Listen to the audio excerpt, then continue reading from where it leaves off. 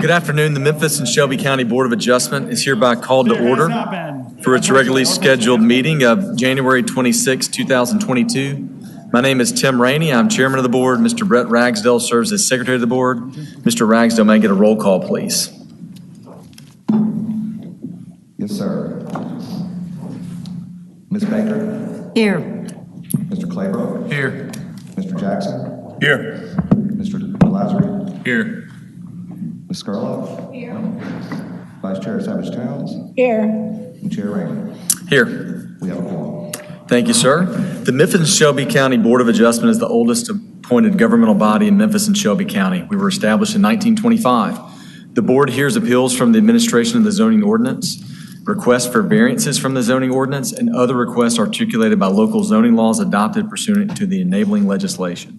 The 8 members of the board are appointed, 4 by the mayor of Memphis and 4 by the mayor of Shelby County, with confirmation by the Memphis City Council or Shelby County Board of Commissioners. We serve without remuneration. At this time, I'd like to swear in the staff. You may remain seated. Do you swear to tell the truth, the whole truth, and nothing but the truth, so help you God? Thank you. May I get a motion to approve the minutes from last month's meeting? So move. Second. Is there any discussion? Seeing none, all those in favor signify by saying aye. Aye. Any opposed? The motion carries. Mr. Secretary, please provide us a secretary's report if we have one this month, and then explain the procedure for today's meeting. Thank you, Mr. Chairman. I don't really have a report per se, but I did want to mention that this is my first opportunity to serve you as acting secretary. I know I've worked with you all the past 3 years, and I think one other time as acting secretary. So I look forward to working with you all again in this capacity, and just let us know if you need anything, of course. And that's the only thing I would mention there. I do want to make one note to the agenda, one change. We do have an item that was withdrawn, and that's item number 6. BOA 21-137, so that will not be heard, and that's been withdrawn. Perfect. Thank you, sir. And with that, I will explain the procedures for the meeting.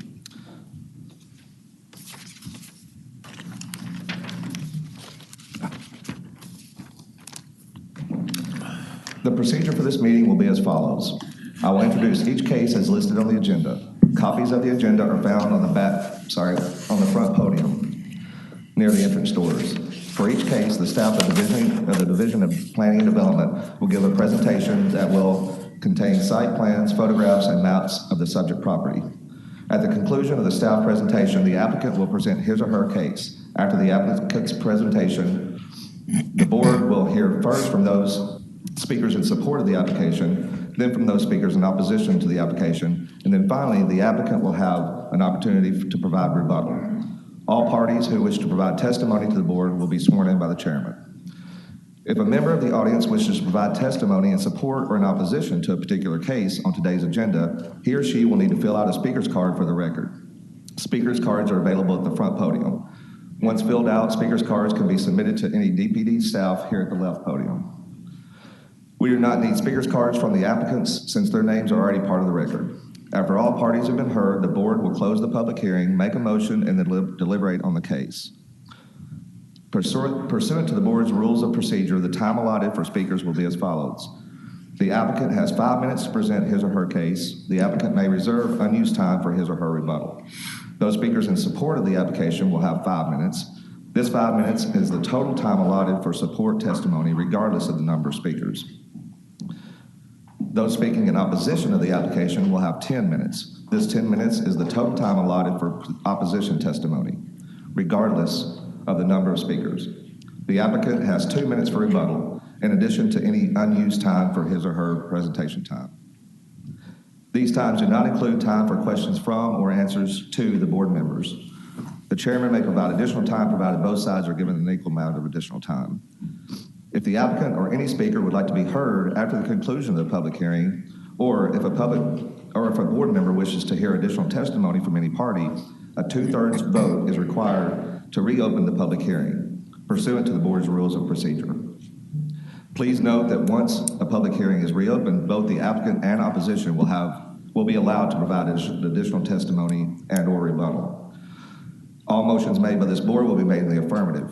The private acts governing the board require the affirmative vote of at least 5 members to approve an application, regardless of the number of board members present. The board may also vote to hold an application for a period of not to exceed 90 days with the consent of the applicant or 30 days without the consent of the applicant. All section numbers that we refer to come from the Memphis and Shelby County Unified Development Code, or the UDC, which was adopted by the Memphis City Council and Shelby County Board of Commissioners in August of 2010 and became effective on January 1st, 2011. I'll introduce the entire UDC and make it part of today's record, thus dispensing with the reading of the individual sections. The board is vested with the power to act on these cares before us today under the provisions of Chapter 9.22 of the UDC. Mr. Chairman, I submit that all cases have been filed in proper order, all applicants have been notified, and this hearing and all notice requirements have been fulfilled as required by the UDC. All right, thank you, Mr. Secretary. At this point, the board will establish a consent agenda. To establish the consent agenda, the Secretary will call out each eligible case. If any member of the audience, staff, or board member objects to a case being placed on the consent agenda, he or she should do so by a show of hands when the Secretary reads that case. Once the consent agenda is established, the board will vote on all cases placed on the consent agenda as a whole and will not hold individual hearings on each case. So that means if you're here for a case and that is going to the consent agenda, you need to be in agreement with any of the conditions placed in the case. If you have any questions, you need to pull it off consent. Mr. Secretary, which items on our agenda are eligible to be placed on consent today? And Mr. Chairman, if you would give me just a couple of minutes, I'm still getting cards in, so Absolutely. I'm going to do a little bit of organizing here, Yeah. and I will let you know. Very good. Take your time.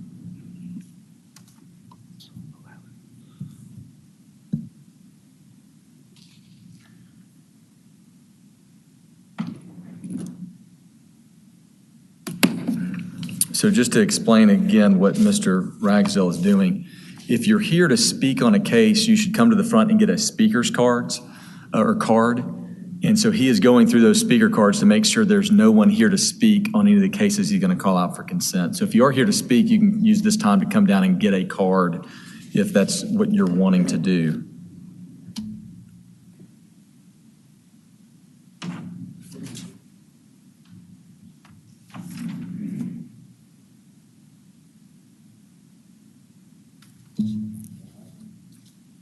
Thank you for that information, Mr. Chairman. And as he explained, we do have several cards, and we think we have all the consent items, but just listen, and if you don't hear the item that you submitted a card for as consent, let me know. Just raise your hand, and we will make sure we get that.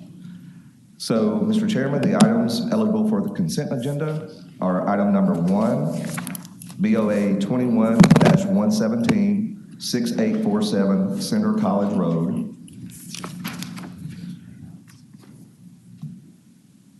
Item number 7, BOA 21-141, 4457 South Mendenhall. Item number 8, BOA 21-143, 175 West Bodley Avenue. Item number 9, BOA 21-154, 2489 Princeton Avenue. Item number 10, BOA 21-155, 2162 East Range Road. Item number 12, BOA 21-157, 771 North Tresvant Street. Item number 13, BOA 21-158, 3027 Central Avenue. Item number 14, BOA 21-159, 185 East Butler Avenue. Item number 16, consent as a whole, BOA 21-161, 2283 Young Avenue.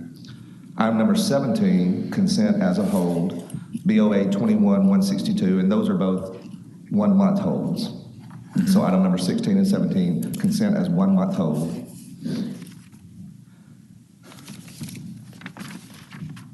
Item number 19, BOA 21-164, 1485 East Brooks Road. Item number 20, BOA 21-167, 155 Rembert Street. And item number 21, BOA 22-001, 3991 Old Getwell Road. Thank you. So Could we get a motion from the board to approve on consent agenda items number 1, 7, 8, 9, 10, 12, 13, 14, 16 as a 1 month hold, 17 as a 1 month hold, 19, 20, and 21? So moved. Go ahead. Mr. Chairman, I did want to mention also, and I failed to do this, but item number 15, I did want to mention that you may be aware in your packets that this is an application from an applicant. There is a property owner that is not part of the application. The property owner has requested that the board consider a 1 month hold for this case because there is pending litigation. And so I want to make you aware of that. If this is not agreed to by the applicant, but the board could decide if they so chose to make a motion and hold that case for 1 month per the bylaws.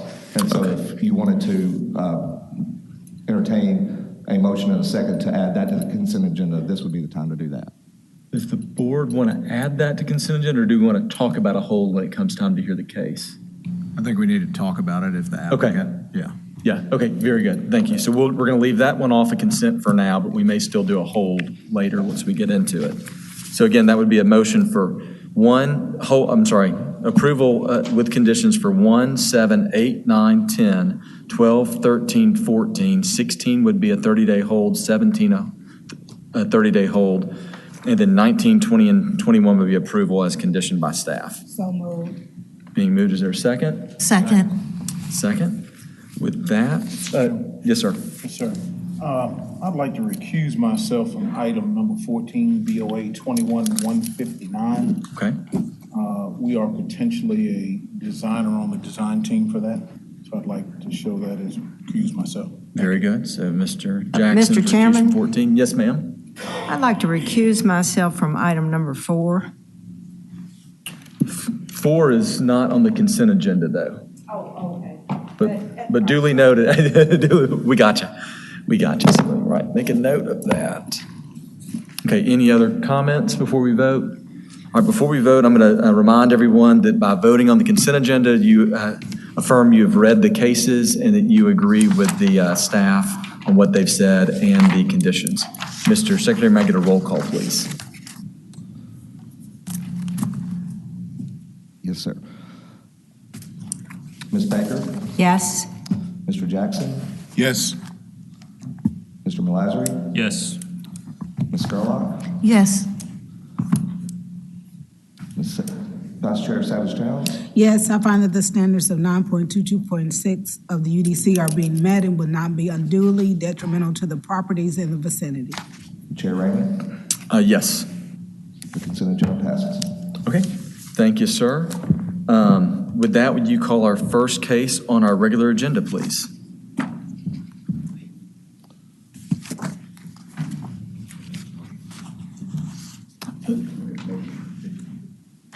We need to continue for 15?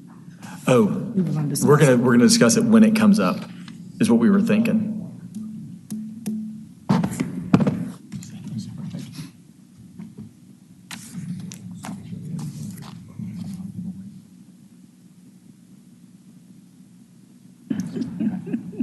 All right, go ahead. We have item number 2, BOA 21-118, 9053 Barrett Road. Okay, is the applicant present? Is the applicant for okay, Ms. Reeves, and then is the opposition present? Yes. I think I saw him walk. Okay, very good. So if we could get a staff report from Mr. Thomas real quick. Good afternoon, everybody. Seth Thomas, the Memphis and Shelby County Office of Planning and Development. So the case for us, BOA 21-118. Just some general information. The owner applicant is J. Barrett Matthews, Representative of Cindy Reeves. This request is for two variances, one use variance.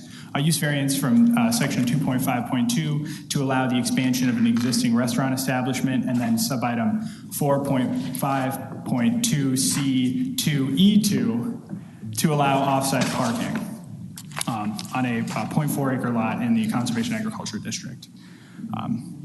Here's an aerial of the subject property located in far northern Shelby County, very close to the county line. The mixture of zoning is relatively homogeneous. It's essentially all zoned a CA, with one BOA case just north of the site for offices that was passed in 1995. So here's some site photos. This is the view of the subject property from Barrett Road facing just west. Here's the view of the subject property's northernmost curb cut and gravel parking from Barrett Road facing southwest. This is the view of the subject property and the currently existing food pickup window from the gravel parking lot facing south. Then here's a view of the rear gravel parking area, and sort of to the left there, the door on the left is the proposed expansion location. We're facing east. And then here's a zoomed in picture of the exposed restaurant expansion location. Here's the view of the property line between the two commercial uses facing west. The property just south of it is a law office and a real estate office in a similarly historic building. And then this is a photo of the proposed gravel parking area from the front porch of the restaurant facing east. It's exactly across the street. And then this is a photo of the outdoor stage and eating area. However, earlier this morning, that outdoor stage was withdrawn from this particular variance request. There's another photo of it. And so here's the site plan as it currently exists, showing the proposed restaurant expansion with a grass strip to the rear of the restaurant that's on the west side, and then also the accessory off-site parking that's across the street directly to the east. And here are some floor plan photos of that proposed restaurant expansion and the elevations. So essentially, in conclusion, the applicant is seeking relief from section 2.2 to allow the expansion of an existing restaurant, and then sub-item 4.5.2 CE2 to allow off-site parking. All the gravel parking will be subject to administrative review and approval by the Shelby County Engineering Department. This property's been, in use as a commercial building since it was built. And although at some point in time the property might have lost its legal non-conforming status due to being vacant for 365 days, staff feels that the commercial uses are keeping with the character of the original principal use and provide a location for the neighborhood. In staff's opinion, the outdoor stage is not a direct accessory use to the restaurant, and as such, we're going to be requiring it to file for a special use approval for an outdoor recreation space in the Conservative Agriculture District. And staff does feel that the granting of this variance will not cause a substantial detriment to the public good or impair the general welfare of the neighborhood or the code. And so we're recommending approval with 6 different conditions. One, the open space behind the subject property can only be used as an accessory use of the restaurant for outdoor seating, and any use of the stage or for any other sort of outdoor recreational uses would require a filing of a special use permit and approval by the Land Use Control Board and subsequently Shelby County Commission. Condition 2, all gravel parking is subject to Shelby County Engineering review and approval. Condition 3, the Shelby County Health Department and or construction code enforcement must review, when applicable, the septic system, gray water disposal lines, and any other relevant health department or code enforcement review criteria for conformity prior to the final site plan approval. Condition 4, the pickup window shall be removed at the completion of the proposed restaurant addition. Number 5, the garbage refuse must be screened from the public right-of-way subject to section 4.6.8B. And then 6, a site-proof fence and landscaping plan along the southern property line shall be subject to DPD review and approval. That concludes staff's presentation. Okay, thank you, Mr. Thomas. Are there any questions of staff at this time? Mr. Jackson? Mr. Chairman, first of all, let me say that I know Mr. Paul Matthews. He and I sit on the Shelby County Conservation Board, of which I chair. He is a member of that board. I wanted to make that public information so that it's clear and transparent. However, that will not affect my professional aspects relative to this case. Very good. Okay. Okay. Also have some questions. Go for it. Mr. Smith, I have a question for you, sir. Tell me, what is do you know the occupancy level of that restaurant facility? What is it capable of handling? I do not know the exact occupancy level that was granted. I guess we could reach out to, the restaurant was approved by the Shelby County Health Department for the restaurant use. Okay. And I'm assuming within those documentations, they would have an exact occupational limit for the building as it exists, but I was not given that information. Great. And one other question for you. The uses that we find on the site being the pavilion, the parking area to the west, were those permitted uses or were those uses that appeared and now have come into this case? So the parking that's to the west, I believe, was I guess graded and built without a permit. However, a permit was retroactively applied for and granted, and did receive the subsequent approvals from the departments that looked at it. And then what was the second part of your question? I'm sorry. Were there the outdoor pavilion stage? And so the outdoor pavilion is the same thing. It was built originally, I believe, it was filed as a porch. And when somebody from code enforcement went out and saw that it was not a porch, they issued a stop work order, and construction had stopped on that outdoor pavilion up until that time. And I believe it's one of the reasons they were prompted to file a variance. Thank you, sir. Thank you, Mr. Chairman. Any other questions of staff before we move forward? Okay, Ms. Reeves? Cindy Reeves, SR Consulting, 5909 Shelby Oaks Drive, Suite 200. Okay, do you swear to tell the truth, the whole truth, and nothing but the truth, so help you God? I do. Okay, and just so you know, we have multiple support cards if you're wanting to figure out how to split time or something like that. So just wanted you to know. Thank you. But go ahead, talk with us. I will have Judge Karen Williams speak first, Okay. then Carrie Vaughn, then Tripp Jones, and then Chris Jones if we have time, Okay. and Rebecca Jane Burnett if we have time. Okay. I want everybody to stand up that's here in support of the application, please.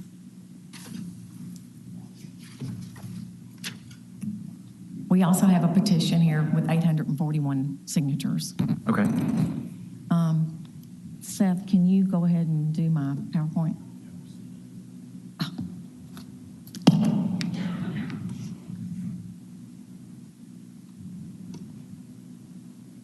Just do the 5, and that's it. I think mine was. Okay. Hey, Cindy, and I'll let you know when the 5 minutes are up. Oh, sir. We'll let you know when the 5 minutes are up so we can figure out what to do then. I hope I won't take 5 minutes. Okay.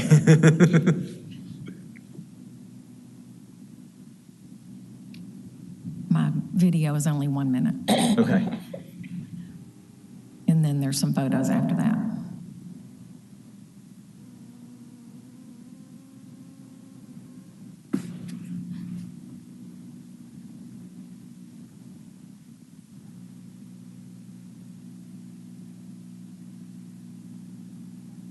This is Barrettville. This is an aerial so that you get a real good feel of the rural character of Barrettville. It's an extremely important community to the Barrett family. The general store was built in 1856 and still remains as the restaurant and general store. You'll see pictures of the inside as soon as this video is over. That is the pavilion that was built, and a stop work order was put on it. That's the existing gravel parking lot that has always been there.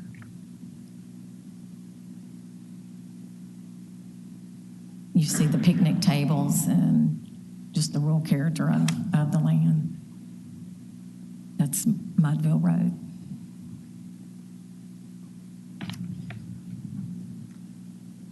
To the left is the bank building and another building that Mr. Paul Matthews owns.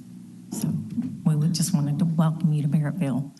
So this is a map that shows where the general store is. It shows Paul Matthews Properties, the Patriot Bank, and these properties. So, for the record, the pavilion request has been withdrawn from the application, and we are in agreement with the staff conditions. Barrett General Store is a destination place. It's where families want to go and enjoy a good meal, enjoy company, and it just gives you a really, really good feel. There are some other photos. Yeah, okay. So the purpose of the application is to replace the cool bus with a new kitchen addition. Next. This is the petition. Next. That's for the expansion. This is when you go inside the store, you walk up to the counter and you make your order, you get a number, and you pick out your own table. You'll see a couple, they're looking over at the bakery goods. They close on Monday and Tuesdays to do nothing but bake. And then they sell those goods the rest of the week. Next slide. This is some of their, just a photo of one of their one day of a baked goods. Next. Next. This is just some ladies that were enjoying their afternoon. They were playing Scrabble, and I asked if I could take their photo and just have a conversation with them. It seems like everybody there is just there to enjoy each other. So next. This is one of the hand-tossed pieces being made. Next. This is the indoor entertainment that they can have, and it's a very small stage that they have. Next. This is the Bobby Blue Band monument and a photo from one of the festivals. Next. This is an article that's also included in your booklet that just talks about the Barrettville General Store. Next. Please preserve Barrettville General Store. That's another article that's in your packet. Next. Welcome to Barrettville. So we feel that Barrettville is extremely important. We also feel that Barrettville General Store is bringing life back into Barrettville. The existing characteristics of the building and the land are what give you the rural feeling that we all love to visit. And its unusual characteristics are that it was built in 1856 as a general store. It is a significant neighborhood structure, which the Unified Development Code calls out a significant neighborhood structure. Provisions are intended to protect and preserve existing non-residential neighborhood structures that are important to the historical, architectural, cultural, or civic character of the neighborhood. And we feel that this building does qualify for that.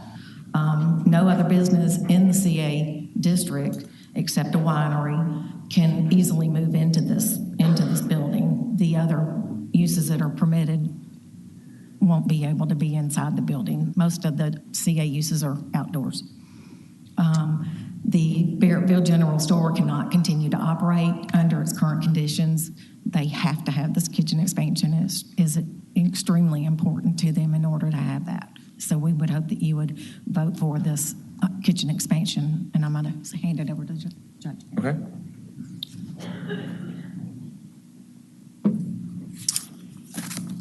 Ma'am, if you'll give your name and address for the record, and I'll swear you in. Good afternoon, Mr. Chairman Rainey and members of the board. I'm Karen Williams. My address is 1584 Peabody Avenue in the city of Memphis. Okay, do you swear to tell the truth, the whole truth, and nothing but the truth, so help you God? I do, sir. Okay, go ahead, ma'am. I have come today to speak in favor of this variance because it will be good both for Barrettville community and for the county as a whole.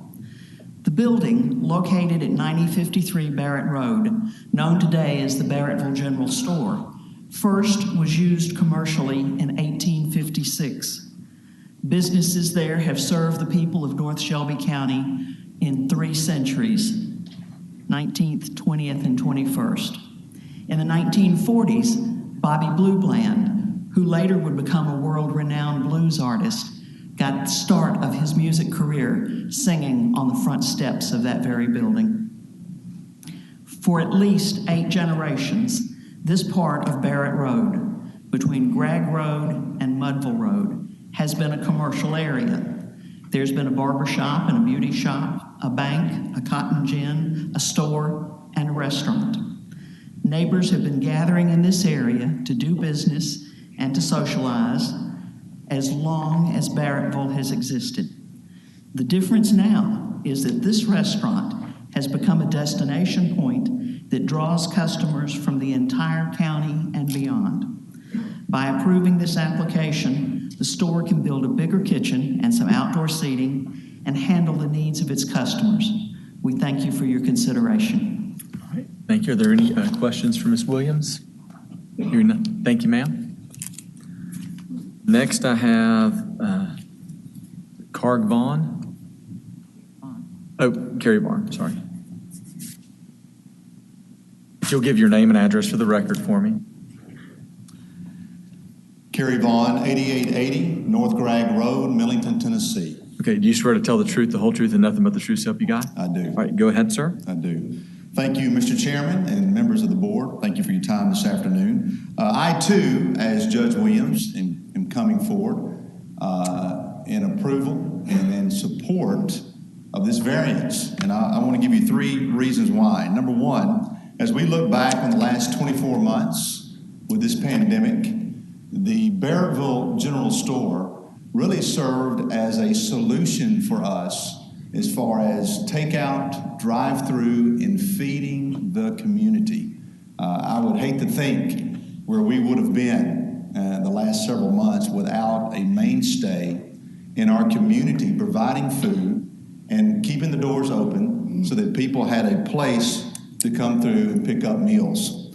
The second thing I want to say is not only has it been a solution for our community, the Barrettville General Store has also been a hub. It's been a meeting place. We've had meetings there. I've had a corporate meeting with my organization, a board meeting there at that location. Patriot Bank, as she has shown in the video and the maps, is not only next door, but it is the corporate office of Patriot Bank. I know they've had meetings there as well. We have connected with our U.S. senators at this place. We've had festivals. I mean, this has been a catch-all hub for us in the community, and we're very thankful for that. The third thing I want to say is that Barrettville General Store has also been an economic driver. It has provided jobs. In a time when we look across Shelby County, there's 15,000 jobs that we can't fill. If we go to Bartlett, Tennessee, there's 153 jobs in the Medical Device Society that we can't fill. Guess what? In North Shelby County, specifically in that Rosemark, Barrettville area, we're producing opportunities for people.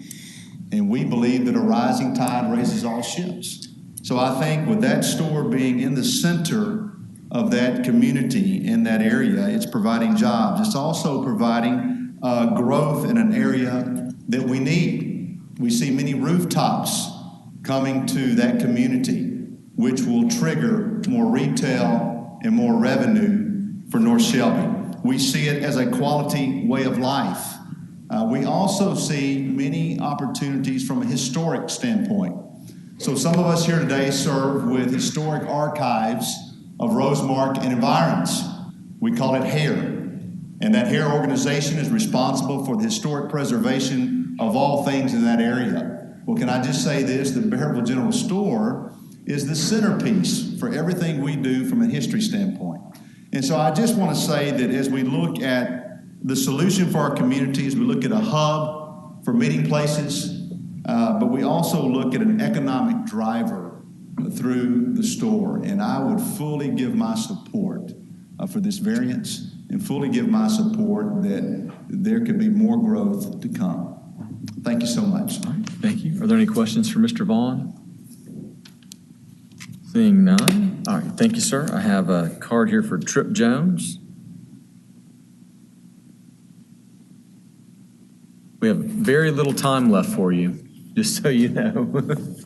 If you'll give your name and address for the record, we got about 30 seconds. Yes, I'm Trip Jones. I live at 9215 Mulberry, Rosemark, Tennessee, 38004. Okay, do you swear to tell the truth, the whole truth, and nothing but the truth, so help you God? I do. All right, go ahead, sir.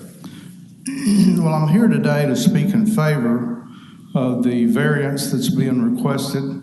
I want to emphasize a couple of the points that was in my email I sent to OPD back in October. I'm a retired engineer from FedEx, so I've looked at this from a fairly critical standpoint. I'm president of the Rosemark Civic Club and I'm a vice president on the board that Mr. Vaughn talked about, the Historic Archives of Rosemark. And as he mentioned, we've done things like Bobby Blue Band Day, historic markers in the area, a little country fair we have. We haven't done any of these things in the last 2 years, of course, because of concerns with Give me your best 10 seconds. That's all we have left. Sorry? Give me your best 10 seconds, because that's all we have left of our time. How much? 10 seconds. 10 seconds, okay. Well, I'll just say that... I warned you about 30, but it was your introduction, so... Okay. Go ahead. Well, let me just say that I'm very much in support of this. I know there's some objectors to this, but I also know that there's been many emails and petitions in support of it. I've read the recommendations. I didn't understand number 4 about the drive-through, especially in a time when COVID is important and people are doing more food takeout through drive-through. But I appreciate the time that you as a citizen volunteer board take to deliberate on these issues. Okay, thank you so much for coming down. Are there any questions for Mr. Jones? Seeing none. Thank you. Sorry we had to cut you short. At this point, we're going to move on to from the supporters, but to the opposition. Thank you, Vice Chair. So, Ms. Salamito, are you starting for us, or are we moving somewhere else? I am. Thank you, Mr. Chairman. We have some handouts for you, as well as Seth will be helping us with the PowerPoint.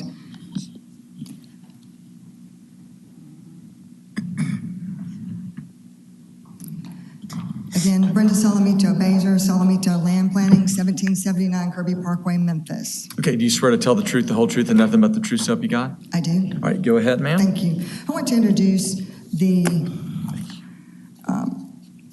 team we have put together for this case. We have Mr. Rick Winchester with the Winchester Law Firm is with us. And then we have the property owners who are most directly affected by this project would be Mr. and Mrs. Paul Matthews. If you look at the first slide, you will see we have illustrated where the site is. And we have illustrated in blue the Matthews property.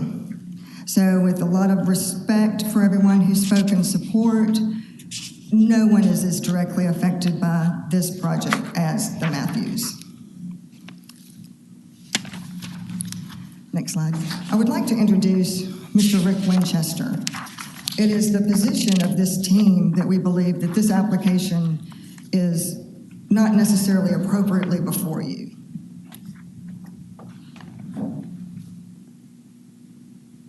All right, Mr. Winchester, your name and address for the record for us. Good afternoon. Rick Winchester, 7515 Corporate Center Drive, Germantown. All right, I know you're an officer of the court, but we swear in attorneys here too. So do you swear to tell the truth, the whole truth, and nothing but the truth, so help you God?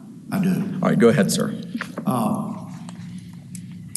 First of all, let me say I would ask you to take a look at where the applicant is coming from.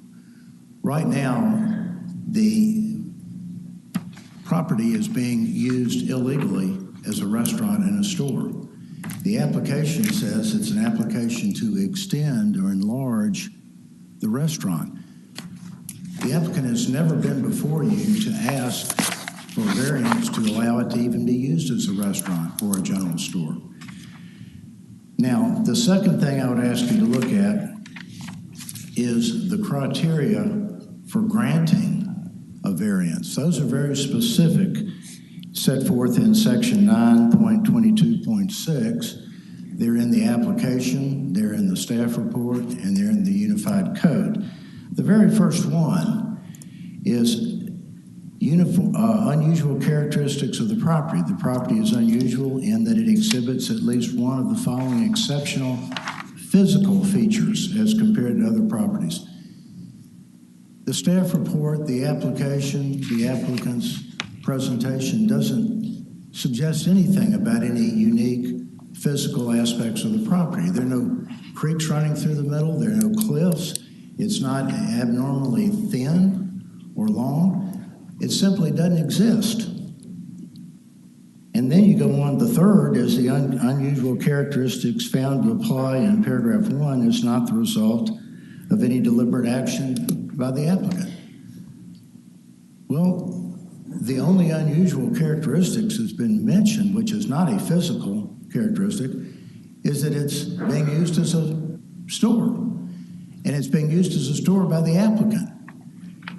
If there's a problem with it, it's a self-inflicted wound. We would ask the board to look at those requirements, find that they do not exist, and turn this down. And if, despite that, you're inclined to allow what would otherwise be an illegal use, we'd ask you to include as at a minimum, these conditions that we've set forth and listed, as well as those of the board, of the staff. Okay. Thank you. Are there any questions for Mr. Winchester? Ms. Baker? Yes, if I can ever get my microphone turned on.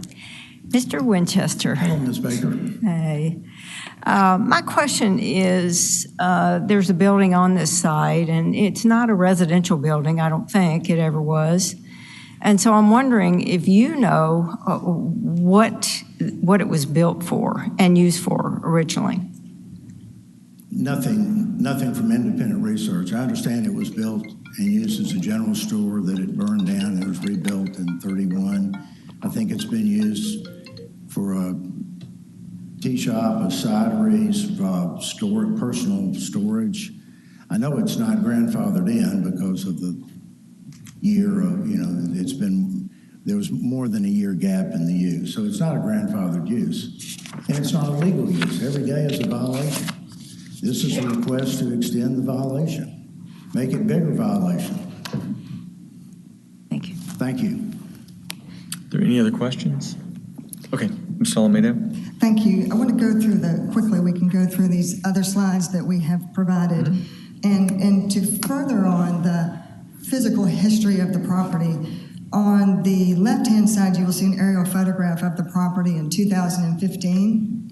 And you can see that there's no extended parking lot, there's no pavilion in the back, that the former asphalt parking lot to the north has degraded and is not usable as a parking lot, and that there is usable space surrounding the building.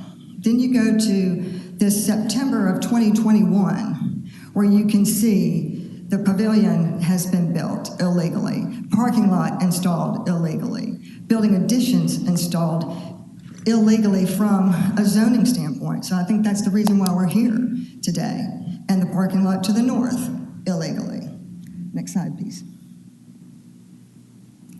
So this is the pavilion in question, and regardless of whether it's part of this application or not, it's existing, and it's on the same lot. So I don't know how we can ignore the construction of this pavilion and the fact that the intended use was for large outdoor entertainment events. Next slide, please. You can see this is the back of the general store, where a bus that has been converted is the cooking area, and various other unsightly and historically uncharacteristic things have been done to the building, and it is historic. Next, please. Mr. Matthews was kind enough to take these photographs. This is the drainage from the parking lot that's behind the building, where it has been elevated above its original grade so that drainage and everything comes onto his property from any runoff from the west side of this general store. Next slide, please. There's also additional drainage, and there's no screening that has been provided. Absolutely no screening. Next slide, please. And again, Mr. Matthews took this picture that when the applicant's split rail fence was installed, they damaged his existing trees and they piled them up and left them. Okay, next slide, please. So Barrett Road, this is a very rural area. I think we can all agree on that. And Barrett Road is a 2-lane road with lots of curves, and it's not designed to handle a great deal of traffic. It's very dark, and there's little or no shoulders. You can see the mailbox right almost up against the edge of pavement. So again, part of this will establish that we're asking you to, either deny, but as Mr. Winchester said, please take into consideration the conditions that we have provided, which we believe to be reasonable, and will contribute to the health, safety, and general welfare of everyone out here, whether it is a patron of the restaurant or for those that live. Next one, please. And then the parking. A lot of parking all over the place, some that has spilled over onto Mr. Matthews' property where he has the real estate and the accountant's offices. But next slide, please. And again, the parking lot across the way where people are just barely parked out of the right-of-way. We also have a couple of opinion letters. We've provided you copies of those. One is from Mr. Sean Massey, who's a well-respected real estate broker, commercial real estate broker, and a couple of highlights. He felt like this would not detrimentally affect the existing commercial properties, but it would definitely have a negative impact on Mr. Paul Matthews' property as a residential use or any of the potential uses of the remainder of his property. So before I introduce Mr. Matthews to speak, I do want to say the stage, the pavilion needs to be addressed. And if it's not part of this application, I think we would like to know if it's to be torn down. So thank you very much. Thank you, Ms. Solomito. Mr. Matthews, if you'll give your name and address for the record for us, we'll swear you in. I'm Paul Matthews, and I live at 8993 Barrett Road in Barrettville. Okay. Do you swear to tell the truth, the whole truth, and nothing but the truth? I do. All right, we got about a minute and a half. Oh, my heavens. Okay. Yeah. Well, let me refer you to the very good letter from Laura Tetley Todd, who's a historic district consultant. She has incredible qualifications, and she is very concerned about the damage that what's being proposed would have on existing historical preservation. Barrettville is a historical gem. It is the site of so many historic sites that are listed in Ms. Todd's letter. My wife and I restored the Paul Barrett home about 12 years ago. We not only spent hundreds of thousands of dollars on the house, but over $100,000 on landscaping, designed by landscape architect Ben Page of Nashville to be period and stylistically appropriate for the house. I should note the Paul Barrett house is not set back behind trees. Our front door is 100 feet from the road, so people who drive and live in the area get to enjoy our landscaping and our home. Probably the most prominent feature of Barrettville is the old J.H. Barrett & Son J.H. Barrett & Son warehouse, which is straight ahead as one travels northward and before the curve in Barrett Road. My wife and I maintain that building, although it has little practical use. The only reason for manicuring the park-like 2 acres in front of the warehouse is to make it attractive for residents and visitors of Barrettville. My wife and I own a total of 71 acres in Barrettville, wrapping around the store property to the south and west. Our cropland provides a pastoral view from the grounds of the restaurant, so it would not be an exaggeration considering all that we do and the important role of cropland that we own in Barrettville to say that my wife and I provide the attractive and historical amenities and ambience that applicants are capitalizing on and arguably exploiting and could potentially diminish. This could turn out to be a case of killing the goose that laid the golden egg, because it would be difficult for my wife and me or our descendants to maintain the level of support we contribute to Barrettville if conditions deteriorate. For example, our cropland is very attractive for residential development, similar to a large subdivision just a half mile away. But according to prominent real estate broker and developer Sean Massey, whose letter is part of the record, the value of that land and general quality of life in the area surrounding the store property would be greatly diminished if an outdoor entertainment venue is allowed or a restaurant is allowed without very tight conditions, limitations, and controls. Okay, I need to cut you short because we ran out of time. I understand. Sorry about that. Are there any questions for Mr. Matthews? Perfect. Thank you so much. Thank you. All right, we'll go back next to we're done with the opposition at this point. I'm in support. Oh, you're in support. Well, so Ms. Reeves, is that who's up to speak with your rebuttal? Yes. Okay, just making sure. Okay. Yes. All right, go ahead, sir. If you'll give your name and address for the record. Yes, sir. My name's Dedrick Brittenham. My address is 3385 Airways Boulevard, Suite 229, Memphis, zip code 38116. Okay, if you'll, do you swear to tell the truth, the whole truth, and nothing but the truth? Yes, sir. All right, go ahead, sir. Yes, sir. Before my time starts, I'd like to pass out a handout. Okay. And also, before my time starts, I'd like to go back to Mr. Seth Thomas 1 minute. There are actually 7 conditions. Okay. And we have agreed to all 7 of those conditions. Okay. Is that right, Mr. Thomas? There's one on the next page. Number 7's on the next page after number 6. Oh, yeah, it's the deviation of site plan. So, Yes. yeah. Yes, sir. I just wanted to make sure that's in the record. And if you will, Mr. Chairman, tell me when my time starts. We're ready. Okay, thank you.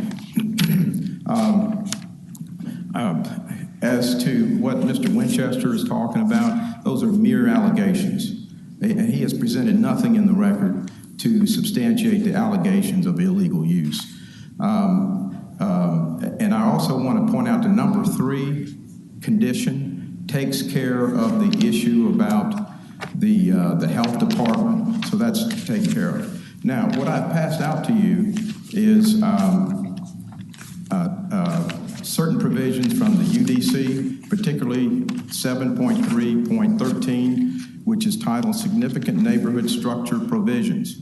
And if you look at A, it says significant neighborhood structure provisions are intended to protect and preserve existing non-residential neighborhood structures that are important to the historical, architectural, cultural, or civic character of the neighborhood.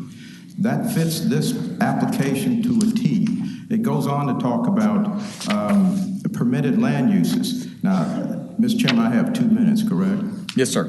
Yes, sir. Well, if you could read in D, permitted land uses, and then read the yellow highlight, that'll clue you into the correctness of this particular application. Then if you go on and turn the page to 478, page 478, significant neighborhood structure provisions. Now, that first paragraph is pretty much the same one as I spoke to earlier, and this is under the section of conditional use permits. Now, and I'll read this, purpose is the same. Criteria for consideration. This is an important paragraph in B, 9.24.9B. A significant neighborhood structure is defined as a structure that was originally constructed as a non-residential structure. Its appurtenances and the associated property that has historic, cultural, architect, etc. And we meet each and every one of these criteria, ladies and gentlemen, Mr. Chairman. So, and then if you look at the very last page of the package I sent you, I've highlighted for you conditional use permits and variances. That paragraph says when you apply for a variance, then the conditional use variance, and I'll just read it. If a conditional use permit also requires the issuance of a variance, the approval of a variance or plan development will forego the need for the separate filing or approval of a conditional use permit provided the required findings for those application types are met. Okay. So that gives you the green light to give you to approve this particular application. We ask for your approval. Okay. And I can be happy to answer any questions. Exactly. Mr. Jackson, you have a question? Yes, sir. Attorney Brennan, you eloquently stated your case, but the one thing and let me say this, I'm in support of the project with specific conditions placed on it though. But the one thing you didn't stress to this board, nor did you stress to the audience today, is on the first page under 7.3.13 item D, permitted land uses, but you have it highlighted, and it says, and sensitivity to the abutting properties and the overall neighborhood fabric, and the appropriate preservation and maintain the district. Now that's really key in everything that's in this entire document that you mentioned to us. Wouldn't you agree with that? I would. Thank you. I would also point to what this particular section tells you to also review, and that is the criteria for consideration. Oh, yes, sir. I'm crystal clear on that. Okay. Yes, sir, I would agree with you. Thank you. Yes, sir. Are there other questions? On that note, there are some. Yeah, look, we got some more questions. Okay, yes, sir. Did anybody else have a question before I go? So I understand that the pavilion has been pulled out. What is the plan for the pavilion? Is it being torn down? Well, here's the plan. As the staff report says, the pavilion has been pulled it's not before this body. However, we will file an application with the Land Use Control Board for approval of the pavilion by the Shelby County Commission. Mr. Jackson. So the reason for pulling it was Staff why? recommendation. Staff recommendation. Well, the staff recommendation is saying, if you'll read on the first page, I believe, of the staff report, it says that the pavilion has to be approved by the Land Use Control Board and then the Shelby County Commission. So with that report, we listened to the staff and we took the staff's advice and we withdrew the pavilion from the application that's before you. Mr. Brim, you're eloquently saying it's a pavilion, but in all reality, it's a stage. I mean, there's a distinct difference between a pavilion and a stage. And being a landscape architect with 38 years experience, I do know the difference. I will yield to your expertise, Mr. Jackson. Yes, sir. And I will say, though, that pavilion's not before this body. It will be before the Land Use Control Board and then the Shelby County Commission. Mr. Brennan, let me rebuttal to what you just said also, that although it may not be before this body, this case is before this body, and we have the right to condition this property based on how we feel, even if it's not before us relative to being specifically grandfathered in. You can check that. Well, I would yield to Mr. Jackson. You've served this community for many years on this board, Mr. Jackson, and if anyone knows the variance section of the Unified Development Code is Board Member Jackson. Well, I wouldn't say I'm an expert at it, but I do know what I said was a fact. Yes, sir. I will yield to you. I will yield to your expertise. Yes, sir. Thank you. It's just the site plan. Mr. Chairman, Yes, Ms. Baker. I do have a follow-up question for Mr. Brittenham. Yeah, absolutely. Go ahead. Okay. There's a big parking lot that's on the other side of the street. That's not before. Are you saying that is before us or it isn't before us? Yes, as Mr. Thomas discussed in his opening remarks, excuse me, we're asking for a variance to allow the parking on the east side of Barrettville Road. So the big parking lot across the street is before us in this application today? That's correct. Part of the variance is to allow off-site parking that's not on the same parcel as the restaurant. That's correct. Do you mind, Mr. Remind us of each variance real quick, just so we've heard a lot. I just want to, so we got the parking lot on the east side. We have the addition for the kitchen. And then, I guess the other kind of unsaid condition is this variance would approve of or retroactively legalize the expansion of the parking lot that's to the north of the structure. Its ability to be gravel or non-paved, non-striped is up to the Shelby County Engineering Department for approval.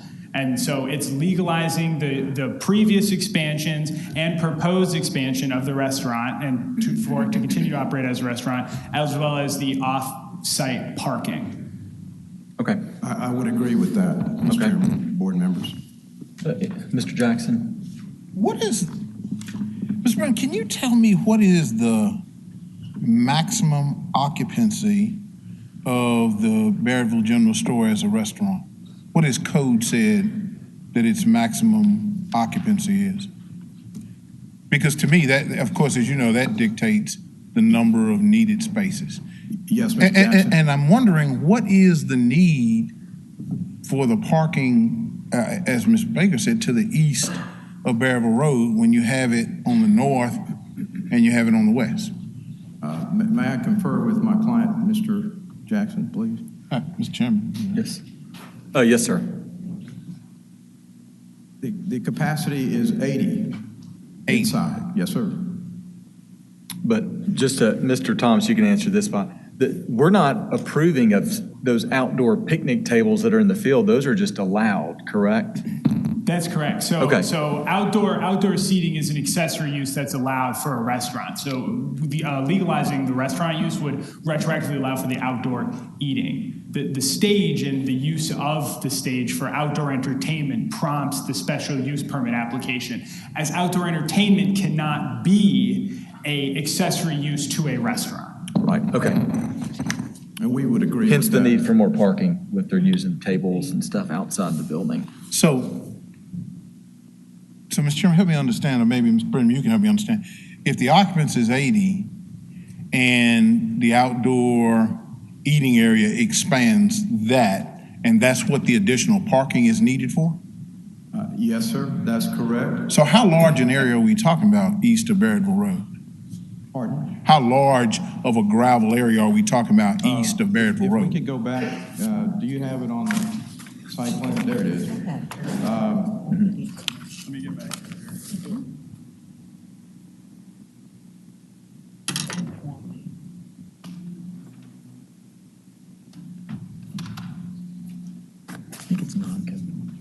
It's about 32,000 square feet is the proposed eastern parking lot. So, Mr. Chef, can you tell me how many cars that would actually park, or a rough number? It's around 100 overflow spaces. 100 overflow spaces? Yes, sir. Plus the other 2 lots? Yes, sir. Thank you. Are there other questions? Go ahead, Mr. Jackson. I'm sorry, I'll try to make this my last question. Is the Barrettville General Store on the National Historical Register or the State Historical Register? No, sir.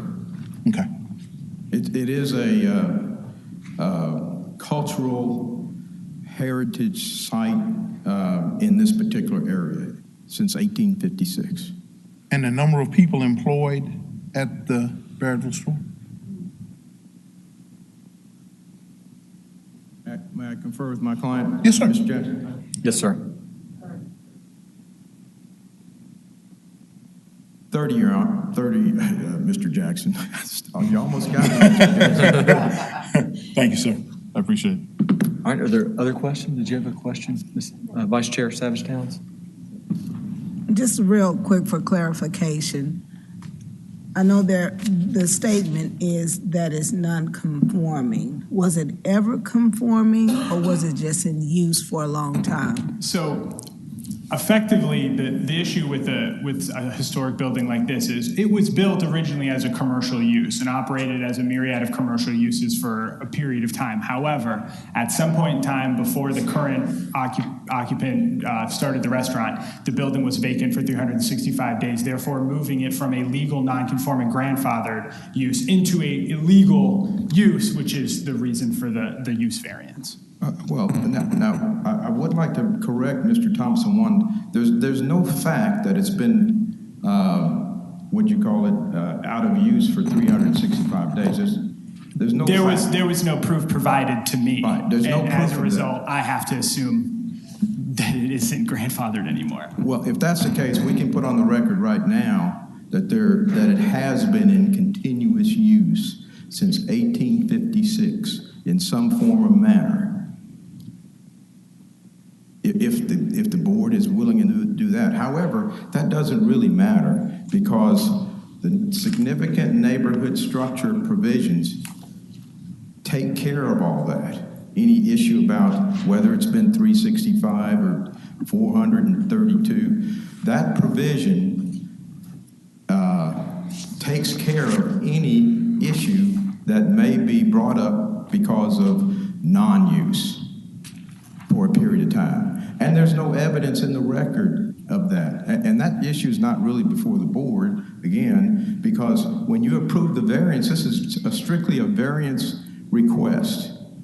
And the variance request, once it's approved, then it can be operated as a commercial restaurant, once it's approved. And the unusual characteristics of the property, it's built in the property was constructed in 1856. The proximity to the roadway is very close. It doesn't meet the setbacks. And the lot side of the setbacks on the south side do not meet the normal setbacks. Now, I object to the conference going on with staff over here by opposition. We're not a court of law, exactly. Did you have a question, Mr. Jackson? Yeah. Mr. Brennan, I want to make sure I understand what you're saying. Yes, sir. You're saying that the facility has been in use consistently, and therefore that's not an issue? Is that what you're saying? Well, what I'm saying is, to go back... That's a yes or a no. Is that what that's a yes or no answer? Are you telling us that the facility has been in use consistently without a gap of 1 year since 1856? That's a yes or no answer, please. Yes, sir.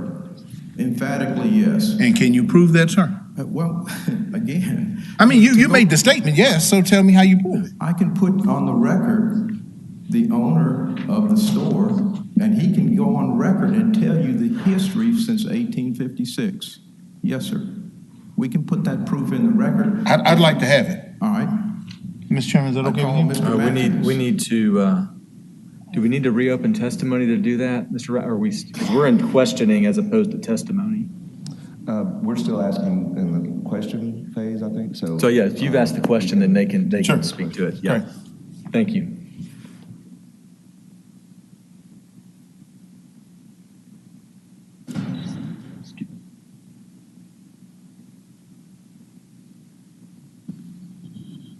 If you'll give your name and address for the record, please, sir. I'm Dr. Barrett Matthews. I live at 8998 Barrett Road in Barrettville. All right, do you swear to tell the truth, the whole truth, and nothing but the truth, so help you God? I do. Okay, go ahead, sir. As our letter introducing our request for the original variance states, this property has been in my family, specifically my mother's family, since 1856 and a little earlier. The general store operation began in 1856, started by my great-great-grandfather, Anthony Barrett. The store continued in continuous operation until 1991. At that time, it was the oldest general mercantile business in West Tennessee. In 1991, my uncle, Paul Barrett Jr., operated the store building as the headquarters of his business, the Barrett Company Incorporated, and it continued that in that capacity until my mother became the owner. She restored the store, spent money to refurbish it and renovate the structure of the store. In approximately 2001, and as soon as those repairs were completed, my wife, DeLynn Matthews, operated an antique store and a tea room in the building from, I think, 2003 until 2008. It was open every day as a business. However, when the business ceased operation as a day-to-day operation, she continued her antique business from the store building. She had clients to come in and purchase her antique inventory by appointment, and she sold items from the store. And all this time, there was never any interruption in the light, gas, and water connection. I mean, the store has never been unoccupied. My mother paid the light, gas, and water bills, and I paid the light, gas, and water bills until 2016, after my wife's business closed. We had an auction to sell her inventory in the store, and immediately thereafter, in 2016, the Long Road Cider business opened there. They had a limited service restaurant and cidery. They were actually the first cidery in the state of Tennessee, I believe. And they operated from 2016 until 2019. And in 2019, the store was rented to the present occupants. So it has been in continuous commercial use. I do want to correct the statement that the building was constructed in 1856. The business dates from 1856 on that very site.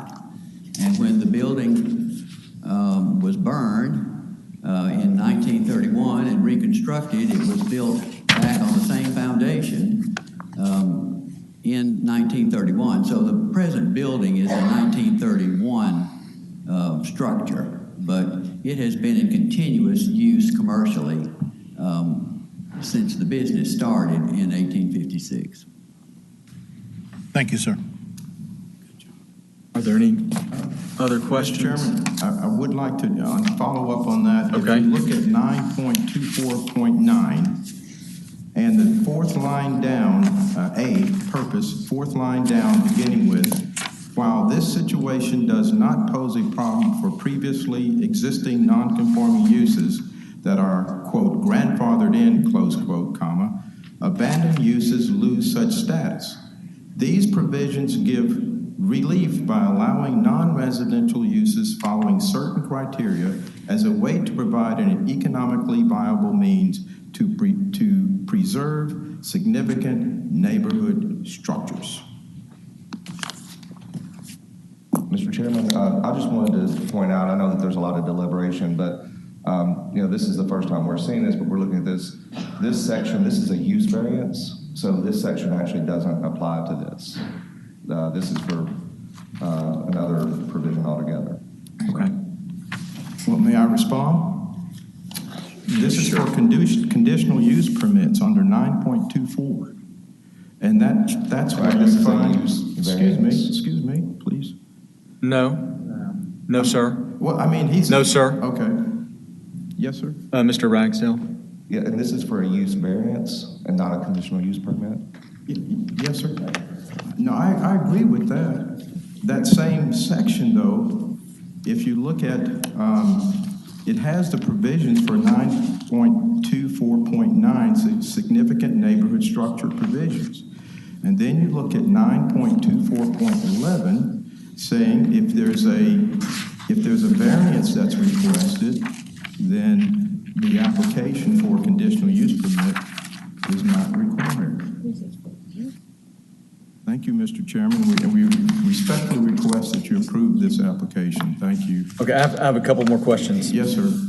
I'm looking at some of the things that they were asking for as far as, is any alcohol served on site? No. Okay. You want to answer that? No, sir. Yeah. The answer is no. And no BYOB? Yes. There is, there is or there isn't? Okay, okay, got it. Yes, there is BYOB, yes. Okay. Anybody else have any other questions before we discuss? Mr. Chairman? Yes, ma'am. I have one more Yeah, go question. for it. I hate to belabor this, but this discussion between the application, which is for a use variance, but now he's talking about he really wants it to be considered as a significant neighborhood structure application, even though that's not how it was filed. So I'm just wondering, how do we correct that, or can we? Could he convert it and then come back to hear the other case? So I guess this is to Mr. Thomas or Mr. Ragsdale. I mean, to be frank, whether or not the building operates under a grandfather or not doesn't matter, because expanding the use of a restaurant takes away that grandfather status. So it's unless this were to be rejected. So are you saying that he could not have filed an expansion of that nonconforming use as a significant neighborhood structure? Is that what you're saying? He couldn't have filed it that way? No, you could not. Okay, got it. Okay. Any other questions of staff or the applicant? All right, seeing none, I assume you guys are ready to discuss and vote. So could we get a motion to approve BOA 21-118 as conditioned by staff? So moved. Second. Might be moved and second. Is there any discussion? Mr. Jackson? Fellow board members, let me clarify for you why my interest is so high in this. Our firm does a lot of historical work across the country, and we won quite a few historical awards relative to neighborhoods and preservation things such as Tuskegee Airmen, Martin Luther King Center, and National Park Service in Atlanta, Sweet Auburn. So history is something we've got a deep involvement in. I'm in support of the project based on the fact that they need to expand the kitchen area, because I think it's a good thing so they can get rid of the bus that's behind it. I think that's an excellent idea. I do think they need to include in their expansion, though, because I've been out to the site twice, and remove the storage area at the southwest corner of the building and enclose it. And the reason I say that is that structure, although the Barrettville store is not on the National Historical Register or the State Historical Register, it is adjacent to the Barrettville Bank, which is, and then other substantial properties there that are on the Historical Register. So I think by taking that unsightly aspect, which storage normally is, and especially the restaurant, and enclosing it would be a good thing to keep up with the character of the neighborhood. And as Mr. Britton mentioned so eloquently, didn't mention eloquently, being sensitive to the abutting properties. So I think that's something we should really consider if we approve this.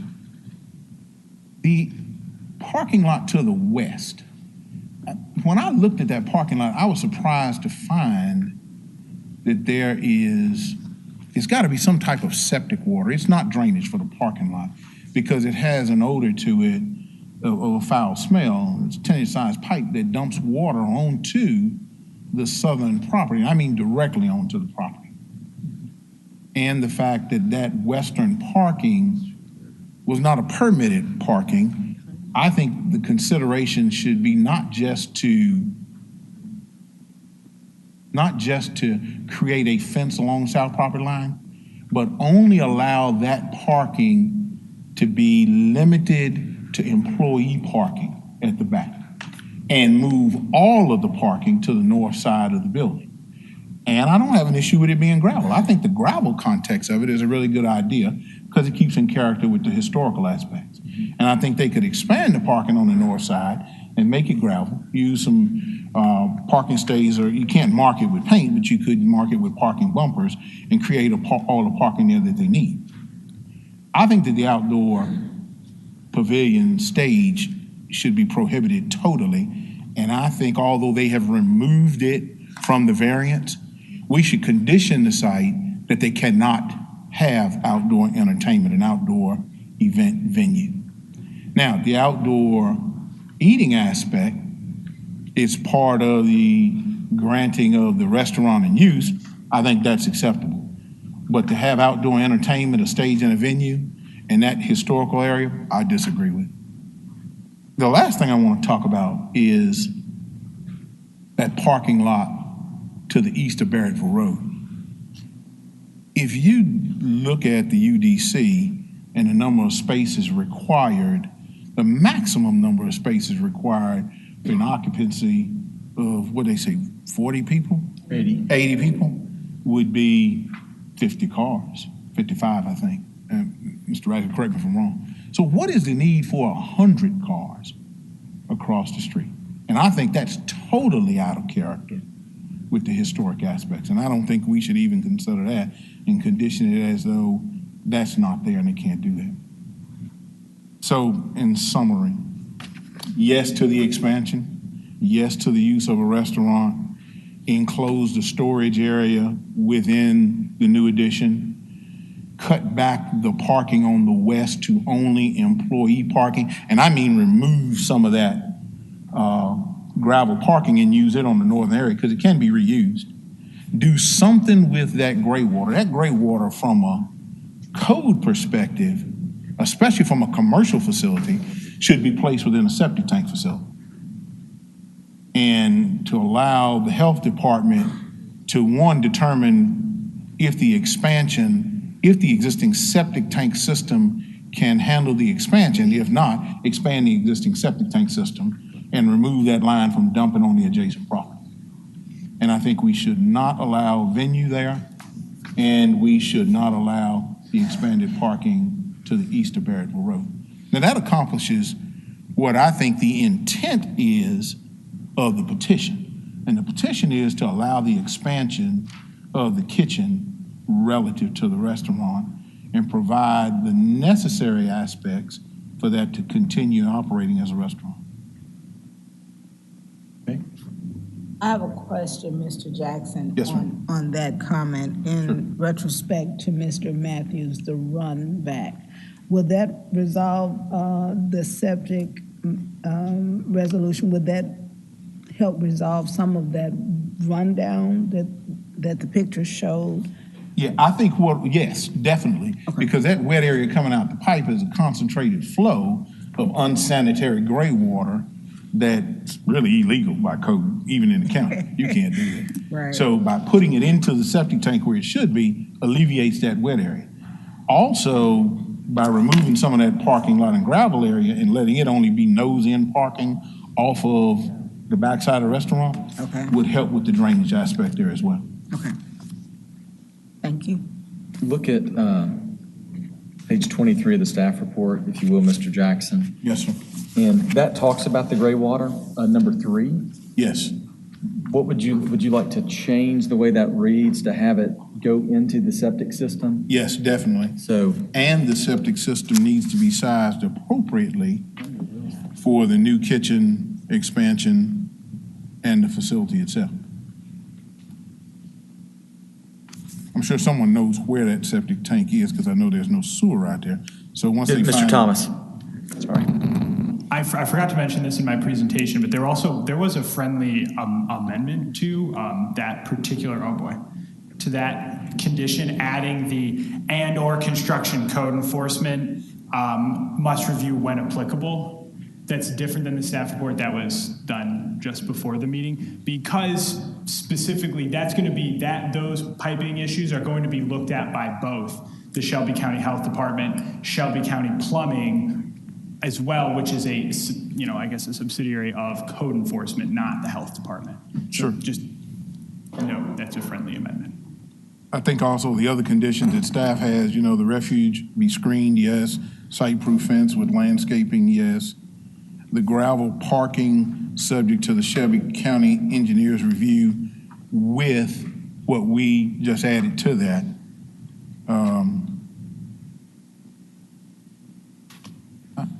Also, I think the lighting should be addressed in this as well. There needs to be some type of lighting there, I think, in the parking area, but it doesn't need to be obtrusive lighting. You follow what I'm saying? Mm-hmm. Something that's amenable to code that has a dark sky to it. Dark sky meaning you can't see it from above. It shines down on the ground. The opposition stated lighting for the back parking lot shall be mounted on utility or similar poles, shall be low mounted and shielded so that light is downward focused at no greater wattage or brightness than necessary. Yeah. So, and I also think the fence should be added too I think opposition asked for a fence between the south side of the Barrettville store and the bank. But I think that fence should stop at the eastern facade of the Barrettville store. So if you're headed south on Barrettville Road, when you look and see the store the fence is right there, and you still get a view of the historic bank as well. So it would be on that white So line it'd we're be on looking that at, white line, and but it it wouldn't was- come any closer than the edge of the white building. That's correct. Yes, sir.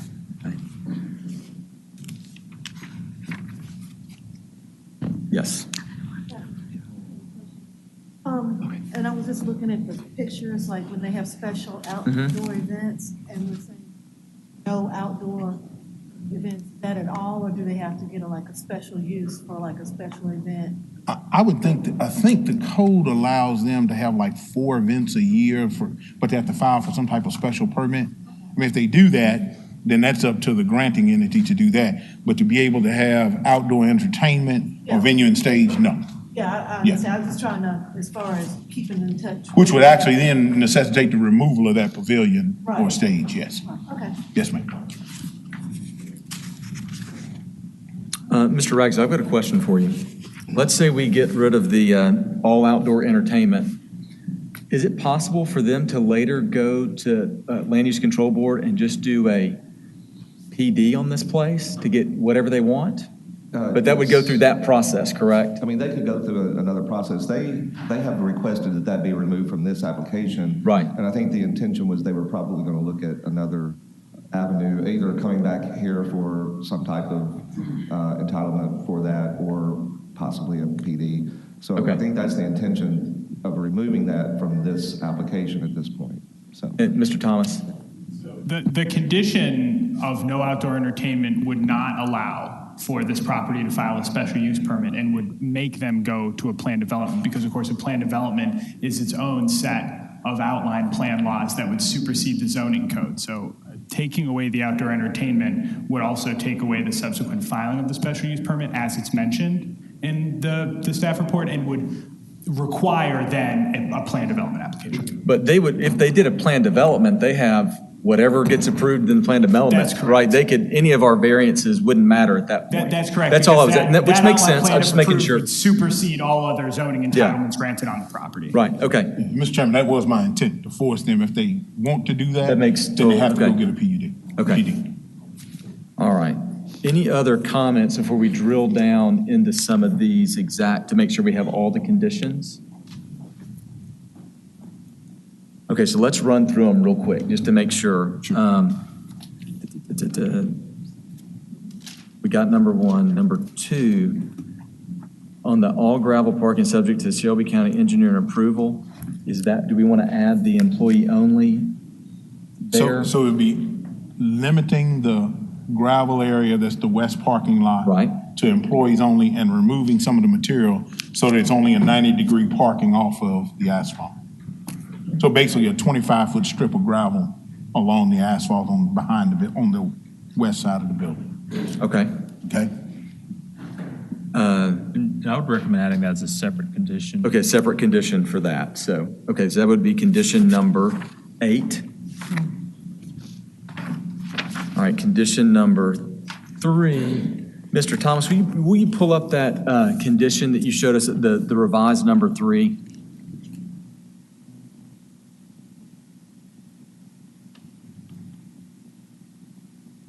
Have any ideas on how you would change that to, I mean, does the Shelby County Health Department, do they allow that open drainage? Like, do we need to add there can't be any open gray water, or is that going to be taken care of with that condition?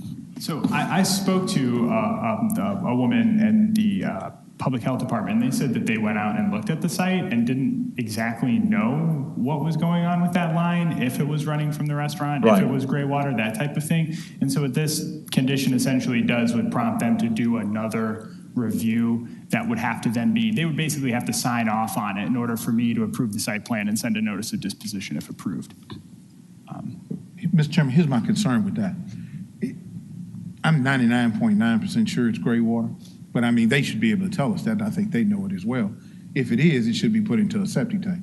If it's not, and it's a 10-inch line that's directly dumping water, even if it's not gray water, on the adjacent property, that's illegal too, because that's a concentrated flow of water from which it never was. Mm-hmm. So the 10-inch pipe should be removed regardless. So how we put that in there is, I would think we would say that all waters that are not sanitary, all non-potable waters should be placed in the septic tank. And that septic tank should be sized appropriately to handle the facility. Okay, we would add that to the end of number 3. Yes. Yeah, so all waters that are not potable should be placed in the septic tank, and septic tank should be sized accordingly to process such, waste from the site. Exactly. How about that? Okay. 4, pickup window removed, screen that. Site-proof fence and landscape plan along southern shall be subject to DPD review and approval. Site-proof fence shall be extended upon the south property line to the eastern facade of the building. Eastern facade to the eastern facade of the Barrett Jones store. Barrett Jones store, okay. Number 9, enclose the storage area. That's correct. Okay. And there should be no outdoor storage. Yeah, no outdoor storage allowed. Number 9, we already did the parking for employee only. No outdoor entertainment allowed would be number 9. Yes. And I don't know if this needs to be a condition, Mr. Ragsdale, or if we just, to get rid of the east parking lot lying east of Barrett Road. Is that a condition, or do we just take that off of our vote? How about no parking we allowed east of Barrett Road? No off-premise parking. No off-premise parking allowed. Yeah. Okay. I was going to add no parking allowed, or parking is not approved on the east side of Barrett Road. Okay, that works. Is there any discussion of these conditions? Hearing none, I assume y'all are ready to vote. Mr. Ragsdale, if you give us a roll call, please. Sir. Ms. Baker? Yes. Mr. Jackson? Yes. Mr. Malazari? Yes. Ms. Skurlock? Yes. Mr. Claybrook? Yes. Vice Chair Savage Jones? Yes, I find that the standards of 9.22.6 of the UDC are being met and will not be unduly detrimental to the properties in the vicinity. And Chair Raymond? Well, I have a problem. There was one condition I forgot to add to the thing that we had discussed, but I did not go through that final list. And that was I wanted to incorporate number 7 of the requested condition having to do with lighting. We spoke about it, I just didn't list it then. Right. So I would like to amend the motion to do that, if we can get a second, and then I guess re-vote. So moved. Second. Okay, so we'll vote including that condition, which was number 7 from the proposed condition by the opposition. Yes. So. All right, and I will recall the roll. Yeah, if you would, yes, please. Ms. Skurlock? Yes. Mr. Malazari? Yes. Mr. Jackson? Yes. Mr. Claybrook? Yes. Ms. Baker? Yes. Vice Chair Savage Jones? Yes, I find that the standards of 9.22.6 of the UDC are being met and will not be unduly detrimental to the properties in the vicinity. And Chairman Rainey? Yes. Motion carries. All right, you've been approved as conditioned. Thank you all for coming down and for your patience today. Mr. Ragsdale, will you call our next case we're going to hear? Thank you very much. Yes, sir. Our next case is item number 3, BOA 21-121, 2250 Central Avenue. Okay, thank you. Is the applicant present? I thought I saw you. And is there any opposition to this case? Seeing none, is Mr. Skinner here? No, sir. He is actually out with the virus. He's at home recuperating. I'm sure he's watching on the live stream. He's actually doing well. So we have heard this case before. Right. And so if we need a brief presentation, we can do that. I think one of the main things was the site plan and some of the conditions that we were trying to accomplish with the site plan, and I'm familiar with those, and we can pull that up if you would like. I would love to just get a quick update of what we've been able to accomplish since our last meeting, because I know we've heard this several times. Yes, thank you.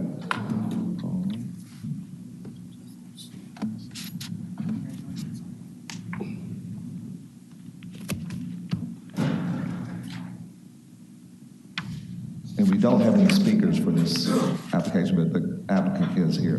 So. Very good.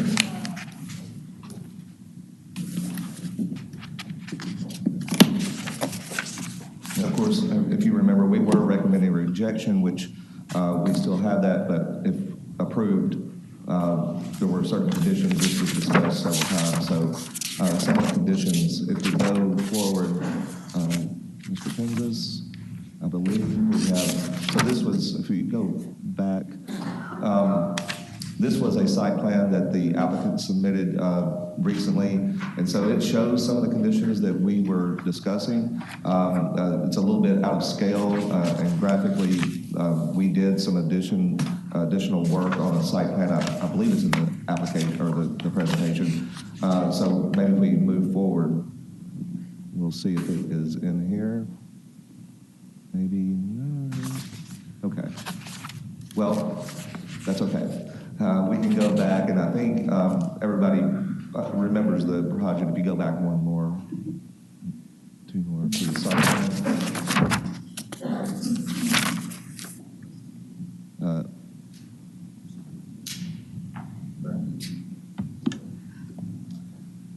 This is the site plan. Let's see if it is in your staff reports. But essentially what we discussed at the previous meetings was additional landscaping buffers along Central and, let's see, New York.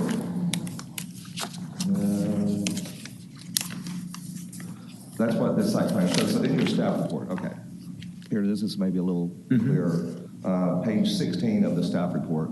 If you look at that, so what we have is along Central Avenue, a 15-foot landscape buffer that is behind the sidewalk. So essentially decreases the parking in that front yard area there, and then a 10-foot section of landscaping along New York Avenue back to the entrance. That's the existing entrance, the curb cuts that's there. The applicant originally was requesting to do a new curb cut off of Central Avenue, but we've worked with them and they've agreed to, they can speak to this, but I believe they've agreed to all of these conditions. So that was discussed and they had already agreed to these, and this shows it. So here it is on the screen. So you can see the 15-foot landscape buffer along Central, turning the corner, and 10-foot along New York back to the existing curb cut. So that addresses some of the issues that we had with the corner condition there that was just, paved and no landscaping at all. In addition, they'll be closing the curb cuts and improving the sidewalks along those. So there's some existing curb cuts that they'll be closing, and so we'll get a new sidewalks that meet current city standards. And then if you go to the back where they have the red lines are their existing gates, and those would remain. There's a fence, there's an 8-foot fence that goes along New York right at the back of the sidewalk. And so we're conditioning that to be relocated approximately 3 feet off of the sidewalk, which gives you a landscape area along the sidewalk as well. And we're also requesting that be reduced to 6 feet. There's a 6-foot site-proof fence along the northern property line of the residents, and it works well.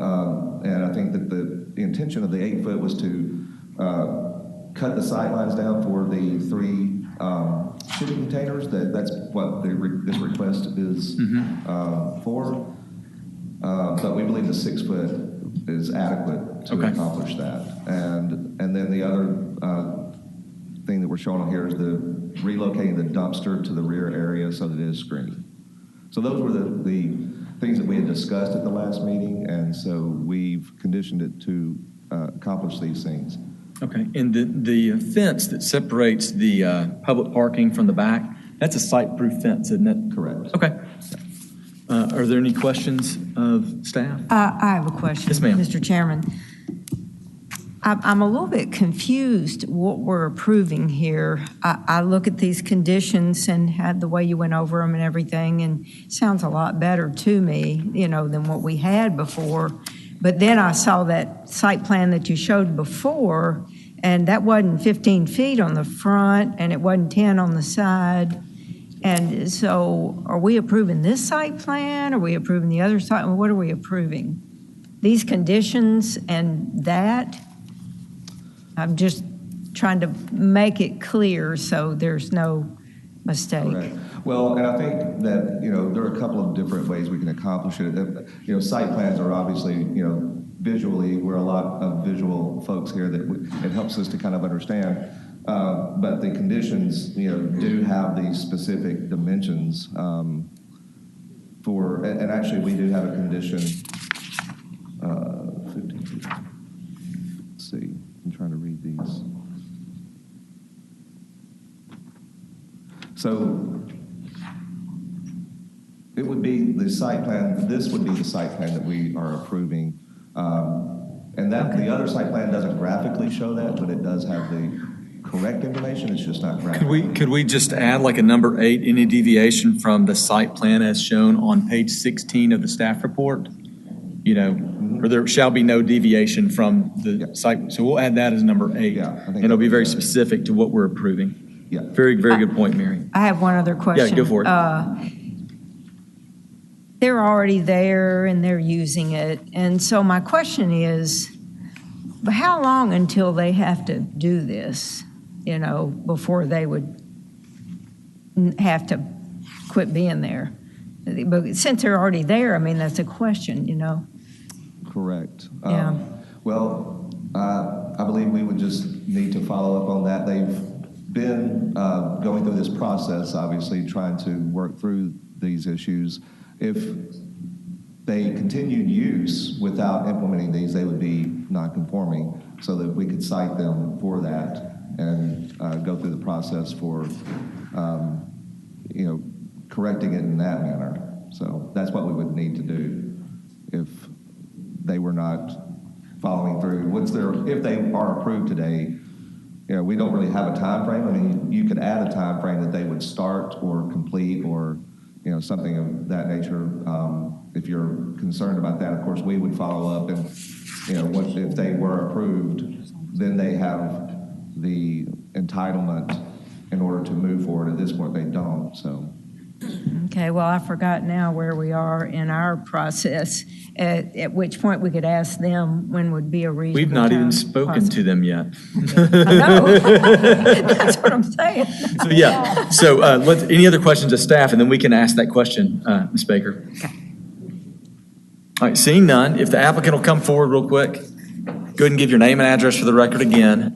I'm Lance Gearing with Dixie Rents Party Concepts, 2250 Central Avenue. Do you swear to tell the truth, the whole truth, and nothing but the truth, so help you God? Yes, I do. Okay. You can share with us, or you can answer I think Mary's question is, how long do you think it's going to be before these improvements to the site plan will be physically done at the property? Well, in a perfect first off, world. Can I talk about the site plan? Sure, you can. I didn't know how much you wanted to. We don't own this property. Right. And I'm going to file a formal complaint on the real estate, for non-disclosure. We basically can't afford closing the curb cuts. I've got to get the owner to do that. It's not our property. But the 10-foot, moving those parking lot curbs, that's what we've been talking about. Back 15 feet from Central, back 10 feet from New York, taking that island that's a problem out, moving the fence, landscaping, all that we're going to do out of our pocket. Now, there is one thing wrong with that site plan. There's 8 feet of grass before you get to the questioned area, and those containers will be all the way up against the building on 2256 property with the 8-foot overhang onto 2250. In this drawing, they have all 20 feet on the property in question. It will only be 8 feet because that grassy area behind the building is 2256, and that's where we want the containers. But it's only 12 feet deep, so the containers are hanging over 8 feet. Over 8 feet. Okay. So, but we need the owners to do the close in the curb cuts because that's going to be expensive, and it is his property. Right. Now, we're under a 5-year lease. The problem that caused, I think, some of our complaints that we haven't discussed in all these meetings because I don't think they're relative really, as far as, we don't have an application for propane.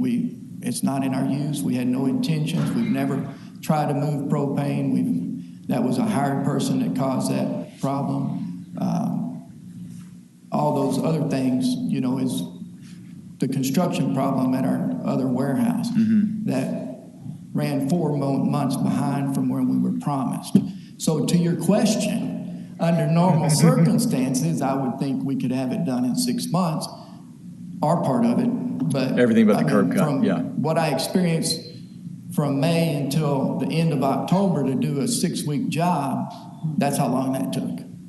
I was told it would take 6 weeks to get our new warehouse ready, which would gave us plenty of time to be ready by 1st of August when we moved, and it was the end of October before it passed code. Okay. So I cannot answer that question. Okay. Did you have a follow-up to that, Ms. Baker?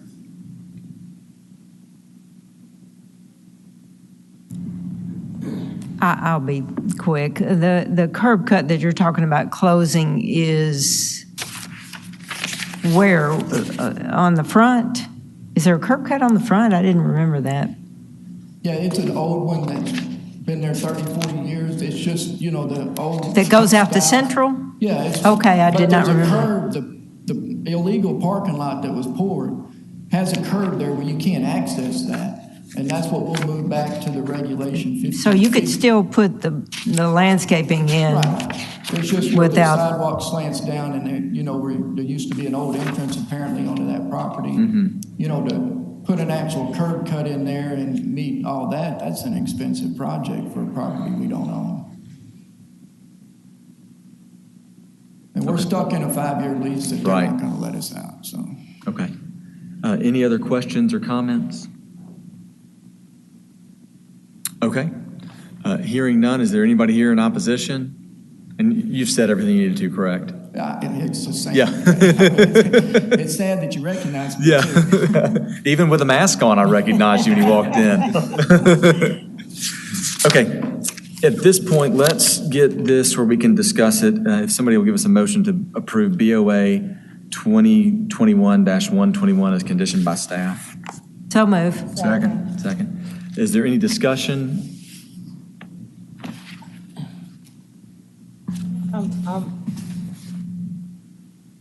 I'm just kind of puzzled about the curb cut. I mean, is there a way to, I don't know, approve part of it and sunset the, I don't know. I guess my issue with it is because he will be, sounds like in litigation, he's not the owner. I don't think we could ever get the owner here. And I, definitely don't want to punish him for something that's kind of outside of his realm to handle. I don't know, help me up. So what you're saying is, I'm fine with him doing everything else. I don't want him to get ticketed for the curb cut. Right.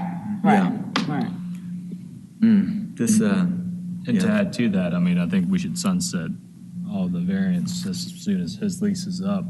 Then it goes back to the owner and put the burden back on the owner to do whatever they're going to do with the future use. Okay. I like that. I'm in agreement with that. Okay. Yeah, so let's do that. Let's sunset the variance. Then we just have to work through the curb cut language on how not to penalize. Well, I guess, I think you can strike condition 6, which deals with the curb cut, if that's, I think that's what I'm hearing, that you would remove the condition that would require the replacing the curb cut with sidewalk and curb and gutter. We can just strike that condition. Well, if you do that, though, then he's got it approved without a requirement for improving the curb cut, doesn't he? Correct. I don't know if that's where you land. What we want is for him to not get in trouble for the curb cut, but for the landlord to get in trouble for the curb cut. But we don't know. I don't know if that's even possible, because at the end of the day, he's the one that gets in trouble for the curb cut if the landlord does nothing. Correct. So we're being held hostage by somebody who doesn't care enough about the property to do what they need to do and should have done it a long time ago. I don't know, what do y'all think? So what would we be sunsetting, I guess is my question. Sunset would be all the conditions, just where this variance like this, because there's still things that the landlord could come in and fix. Correct. You can sunset that at the end of his lease, that this approval is no longer valid. And that would put the requirements back on the building owner then to deal with any of these issues if they wanted to lease it to someone else or. Okay, so we can put it that way, that at the end of 5 years, this. The variance is provided herein shall expire. They have to come back, right? Yeah. Or in the end of the current lease. Okay, yeah. Any other discussion? All right, and everyone's okay with that friendly addition of that? Yeah, seeing that. So that'll be added in. Mr. Ragsdale, if you'll give us a roll call, please. Yes, sir. And hold on, so we're striking through the curb cut, and adding the sunset. Thank you for that. Yes. Ms. Gerlach? Yes. Mr. Malazri? Yes. Mr. Jackson? Yes. Mr. Claybrook? Yes. Ms. Baker? Yes. Vice Chair Savage Towns? Yes, I find that the standards of 9.22.6 of the UDC are being met and will not be unduly detrimental to the properties in the vicinity. Chairman Rainey? Yes. Motion carries. All right, you've been approved. Thank you for coming back. We'll miss you next month. I appreciate it. All right, best of luck to you. Mr. Ragsdale, if you'll call the next case for us. Yes, sir. The next case is docket number BOA 21-122, north side of A.W. Willis Avenue between 3rd and 4th Streets. Okay, Mr. Thomas, you're back with us. Mr. Chairman, is this the appropriate time for me to? Yeah, you can do, yeah. So Ms. Baker has already announced that she is recusing herself from this particular case. Mr. Chairman, thank you. And Mr. Malazri. So we are looking unanimous here if we're going to get anything done. So, Mr. Thomas, do you think it would do us any good for you to give us any update, or should we go straight to the applicant?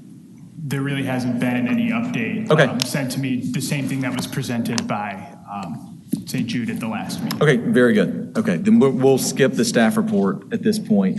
If the applicant will come forward.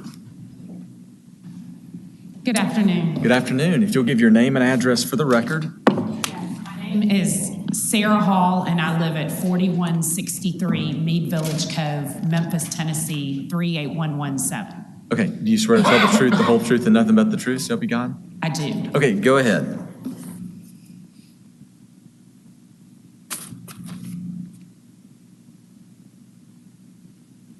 Good afternoon. Thank you for the opportunity to appear before you today. My name is Sarah Hall, and I represent St. Jude Children's Research Hospital and ALSAC, the fundraising and awareness organization for St. Jude and the owner of this property. We are here today having presented to this board in November, as you are aware. Since filing this application, we have held significant community meetings and have made significant modifications to the original proposal. We've engaged an independent traffic consultant at your request and provided that report to the board and this community. We've held numerous neighborhood meetings and studied alternative locations. We've expended considerable time and effort in these activities in the past months in an effort to find a solution that is agreeable to all, and we wish we could. But at the end of the day, we need significant parking if we are to expand our mission here. It is never easy to have opposition, but we are asking for a modest 10-foot height variance and a setback variance to construct a garage along A.W. Willis on land that we own to continue to allow us to expand our mission.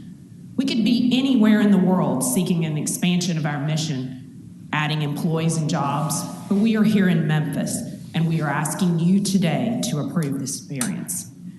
In the past several months, this slide shows the numerous changes that we have made to the garage design.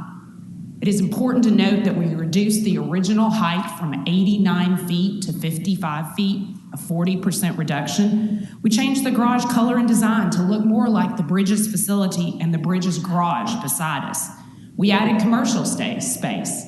We added nearly 1 acre of green space on an adjacent property. We added electric charging stations and bike parking spaces, and we made modifications to the garage entrance and exit paths to direct traffic away from Uptown and onto A.W. Willis. Next slide. You can see from this side the height of bridges and the area church steeples, and that the St. Jude garage height is now comparable to bridges. While the original design was 89 feet, it has now been reduced to 55 feet, and is just 10 feet taller than bridges and the height allowed by right. Next slide. At the board's request, we engaged an independent traffic consultant, Ernest Peters and Peters & Associates in Little Rock, Arkansas. Peters & Associates has done work in the Memphis area for many decades, but has never worked at St. Jude. They reviewed the traffic on site, reviewed city traffic studies in the area, and St. Jude data prior to the pandemic when employees and visitor traffic to campus was significant, as well as recent data. The independent consultant found that there was capacity for the garage. The consultant found that the garage design routes traffic to A.W. Willis and the interstate and away from Uptown. The consultant found that there would be little increase in traffic volumes to the Uptown neighborhood as a result of this garage. Next slide. To continue our expansion, we are in desperate need of significant parking, walkable to campus and walkable to our employees' work locations. We've added approximately 1,200 jobs in the past 6 years, and we have plans to add approximately 1,800 more employees in the next 6 years. Indeed, when we studied our campus expansion in more detail over the past months, we learned we'd need to hire even more employees sooner than originally expected to meet this demand. This map of campus shows the planned location of 3 additional clinic, patient housing, and office buildings on the St. Jude campus to the west in blue. These buildings will be built on surface parking currently available at the front of campus that will be eliminated. Due to the expansion of St. Jude services, parking in these buildings will be reserved largely for patient families and visitors. This means that walkable parking is needed at the front and to the west of campus. Taking a bayou drainage ditch, routing it underground to build a garage is needed as we expand our campus here. Next slide. The BOA staff report states that this garage is an appropriate use, will not be injurious to the neighborhood, and will not cause substantial detriment to the public good. Our request has been significantly modified to the better since those findings. Now we are seeking only a 10-foot height variance and a setback to accommodate moving the bayou drainage ditch, which clearly represents an extraordinary situation imparting a practical difficulty or undue hardship, the standard here, which the staff report found. The OPD staff has reviewed all of this and finds that this proposal should be approved and is consistent with the 3.0 comprehensive plan. Now, this is the only approved redevelopment plan for the area under state law, which went before both the Land Use Control Board and the City Council. As staff notes, the bayou has very little development opportunity, and the bayou drainage ditch creates an undue hardship on the property. Indeed, there's been no commercial activity or retail use proposed by any developers for this site, and this is land that ALSAC owns. The TIF CRA plans for potential uses of TIF funds have no applicability here, as we are not requesting or using TIF funds. St. Jude has always proposed to pay for the bayou improvements so that TIF funds can be spent better in the neighborhood elsewhere. Next slide. As to the general services location as an alternative garage location, we studied it. It is simply not viable to wait longer for the city to move this extensive operation and vacate the site. You see on the picture here, there are significant and ongoing operations that are currently happening there. The city was to completely move out in 2021, with St. Jude and ALSAC having purchased the land in 2018. Unfortunately, despite the city's best efforts, finding a new location for these operations has taken much longer.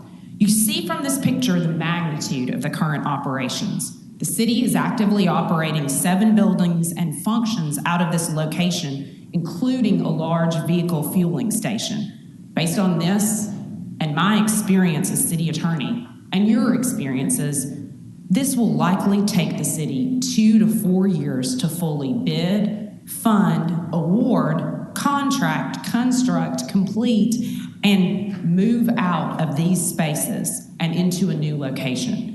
Even once the city leaves the site, there is significant environmental remediation as we have to work to remove 2 of the largest, oldest tanks in the city, remove the dirt there before we can even start to build. The general services site is simply not a viable alternative at this time, and in fact, based on our current growth, we will likely need both garages in the next 4 to 5 years to accommodate parking as St. Jude expands our mission, and we will do so when the city moves out. You may recall, before the pandemic, we'd run out of parking spaces. We had no choice but to create 600 spaces along A.W. Willis on 5 acres of surface lots, and we were parking employees there. While our employees are working remotely, we need to build a garage now so that when we return to full on-campus operations, we will have enough parking to bring our employees back and to add employees to expand our mission. Waiting even 2 years to start remediation and then another year to start building will mean that we will not be able to accommodate the approximately 2,500 additional spaces we need to expand our campus, and we will not be able to serve the needs of St. Jude. Over the last decade, next slide, St. Jude has been a good community partner and neighbor. These are pictures of the current bayou drainage ditch when it's not flooded by rainwater. And the other pictures are of A.W. Willis during this decade, before Alsac purchased the property and removed these blighted conditions. Today, the stretch of A.W. Willis has 9 businesses, 2 banks, a gas station, a liquor store, a nail salon, a subway, a MATA bus terminal, MPI nonprofit, and Bridges. The proposed garage is next door to Bridges, on land that Alsac sold to Bridges when Bridges asked us for it over 20 years ago. Bridges is similar in height to the proposed garage, and Bridges was the tallest structure on A.W. Willis when it was built. Likewise, the back portion of Bridges is a structure that is a parking garage, and it abuts single-family housing.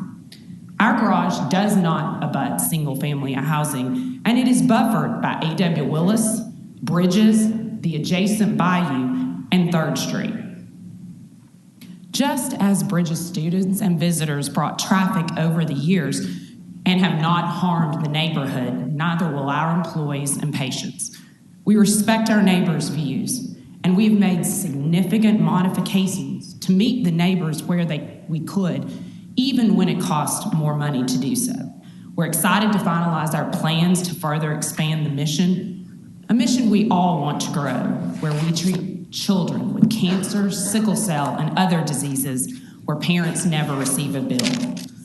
And we do it right here in Memphis, and we are presenting a reasonable request today for a 10-foot height variance and a setback to accommodate the bayou relocation, a highly unusual condition on the land. We ask the Board of Adjustment to approve this design as it demonstrates our significant modifications to meet community concerns while still meeting current needs for parking as we grow and expand. Thank you. Thank you, ma'am. Are there any questions? Yes, ma'am. Yes, well, But turn your micro, hit the, yeah. I just wanted to get it while you were announcing. You were saying that the Memphis could not move from the other facility until when? And how long will it take for, if you were to be approved, for St. Jude to fix the bayou and design, bid, pull a permit, build How the new long facility? the city will take to move out is certainly the open question. They were to move out by December 2021, and they were given 3 years to do so. They experienced significant delays as you know happens in city government. We currently have 7 operations. There are multiple construction projects that have to be bid, built, designed, and they have to move into them. The construction windows for some of those projects that haven't even been started are significant. In my opinion, it will take between 2 and 4 years for the city to fully do all of those things and vacate the facility. When they do, we have to conduct significant environmental remediation. That environmental remediation was estimated to take between 9 and 12 months, and it does involve significant tank removal of dirt, and putting the dirt back there. But before we can do any of that, we have to have the property vacated and the buildings torn down that are going to be torn down in order to construct that garage. Once we start constructing the garage, it's approximately a 12-month construction window. So that puts us at 4 to 6 years that we could be waiting for this site. Okay, I wasn't asking about the waiting for how much time for this site here that you're trying to get approved. Yes. How much time for that? Because right now they have already bidded and they're under construction. They pulled a permit. It's been posted in the Daily Memphian. So they're under progress now. So it's been bid, it's been awarded.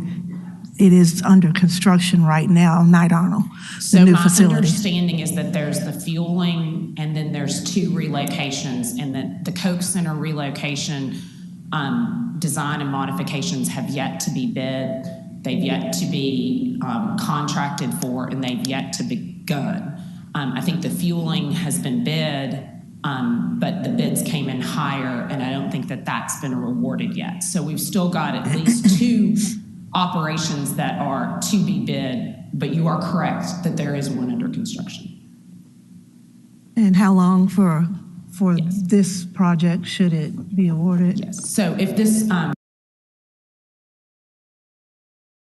is approved today, we anticipate starting construction in late spring or early summer.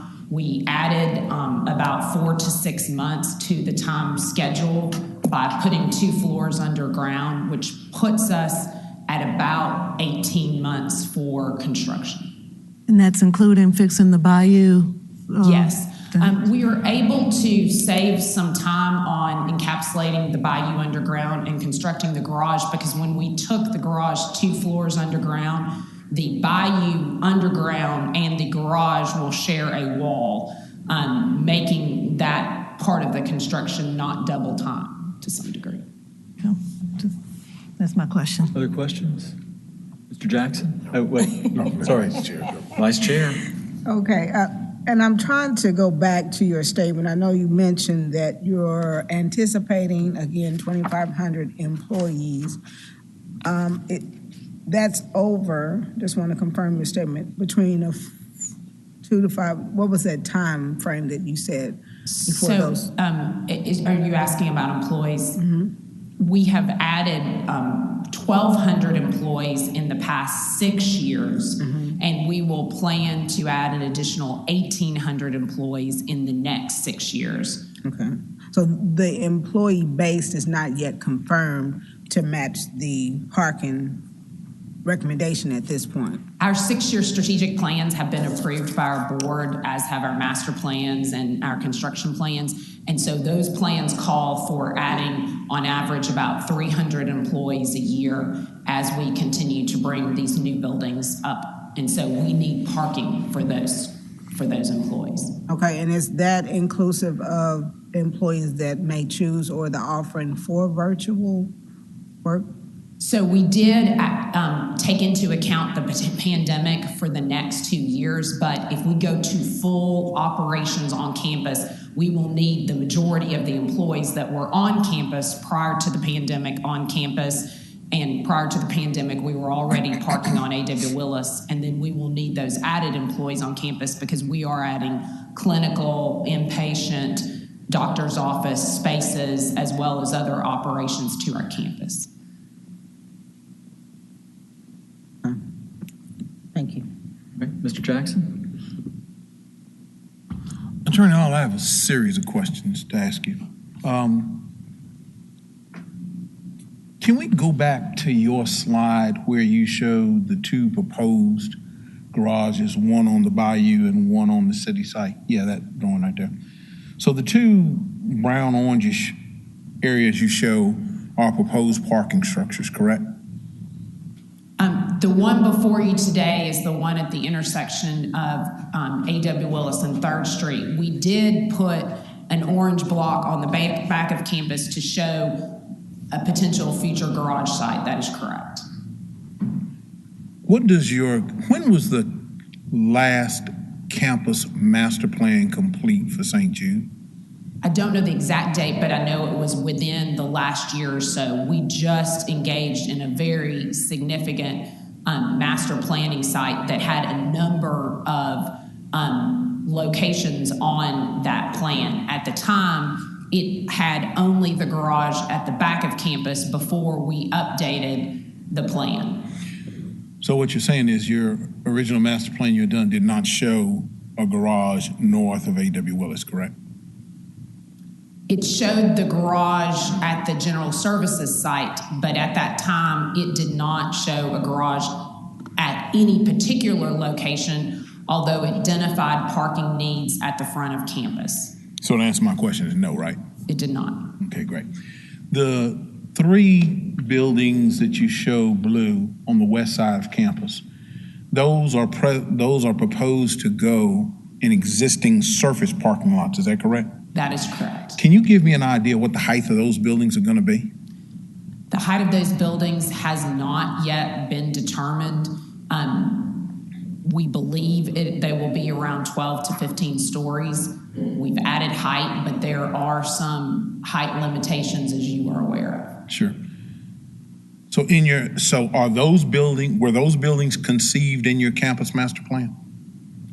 Some of them were, but in the last 12 to 24 months, we have, thanks to the great fundraising that we have done and the work at St. Jude, we've significantly expanded our mission. What happened is the prior 6 years campus plan was the largest expansion we ever had, but we were fortunate during those 6 years to be able to plan and grow more. So the last 12 to 24 months have really been a transformative time for our board, just having the biggest expansion in their history and then launching into an even bigger expansion with a World Health Organization partnership and a lot of things that will really expand the mission that we have. So what are the plans for parking under the three new proposed buildings that are there in blue? How much parking is proposed under There those? are plans for parking on in those buildings. However, those buildings are clinical and patient buildings, and most of the surface parking that we were eliminating was patient because it was closest to the hospital. And so those parking areas will largely be dedicated to patient and patient families. And again, one of the things to remember here is we are adding employees and adding contractors so that we can add patients and patient visits back to campus. So that will also increase our parking needs. So my question is, how many roughly spaces number of stories of parking were going to be under those buildings? We talking 2, 6, what? I think normally 2 stories is about the most in this area you can get underground for parking.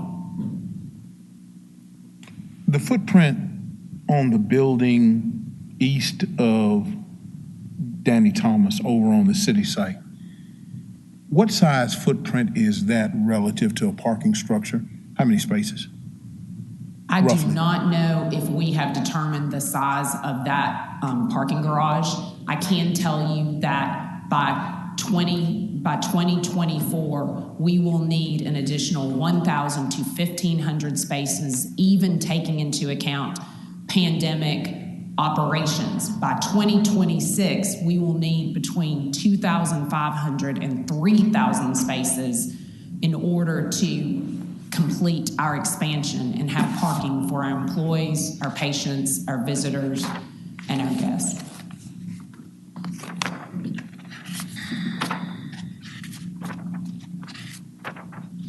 Okay, thank you. Next questions I have for you. Your time frame relative to the city removal off of their site to the east of Danny Thomas, the fleet maintenance facility. And let me say this, I'm a part of the team that's designing the fleet maintenance facility. So I was a little surprised to hear your time frame with regards to that for the following reason. Part of fleet maintenance, as previously said by a board member, has already been permitted and construction started out at night on Lynn Lamar. The last update I received a week ago regarding the removal of the fleet maintenance operations at that site there is December of 2022, this year. So that is one of the operations. However, there is fueling on the site. Let me finish with that. And that removal would be turf and ag, body shop, heavy truck repair. And the fueling center will rebid, to my understanding, I believe, within the next 90 days with a modified drawing to go at the Coke facility. Yes. So my question to you is, has St. Jude considered taking the existing designed parking structure that's proposed now, what we're here to hear, and expanding the height of it and placing it on a part of the city site that does not have buildings on it, that is not environmentally sensitive to underground storage tanks and the operation that took place in Fleet? Has that been looked at or evaluated? And just give me a yes or no on that. Yes, we looked at other options. You looked at that specific option I just gave you? We did not study it in detail because our plans and commitment to the city called to remediate that site, which includes removal of 2 large tanks and construction so that we can fully use the site. I guess what I'm saying is an existing parking structure can be built on that site without the removal of those underground tanks. That's what I'm saying. I do not agree with that statement because there's been nothing to suggest that it can. I'd say my 38 years tells me it can be done. Okay. That's it for me. I have a question for staff, sir. Great, go ahead. In all the studies that we've had done relative to the north side of A.W. Willis, none of them show a parking structure there, correct? That's correct. And that's been 2 studies, one Memphis 3.0, and then the Pinch District study was done by LRK, is that correct?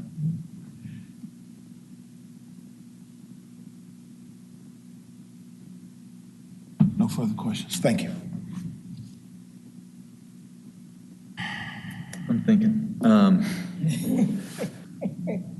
In those 2 other studies, was there anything built on this property? So yes, there was. So if I can hear, let me pull up my I saw we were sent some stuff that was really interesting, cool stuff, but it showed it basically being a basin, an improved basin park-like setting, but was there ever any like building or structure other built on it?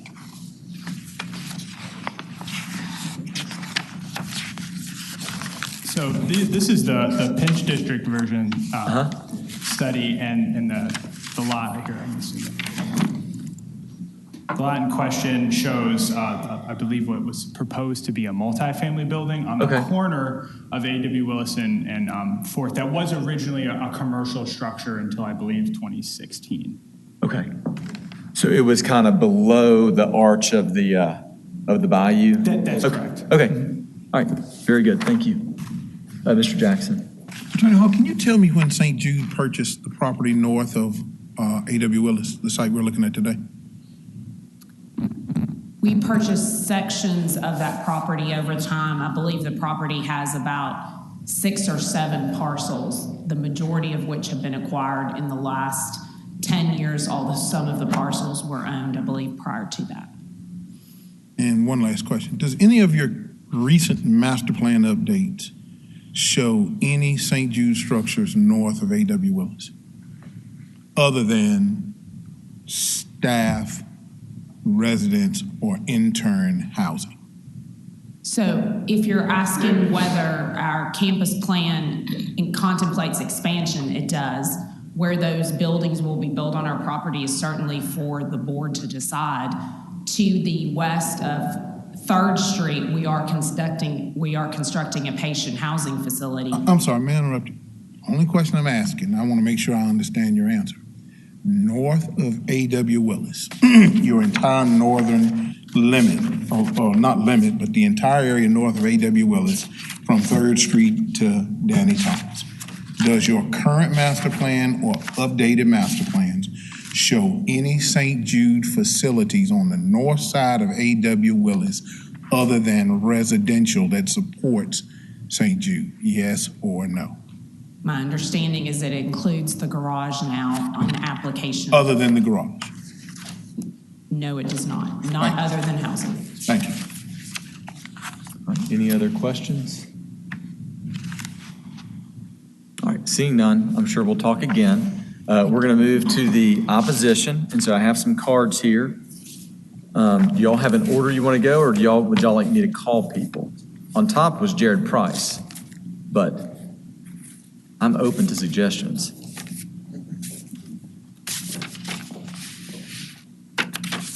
If you'll give your name and address for the record for me, please. Just setting my timer. Yes, my name is Rashetta Watkins. Gotcha. I live at 541 North 2nd. Okay, do you swear to tell the truth, the whole truth, and nothing but the truth, so help you God?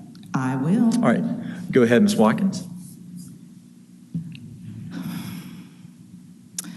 I want to really quickly mention that, like my neighbors, I value St. Jude and its work. In fact, my 1-year-old niece was treated there last year for a tumor near to her heart.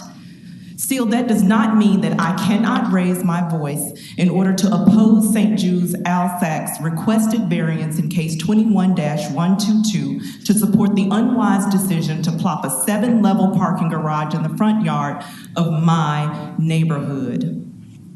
This proposed 7-level parking garage would make it harder for me to walk my neighborhood in peace, and the increased pollution would mean that something I do for my health may end up being harmful to me long term. The CRA community plan that was adopted as part of the Memphis 3.0 plan sought to make the most of this the Gayoso Bayou, a natural amenity, not a ditch, by developing this green space and tying it into the upcoming mixed-use Snuff District and Wolf River Harbor developments. The increased traffic and noise will also be dangerous, especially for seniors and young people. The cursory traffic study commissioned by St. Jude ALSAC reports that right now about an average of 24 cars enter the intersection of 4th Street and A.W. Willis during the mornings. With the garage, the model predicts that will jump to 216. Greenlaw Uptown is home to many seniors who walk the neighborhood and catch the bus along Mill, 3rd, and A.W. Willis, and many young people also travel the area to and from the Greenlaw Community Center, which is under 2 blocks away, and Bridges, which is just across the street from the proposed 7-level project. And that parking pad is just on top of the building. It is not a garage. It will not be long before someone, one of our seniors or one of our young people, is endangered by this near 10-fold increase in cars. This is going to be injurious to our neighborhood. It is going to be harmful to our general welfare, and it is not in harmony with the adopted CRA and Memphis 3.0 plans. The plan also proposes to encroach on 3rd Street, taking away 1 lane of traffic between A.W. Willis and Mill, an already heavily traveled section, in order to facilitate traffic flow for the garage, but will make life more difficult for the residents, the parishioners at the nearby church, the shoppers at Roxy's Grocery, and residents in the Greenlaw apartments across the street.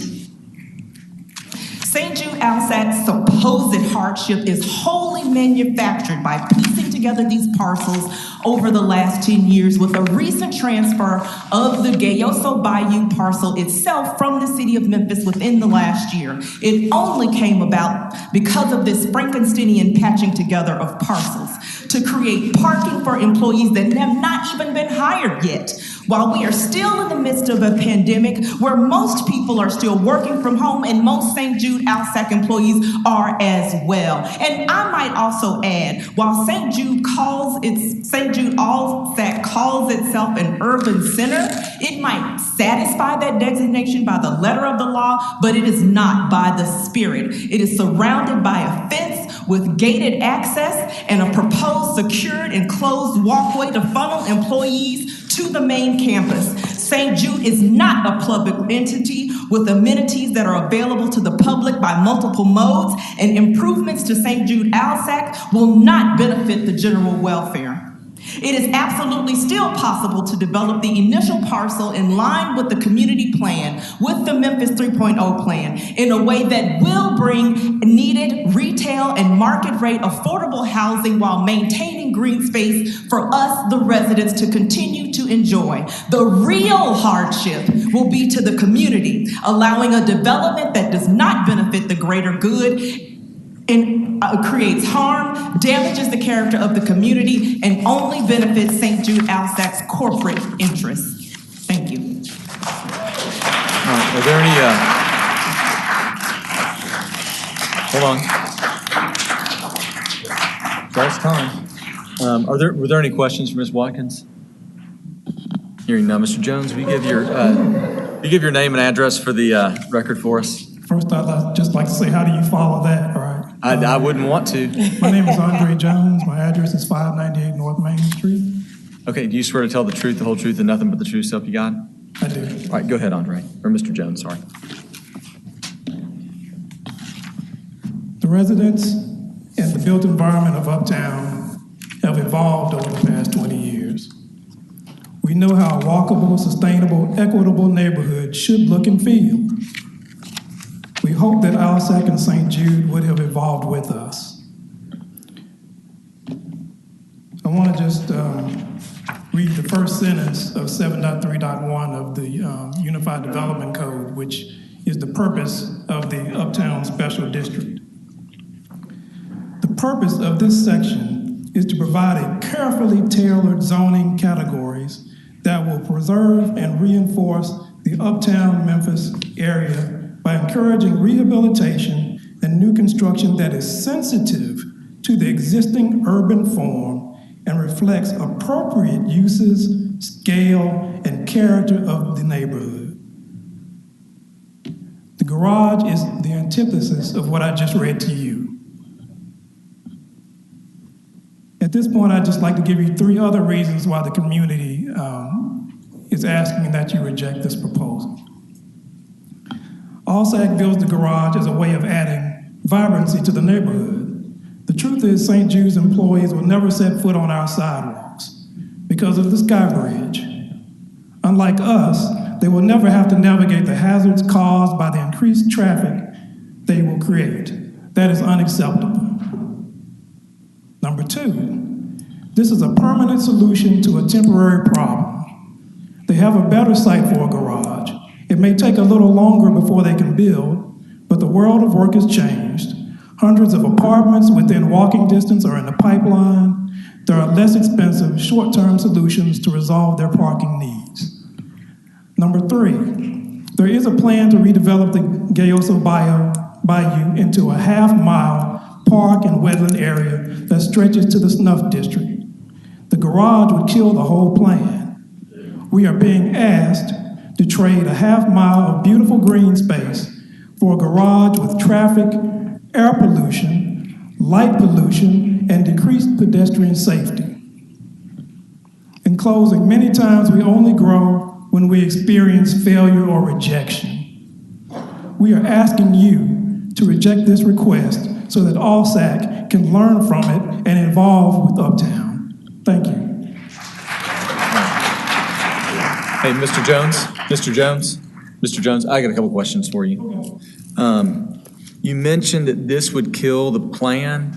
Why would it kill the plan? There's still other parts of the bayou that could be improved. So explain, I'd like to know more about that. So my understanding in speaking with the CRA is that there's a certain volume of water that needs to be contained. Once it's channelized on this particular section of the bayou, they can't continue with the proposed design that was that they had come up with or that had been vetted. So it would, I was told, would kill the entire remainder of the bayou beautification project. So the idea, just so I understand, they need to back some water up to make it not a ditch, but a lake or something like that. If they can't back it up enough, they don't have room to do it, is what you're saying. Right. Okay. And then that makes sense to me. Number two, how's that plan, like, how is that being paid for? The Community Redevelopment Agency, we use tax increment financing funds. They've already committed to it. They had already engaged a contractor to vet it. The information that we shared with you was from that particular contractor. And so they're ready to go. And so that's enough money to build it and acquire all the properties? Yes. They said, I asked specifically, would you reacquire the property? And they said yes. Okay. You don't know what the budget is, do you? I do not. Okay. All right. Any other questions for Mr. Jones? All right. Thank you, sir. We have two more people. We have about 3 minutes. Are you Miss Mitchell? I am Miss Mitchell. Miss Mitchell, if you'll give your name and address for the record for me, ma'am. Tanja Mitchell, 626 North Main, Memphis, Tennessee, 38107. Okay, do you swear to tell the truth, the whole truth, and nothing but the true self you got? I do. Okay, go ahead, Miss Mitchell. I do not have much to say after my neighbor, Rashetta, gave her speech, so I'm not even going to waste any time because she nailed it. She said everything that we have been saying for all of this time. My only question, and this question is to St. Jude, what is the rush?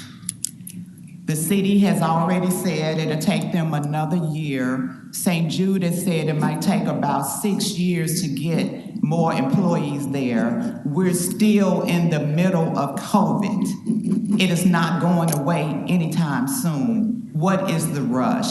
We had a press conference last week. Channel 5 reported that same day that according to the Environmental Defense Fund, air pollution is now the biggest environmental risk for early death. Air pollution isn't just an ugly sight. It's responsible for more than 6 million premature deaths each year. Children, the elderly, minorities, low-income communities are the most vulnerable to environmental health effects. Youth are the ones who have really been living with pollution in the air. A recent study found children who are exposed to air pollution are more likely to contract community-acquired pneumonia and be hospitalized for longer. We care about our children just as St. Jude care about their children. What is the rush? Now, I do have one question for you all, and correct me if I'm wrong. I understood that St. Jude was ready to pull this just a few weeks ago, but then Friday or one day last week, they changed their mind. What happened? Once again, I ask, what is the rush? Can anyone speak to that? That would be a question for St. Jude, unless Mr. Thomas knows. Well, I was called and told that there was going to be a withdrawal, and then 30 minutes before I was due to post a staff report, I was told that that was no longer the case and they wanted it to be heard. Okay. So what happened? Okay. And that's all I have to say, and what's the rush? And thank you for your time. Okay. And I ask you, we respectfully ask you that you deny. All right. Are there any questions for Ms. Mitchell? All right. Thank you so much. Mr. Price? We got about 40 seconds. We won't start till you give your name and address for the record. Yes, Jared Price, 648 Poplar, Memphis, Tennessee. Okay, do you swear to tell the truth, the whole truth, and nothing but the true self you got? I do. Okay, go ahead, sir. I'm going to make it quick with my 40 seconds. Serving as the DNA president of downtown, I've heard and know that thousands of letters have come to you about this project. It does have a negative impact want to ask ourselves is approving this project that can wait a year or two for another alternative location, as Mr. Jackson said, is that the thing we want to approve, or do we want to that will affect a community for an entire lifetime? We can wait 1 to 2 years or affect a community for an entire lifetime. So I can tell you that our board of directors representing downtown has all unanimously voted to stand with the people, and we ask you, please, please do not approve this project. Well, all right, thank you much. That was the end of the opposition, so Ms. Hall, you're welcome to rebut and answer any questions. We respect our neighbors, but there were so many factual inaccuracies that we need to clear up. Before I do, it is important to note that many variances come before this board that have not been popular, but were justified under the standard of review. Variance by nature are requests for exceptions. Variances are not decided by popularity or click-throughs. This is an important function of the Board of Adjustment to provide a relief valve when extraordinary circumstances on the land impart a practical difficulty or undue hardship. That is the standard. The Bayou Drainage Ditch is one of the most extreme examples of undue hardship, and we believe that it is appropriate for approval. We would also note that the footprint of the bridge's structure is the same footprint, and we can show it on our rebuttal slides, as is the footprint for this garage. The two are not dissimilar. I would note that it is not accurate that we're backing up any water onto the other portions of the bayou. The TIF CRA plan is a plan about how to spend TIF funds. It is not an approved redevelopment plan. The staff found that this was consistent with Memphis 3.0. This is not 7 stories, as was pointed out. It's only 5 stories. This is not increasing traffic onto 4th, onto Uptown, as our independent consultant confirmed. And we are not taking out 1 lane on 3rd Street for commercial parking. We modified the application to allow for parking tucked in the portion of the block. And here you see the footprint of our garage to scale compared to the footprint of Bridges. This is consistent with the character of the neighborhood. It is at the intersection of A.W. Willis and 3rd Street, which has long been commercial. Unlike the Bridges property, it does not abut single-family housing. ALSAC wants to expand its mission, an expansion that would bring excitement anywhere in the world. But it isn't just any expansion or any mission, and it isn't anywhere. It's St. Jude, where we work tirelessly to treat children with cancer, sickle cell, and other diseases.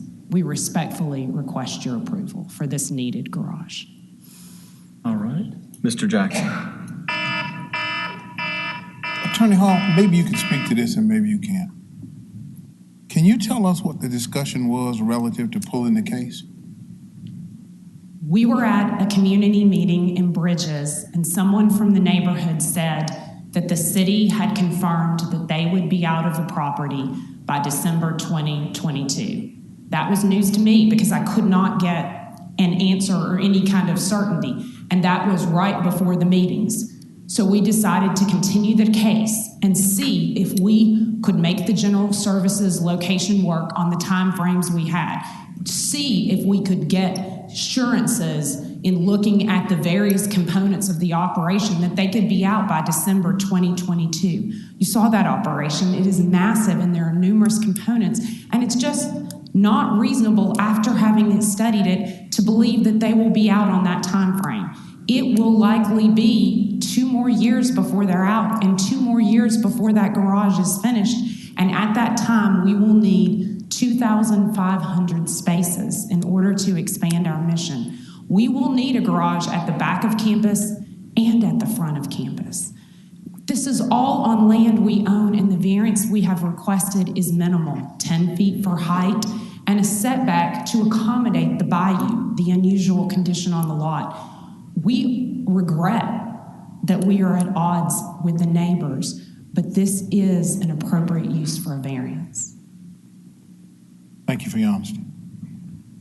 Any other questions? All right, thank you, ma'am.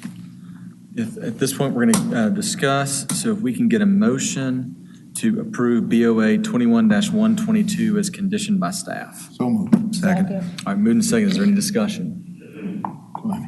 Plenty. You want to start? Other than stating the obvious, this is about the most difficult case I think I've had at BOA in a long time, or the most difficult. 450, 430 emails of opposition.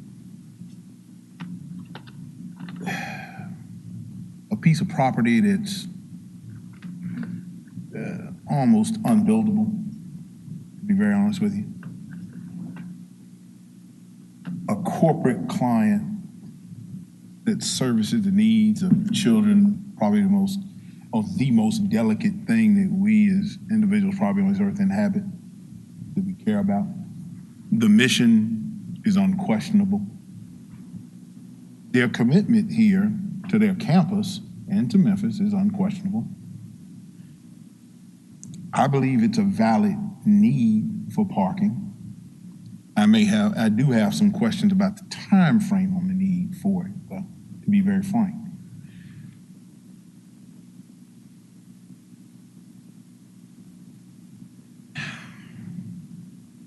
I'm sorry this takes so long, but just when you have a group of people or a community that's so dead set against an expansion into their neighborhood, it is hard to ignore. It really is. The amount of money that St. Jude is willing to spend to develop this property is probably far beyond the economic means of any other client you're going to run across that would even consider using it. The question becomes, is that the highest? There's a series of questions. Is it the highest and best use for that property? One. Two, we're discussing, not asking. Within the economic confines of being able to be developed. Okay? And what I mean by that is that the best client you're going to get to use it, or is it going to be the same way it is 25 years from today, when it could have benefited a corporate entity that has a mission that we all care about? I don't have the answer to that question, but I'm wrestling with it. Very difficult. It's tough. But can we ask questions of staff, Mr. Chairman? Yes. I have a question, sir. The ability to build a parking garage on this site, is it granted by right and zoning? Yes or no? No, because of the split zone nature of the lot. Half of the lot is zoned mixed use, which would allow for parking. Half of it is for high density residential, which is one of the reasons for the variance, as you can't develop high density residential on a bayou, and it's split zone. So that is sort of plays into the undue hardship argument brought by the applicant. So in essence, what you're saying is so we're really not just granting the variance to height, we're also granting the variance to the use based on the fact that it has split zoning. That's correct. Okay.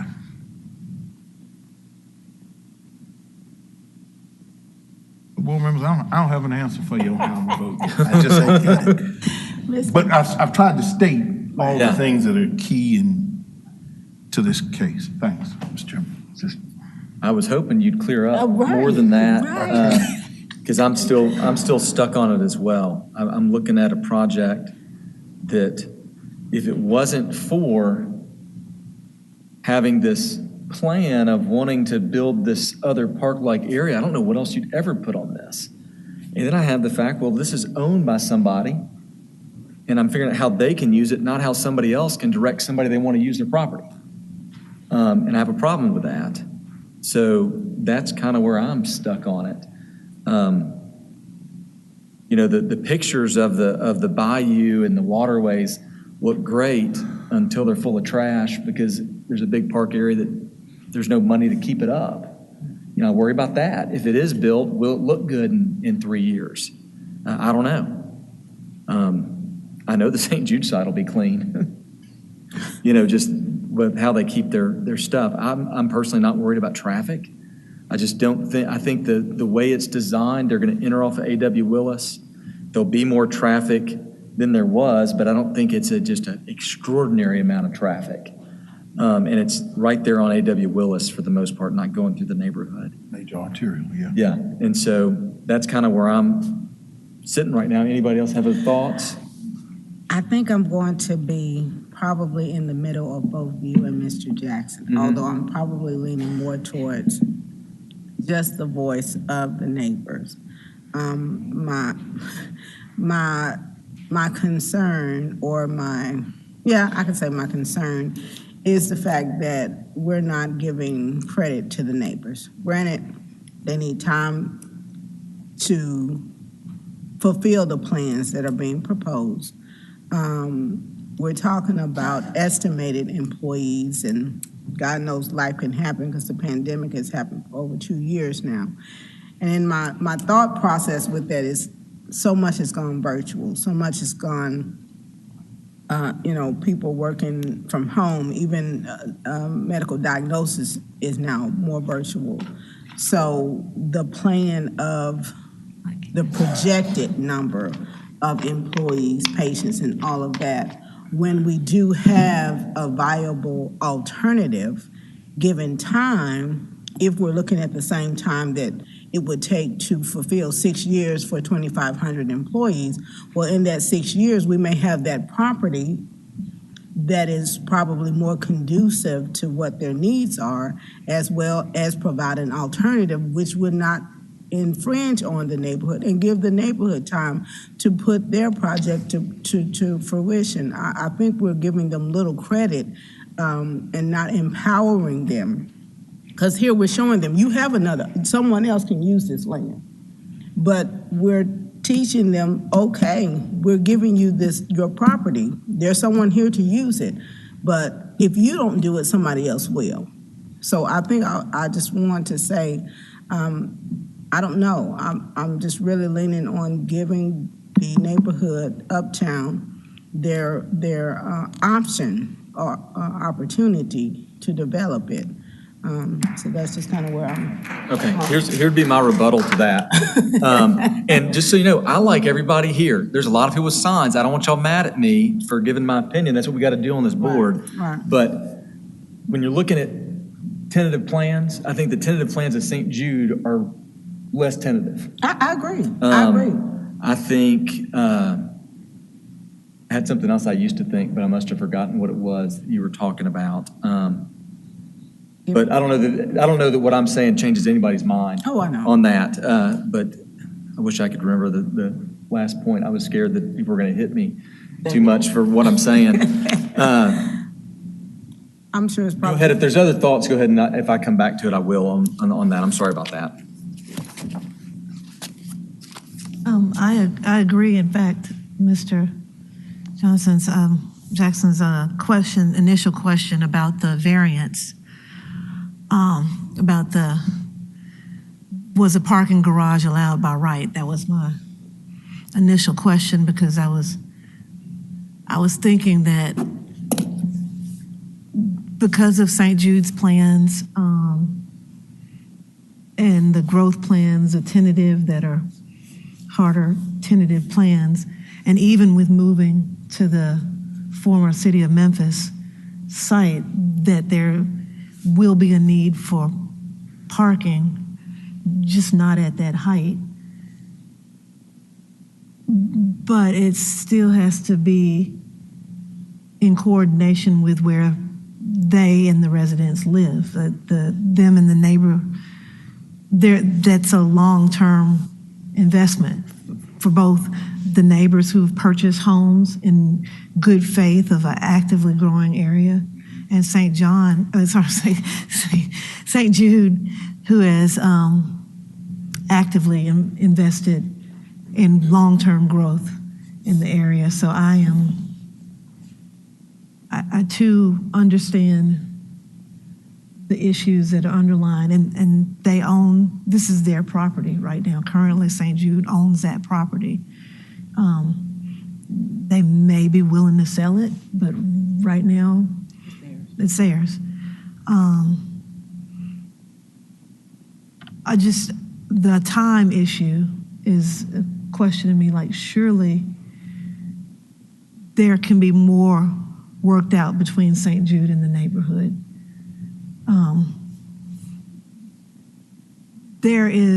There's time to go ahead and, because both parties have long-term interest in the area, I think that it deserves just a true discussion of like, not just a cursory traffic study, but looking at the people who drive down 2nd and cut down 7th and cut down Danny Thomas and every other way to get to A.W. Willis.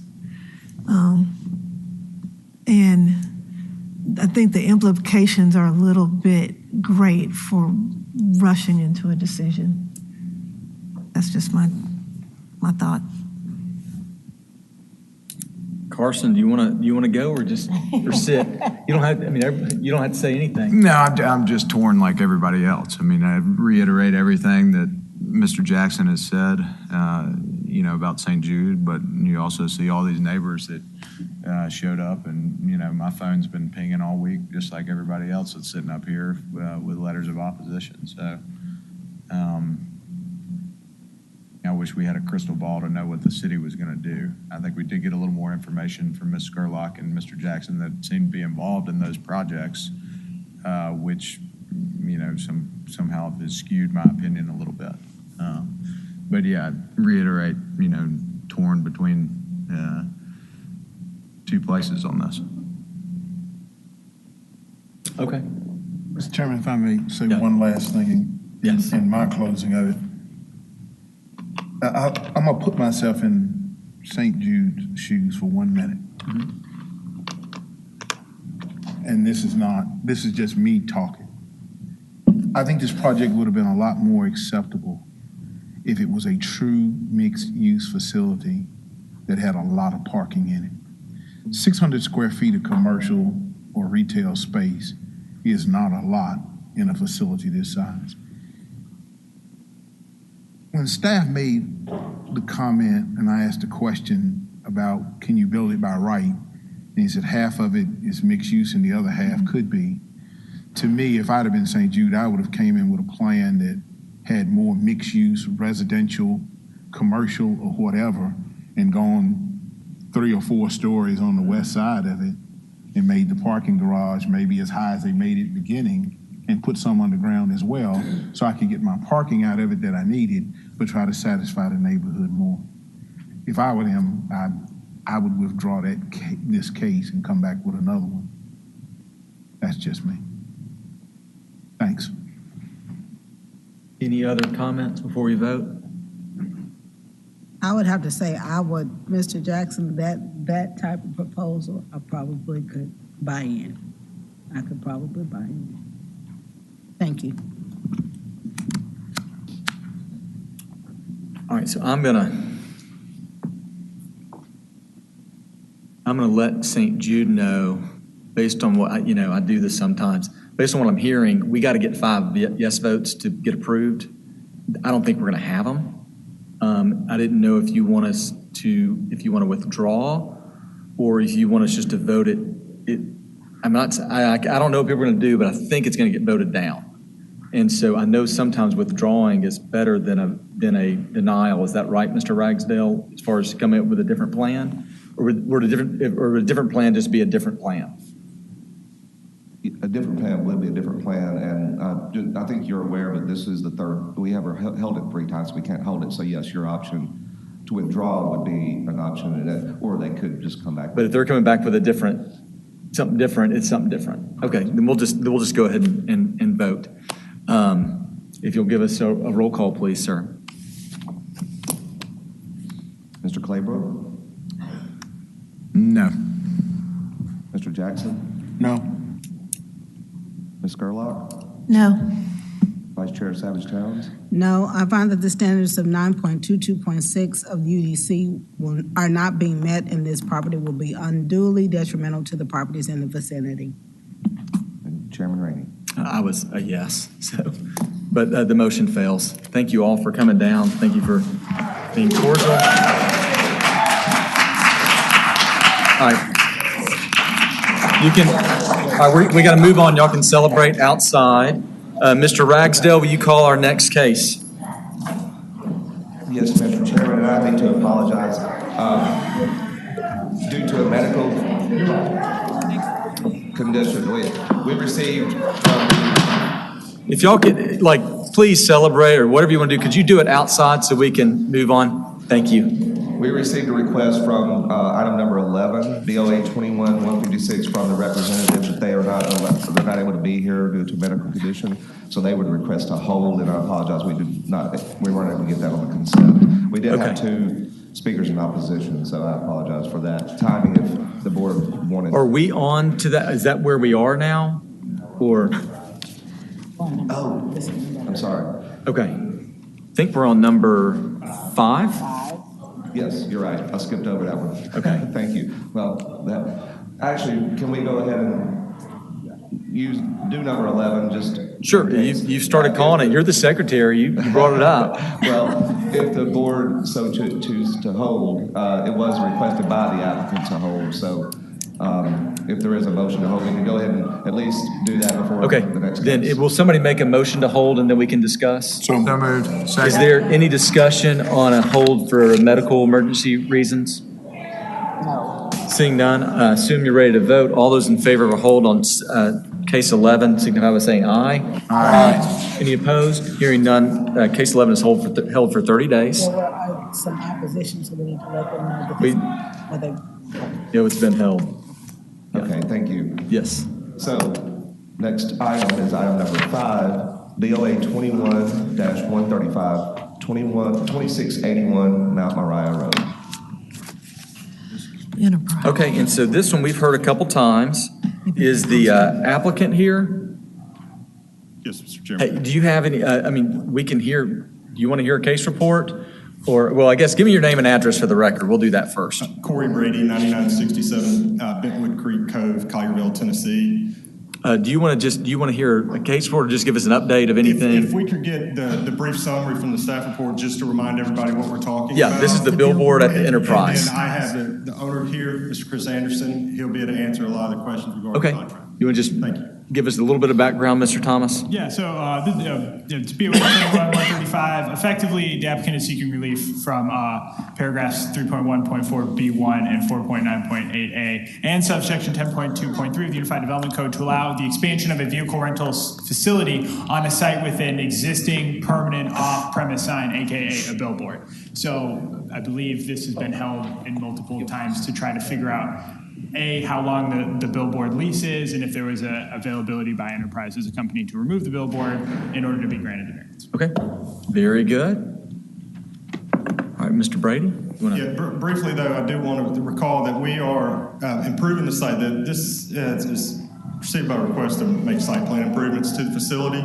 As Seth stated, we're adding an accessory car wash. It's under 1,000 square feet. We're closing 2 points of access on the site, and we're adding landscaping. So this is approximately about a $500,000 investment into this site. I just wanted to make sure you guys were aware of that. It's not just building that accessory that was mentioned. There's more to it than that. But with that said, this is Chris Anderson. He can answer any questions you guys have. Thank you. All right, thank you, Mr. Brady. Mr. Anderson, will you give your name and address for the record for me? Yes, sir. My name is Chris Anderson. My address is 9974 Promontory Cove, Lakeland 38002. Okay, do you swear to tell the truth, the whole truth, and nothing but the true self you got? I do. All right, go ahead, sir. Okay, so my understanding, I've been in Memphis for 18 years now. I'm going on 19. I've worked with Enterprise since I graduated college, so I'm lucky to be here for 30 years. I've moved around. I've been involved with a lot of projects. I'm the regional vice president, so I oversee all of our West Tennessee locations, 29 home city locations similar to this one, and our National Alamo brands and Enterprise brands at the airport at Memphis.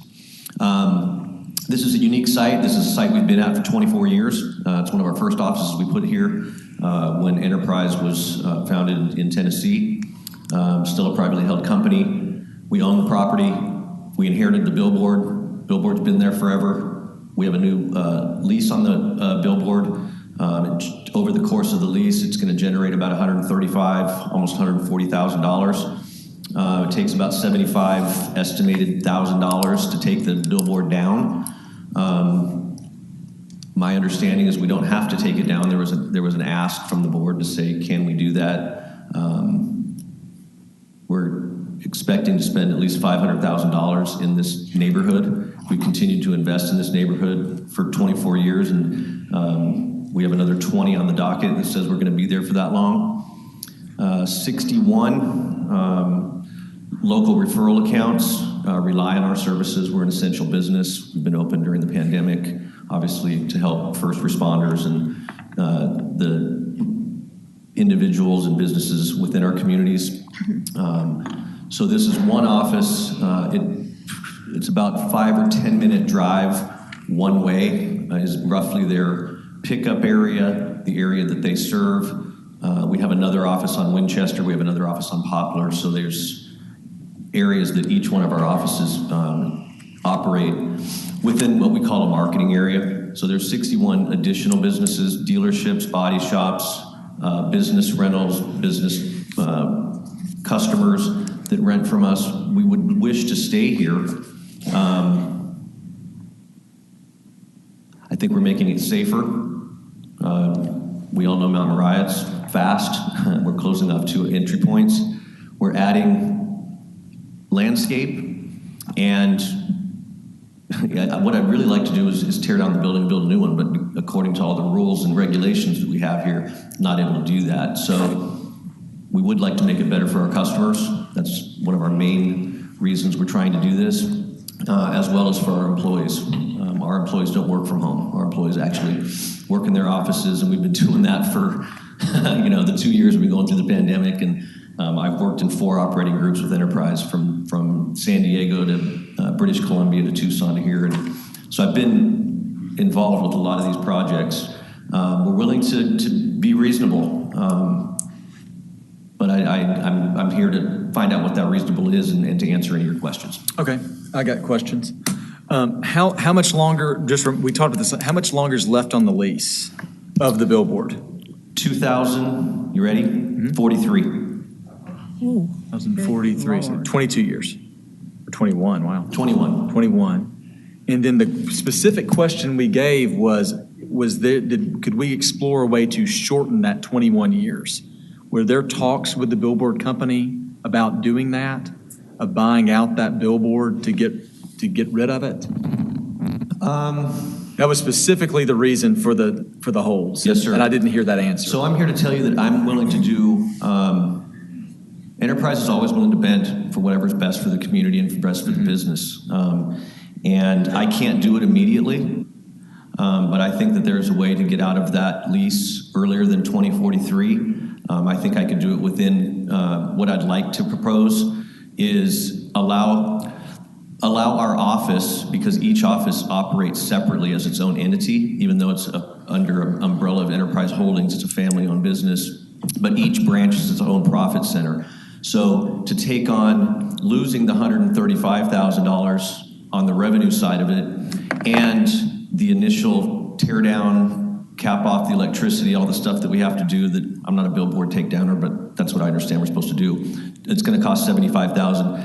That gets all pushed towards that specific store. So there's a significant number of dollars pushed into what we consider our pay plans for our branch manager, our area manager, and our assistant manager. And that's all taken in a one lump sum. So that's the way that our company does that. We have to depreciate assets at a different speed. So those are all things that are negative that affects the business. I think within 5 years, if we could have time to accrue money that we can accrue monthly, that my business manager can accrue for that, then I think we can find a way to appease what we're trying to achieve here. 5 years. Okay, other questions? Mr. Chairman? Yes, ma'am. May I comment on this?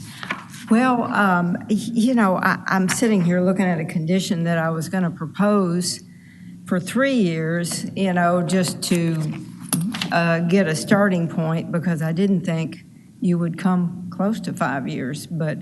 You don't know me. I thought you would say 10, 15, that sort of thing. No, ma'am. We're not here to play games. We're here to get something done, and I just need time to make sure that my management team doesn't get stacked with a bunch of bills the way that we handle our business. And I'm not, and, you know, they're 23 and I'm not, and I know at 23, when I was 23, I couldn't afford to do that either. So I'm sticking up for my employees, but we need to be able to do something different with this building.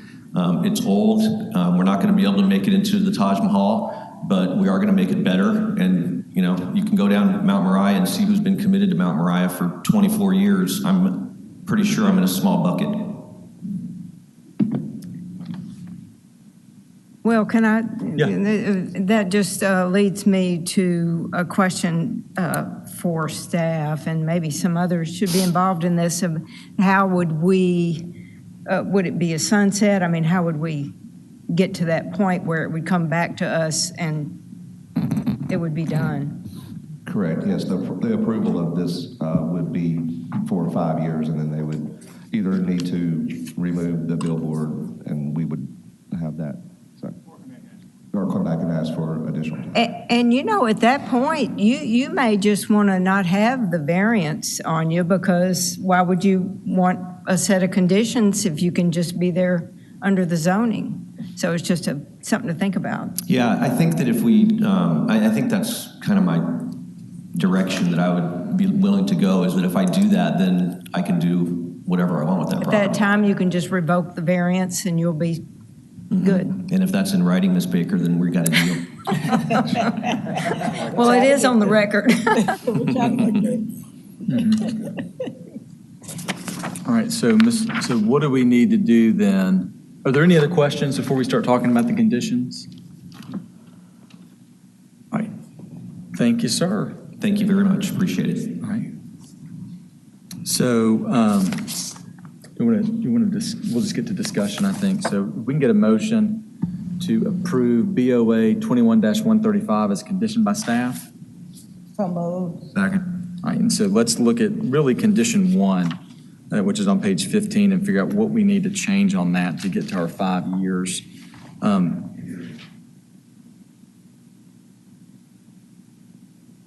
Could we just, Mr. Ragsdale, delete the last sentence and then just add a separate sunset condition? Yes, I believe that would be Okay, correct. so the condition would now read, the off-premise advertising sign shall remain a legal non-conforming use and cannot be expanded and changed in totality. No variants are hereby granted that would change the non-conforming status of the billboard.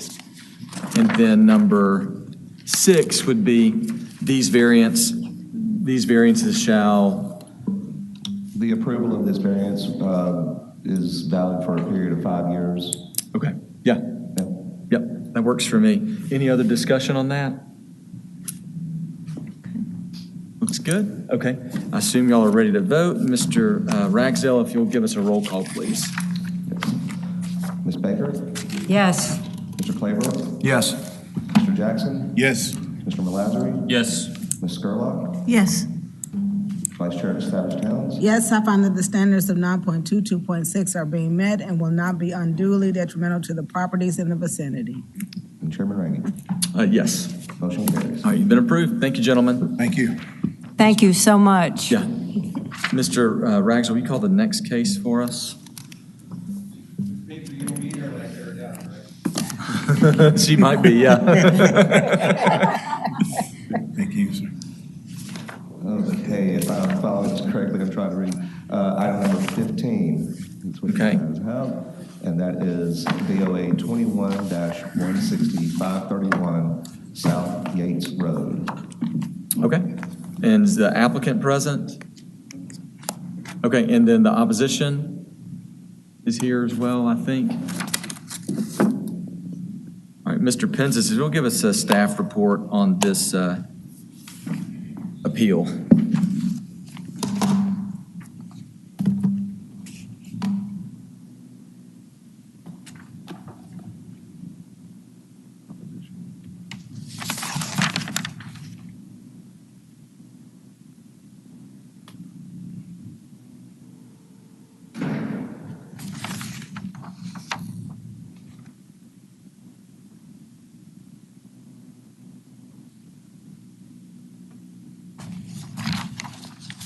Thank you, Mr. Chairman. Jeffrey Penzis, Division of Plan and Development.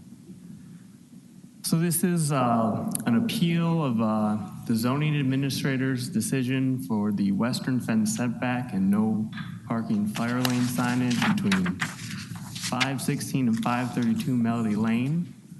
The appellant is Spencer Darren. This is the location map. This is located within the White Station neighborhood.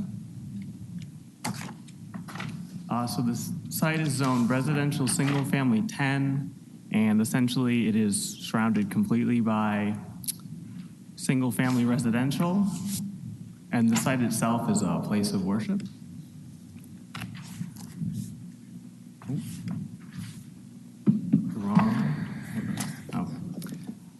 So this was the approved November site plan by the zoning administrator. And you can note the location of the westernmost fencing area on the eastern side of the second most western tree. And as measured, this is approximately 45 feet. And the zoning administrator added a condition to this that the fence should be as close as practicable with the front facades of the adjacent homes. So then after that site plan was sent to, I believe, both neighbors and the Young Israel of Memphis, eventually Young Israel of Memphis submitted a second site plan requesting for ASPR review, and the zoning administrator ended up approving this site plan on December 21st of 2021. And note the location of the westernmost location of the fence on the western side of the second most western tree, which this time is about plus or minus 30 feet. And then this actually aligned with a site plan where the appellant had proposed this western location to be also approximately 30 feet, which was also on the western side of the second most western tree. And here we can see those two side by side.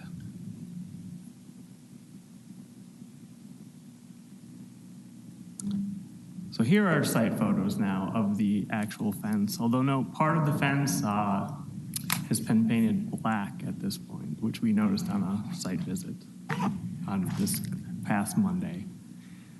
And these are the two no parking fire lane signs that are currently there.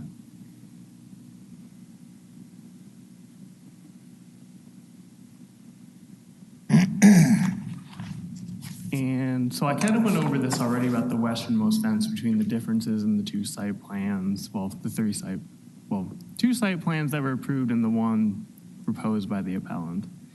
And then, but additionally note that the Unified Development Code would have allowed the fence to be built right up to the property line along Melody Lane. However, it was the zoning administrator utilizing paragraph 9.12.3C2 of the UDC to push the location of the fence further away from Melody Lane than Young Israel of Memphis had previously proposed. So in regard to the no parking fire lanes, I know the staff report said we would update you. So the City Fire Division, City Traffic, and the Division of Planning and Development met on site because the City Fire Division were the ones who originally required those signage, and the meeting was essentially come up with an alternative solution. And essentially the City Fire Division has agreed to the two black fire department access signs to be removed and replaced with one sign mounted on the center of the gate, and the sign shall be a minimum of 12 inches by 18 inches high. And City Traffic was kind enough to give us the sign already. And I actually have an email to hand out to the board from Inspector James Stinson, who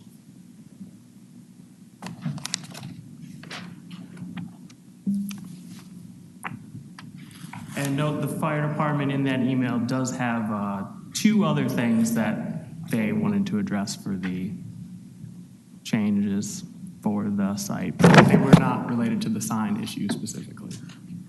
Thank you. So one of the other contentions by the applicant is that there was no appeal of the approved November site plan, which is correct. They did not file an appeal, which an appeal of that site plan would have been to this board, the Board of Adjustment. Instead, they merely submitted a new revised site plan for administrative review and approval on December 17th, which culminated in the approved December site plan by the zoning administrator.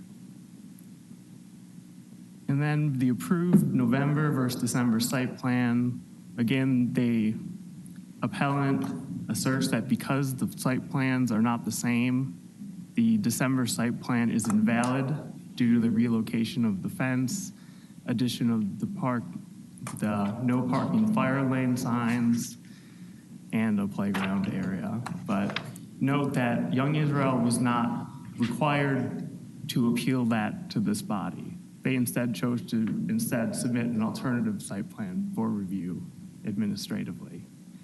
And also the notification requirement, part of what the appellant alleges that they were not notified of the second site plan, I guess right away when the Young Israel of Memphis submitted it to us. But for an administrative site plan, there is no required notification except when appealed to the Board of Adjustment, this body. So, in conclusion, the board, based upon its interpretation of the Unified Development Code, may reverse or affirm wholly or partly, or may modify the order, requirement, decision, or determination appealed from, and shall make any order, requirement, decision, or determination that, in its opinion, ought to be made in the case before it. To this end, the board shall have all the powers of the officer, in this case the zoning administrator on behalf of the building official, from whom the appeal is taken. Furthermore, the board may set forth conditions in granting an appeal. Such conditions may relate to screening, landscaping, location, and other conditions necessary to preserve the character of the area and protect property in the near vicinity. And with that, staff recommends the board take whatever action it deems advisable. Thank you, Mr. Chairman. I have a couple questions real quick. So I know originally it was going to be built as close to the side of the house. How much in front of the houses beside it is it built? How much closer to Melody Lane? So probably around 15 feet, because if the original was approximately 45 feet, then it ends up at 30 feet. So, and if the 45 is, I guess, the approximate location of the front facade of these houses that you can see vaguely right here. Then was that just the original, the statement that was like where there was, I know you mentioned it could have been built under the UDC all the way to the street. Where did we cut, where did the 45, or where did was it a condition of something that it was supposed to be close to the front of the house, or is that just kind of what they were thinking? Does that make sense? That was a condition placed by the zoning administrator, and he's put as closely as practical with the front facades of the adjacent homes. Okay, all right. That solves my questions. Any other questions before we move to the appellant? You asked the one else. Okay, all right. Assume the appellant is right here. If you can give your name and address for the record, please. Yep, Spencer Derone, 523 Melody Lane. Okay, do you swear to tell the truth, the whole truth, and nothing but the truth, so help you God? I do. Okay, go ahead, sir. Great. First off, I'd like to say I live at 523 Melody Lane, which is directly across the street from the subject property of this appeal, and I represent the tax-paying homeowners of Melody Lane. Thank you all for taking the time to hear our appeal today. I've lived on Melody Lane for 4 years now, and I'm probably the shortest tenured resident on our cove.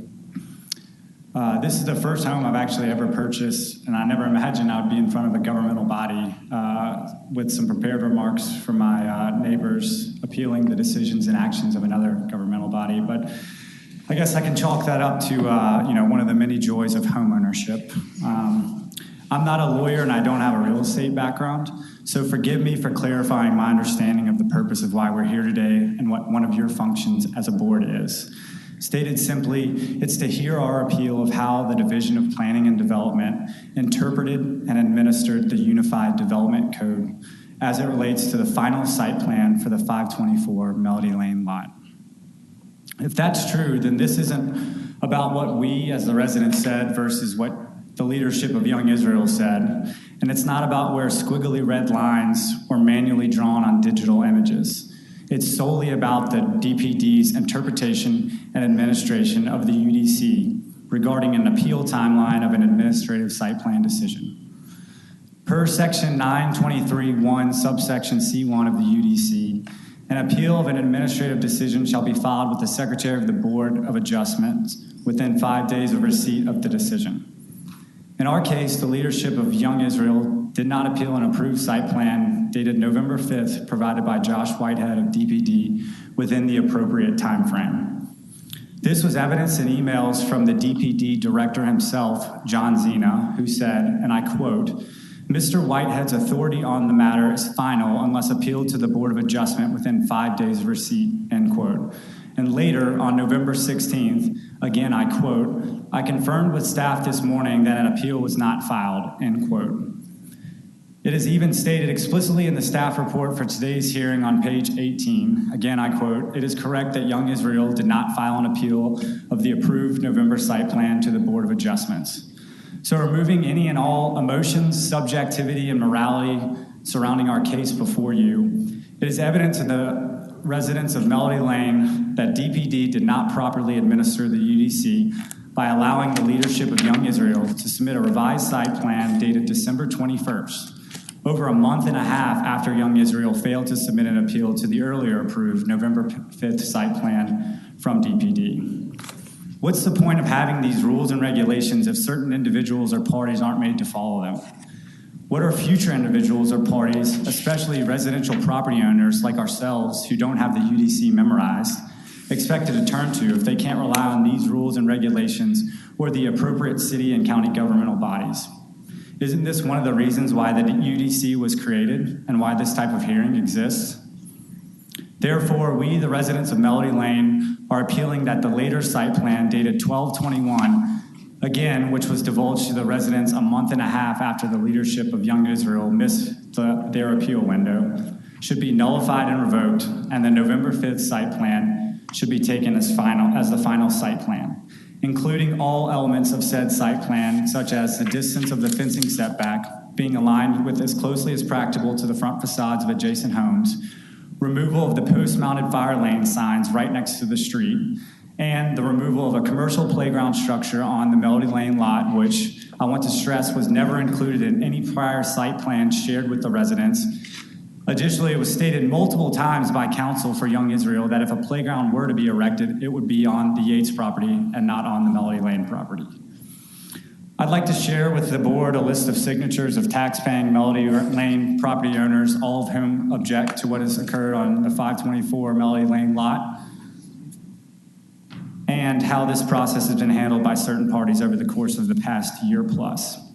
I'd also like the residents of Melody Lane and our supporters who are able to take time out of their jobs to be in attendance today to please stand for a moment as a show of solidarity. These people, my neighbors on average, have called Melody Lane their home for over 33 years, with some of the residents living on Melody Lane for upwards of 50 and 60 years. Thank you. Lastly, if we have any remaining time, a few of the Melody Lane residents would like to make brief statements about their experience with this matter. Although these are just a few of our stories, there are numerous other individuals and households on and surrounding Melody Lane who have been impacted by this matter and have their own stories to share. Thank you again for your time. Okay, are there any questions for the appellant? How do we have? How much? We have 3 minutes if other people want to speak. Great.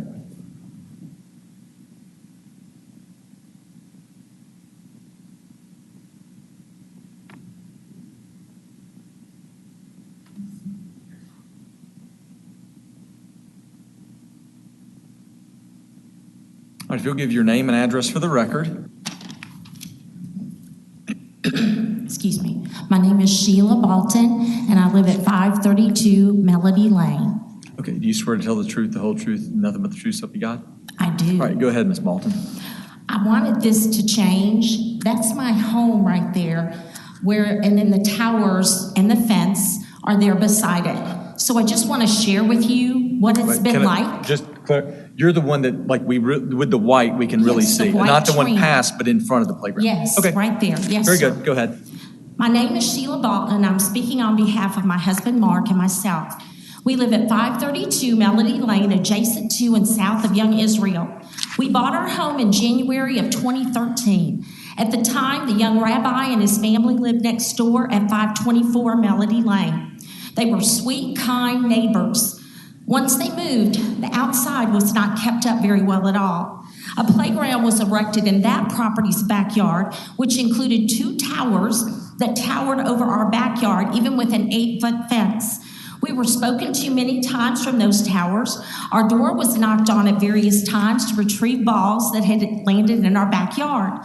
Fast forward to December 2020, and we watched the house at 524 Melody Lane come down. It lay in a pile of rubble through the Christmas weekend. Since then, the new synagogue has been built facing Yates Road, a large patio has been poured on the back, and a fire lane has been installed on the Melody Lane side. Most recently, fencing has been put around the property and painted black. Playground equipment has been installed. There are now 6 towers towering over my front yard, extending all the way to the back. Because the towers are taller than the 8-foot fencing, we can be seen entering or leaving our front door. Our bedrooms are visible. Our backyard is totally visible. My husband and I are 64 and 65 and about to retire, and I apologize. I'm so sorry. When we bought this home back in 2013, it was to be our forever home. We were so proud. Since then, our son, who served 7 years in the Navy, has returned to Memphis with his wife and my 2 granddaughters, who are 3 and 5. We bought a small swing set and an inflatable pool for them to play in the backyard. Now, after seeing and hearing children playing in the towers next door, I don't feel comfortable about my granddaughters playing on that swing set or swimming in the pool. They can be watched no matter what they're doing. I think that will scare them. I don't want to be in the backyard myself much anymore. Inside, as we walk down the hall to our 2 bedrooms, our view out the windows is a wooden fence with towers peeking above them. Even as I turn onto our street, the first thing I see are the bright orange towers that project in front of my house. Last Friday, I was recovering from COVID. I went to bed early that night and was awakened on Saturday morning at 9:30 a.m. I could hear feet stomping on the wood, screaming, hollering, and talking. This is from inside my bedroom, right beside the play equipment I'm going, with the windows and doors closed. The children were back Saturday morning. This just can't be right. How often will they be on the equipment? Once or twice a week? Every day this summer? I truly do not sleep well lately thinking about all these scenarios. I've been a teacher for 43 years. I love children. It's not that. I just want to know that I can be in my own home or yard and have some peace and privacy. I pray that you will understand and help my husband and me. All of this has taken away our ability to use and enjoy our own property that we have worked so hard for. Thank you. Okay. Are there any questions for Ms. Bolton? Hearing none. Okay, at this point, we're going to move on from the appellant to the appellee. So the opposition, if someone from the, do we have?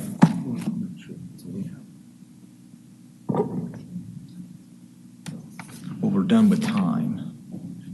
So, right. Gotcha. Right. Here's these.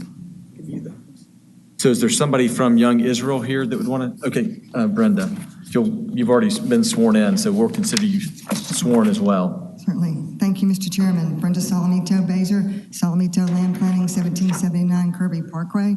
I'd also like to introduce Mr. Josh Kahane with Young Israel here. He's an attorney, so if you want to. Okay, if you want to give your name and address for the record, sir. Yes, sir.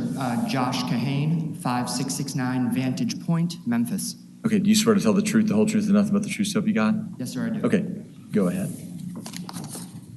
Thank you, Mr. Chairman. You've received a letter requesting a continuance for this case based upon 2 facts. One, we received the staff report. There's a lot in the staff report. However, I'll say that we are in agreement with staff's conclusions, and there's also an active court case. There's been a court case filed on similar grounds as you're reviewing today that is active in Chancery Court. For the record, I'll say we are in agreement with the fire department's changing of their recommendations. We'll be okay with that. We're also in agreement that this was an administrative process that did not require a public notice, nor did it require any action by the board.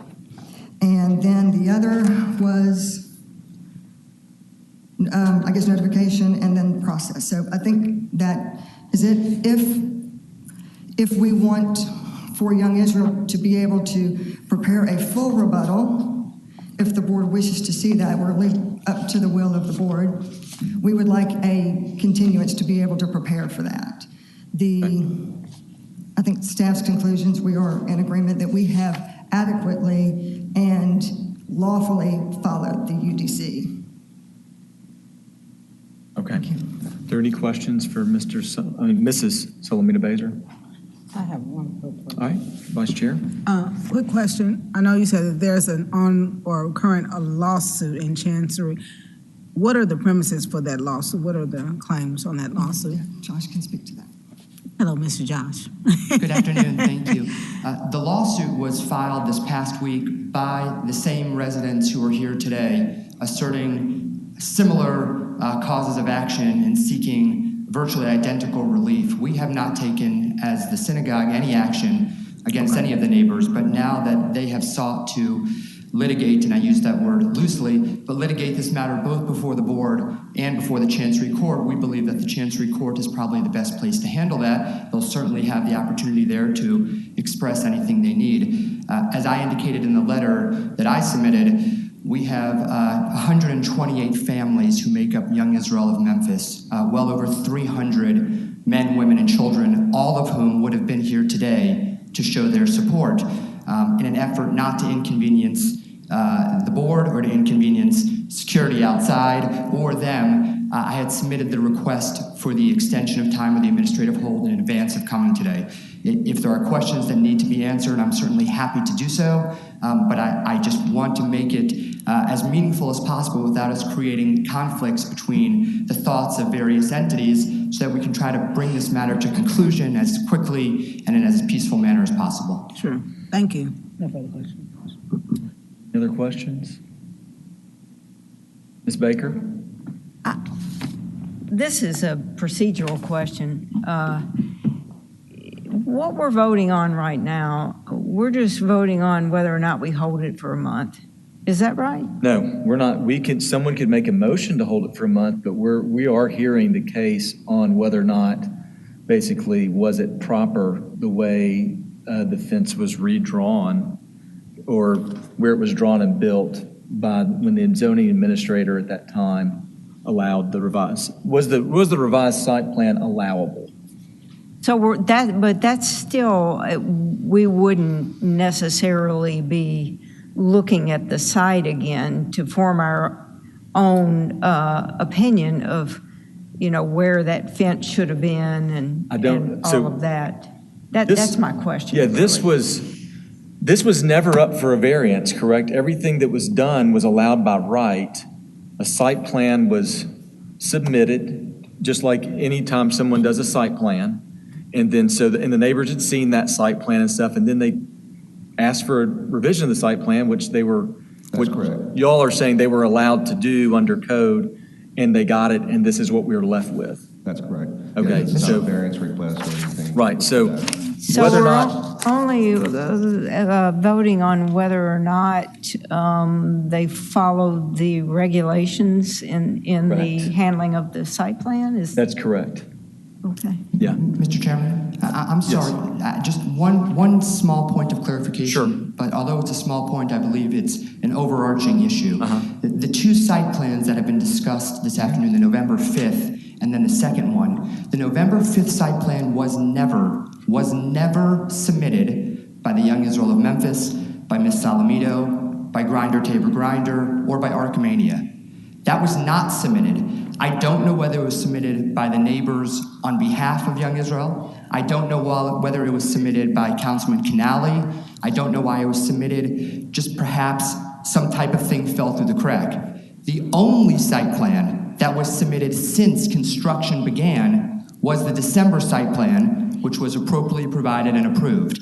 Young Israel didn't change its mind immediately, and I believe it's part of the packet that was presented by the staff. There's an email. As soon as that site plan was sent to Young Israel, we immediately contacted Mr. Whitehead to indicate that we had never submitted that plan. We don't know where it's from. And then we were advised to then submit a new site plan, which is what we did and which was approved. So I just wanted to make sure that the committee was clear. This was not multiple site plans submitted by anybody with authority to act on behalf of Young Israel. Okay. Any questions?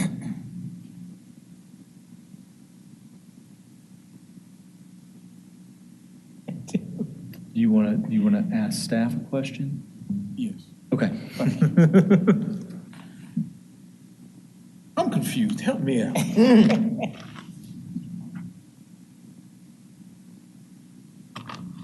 Give me a 1-minute dissertation of, again, what happened and why we're here, please. I'm just not getting it for some reason. Well, based on the appellant's testimony given moments ago, their main contention is that because the Young Israel did not appeal the November approved site plan, that they did not have the right, I guess, to submit a new revised site plan requesting administrative approval of it. And also that they were not notified, but also no notification is required for the UDC for administrative site plan review. So does OPD know how the November site plan, who submitted it? Do you all have records of who submitted it to you?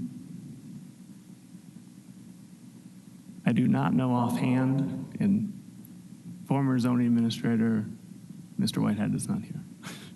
And one more question. So what you're telling me is that the approved site plan and the entity that's on it has the right to do what they've done and what was built. Correct. And the only way they were able to do it was when the site plan was submitted, it was approved by the zoning administrator. Correct. And the zoning administrator did not require the fence to be, for lack of better words, in the same alignment with the setback of the residences on either side. Correct. I think in his original, he said as close as practicable. And then it was determined that the practical location was the final site plan location. And Young Israel submitted. Okay. And does the place structure of its size and what we see, is it considered an accessory element that should have been included in the site plan? I think on the site plan, well, when they officially submitted the site plan for Mr. Kahane, they do show the playground area. They show a playground area, but do they show a structure in the playground area? I do not believe so. I believe they are technically movable structures. Mr. Chairman, if I may. Yes, ma'am. So the playground equipment is not they're not regulated under the UDC. It is a residentially classified play equipment. There are no footings. So if you look at the definition of a structure, you determine what a structure is. It is something that is permanent, that may require a building permit. This is a residential, family members who have this same playground equipment in their backyard. And we showed a play area when we went through original processes to get the building permit. And the UDC is silent on playground equipment. I have a question for staff, and I may have already asked this. When a site plan on a church like this is submitted and there's no variances involved, there's no notice requirements and no real, the neighbors don't really have under the way our code is, I'm not saying it's right or wrong, I'm not trying to pass that. The code doesn't require notice to the neighbors and their views on the site plan. Is that accurate? Okay. Mr. Chairman, Yes, ma'am.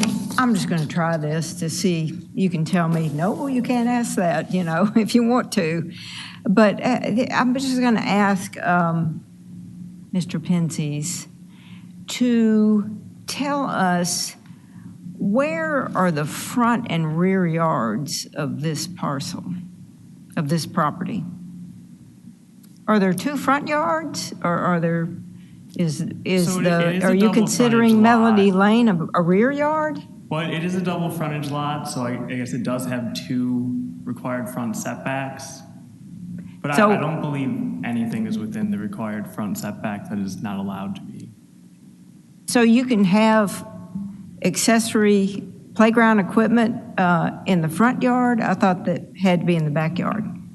I don't believe the accessory playground structure is within the front yard setback. But, yeah, you go ahead. But, I'm sorry, that's not what she asked. What she asked was, can an accessory play structure be within a front yard? Mr. Chairman, yes, sir. I just wanted to mention we do have our legal counsel here, Mr. Robert Rowling, and I just wanted to get his opinion on this because as we did learn that the playground structure is not part of the appeal that you're hearing today.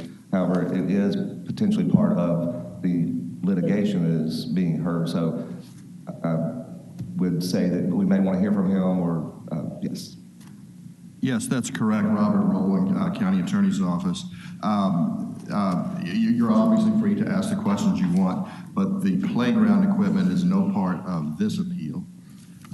Our appeal here has to do with the approval of the site plan. The court case has to do with restrictive covenants among the neighbors. Gotcha. Okay. What, can I ask one more question? Yes, ma'am. In that regard, I thought I saw something in the report that said that the board could add conditions if they wanted to. And so my question would be, could we add conditions that would put the play equipment more in a rear yard situation and not have a solid wood fence, in front of the front? I'm just asking.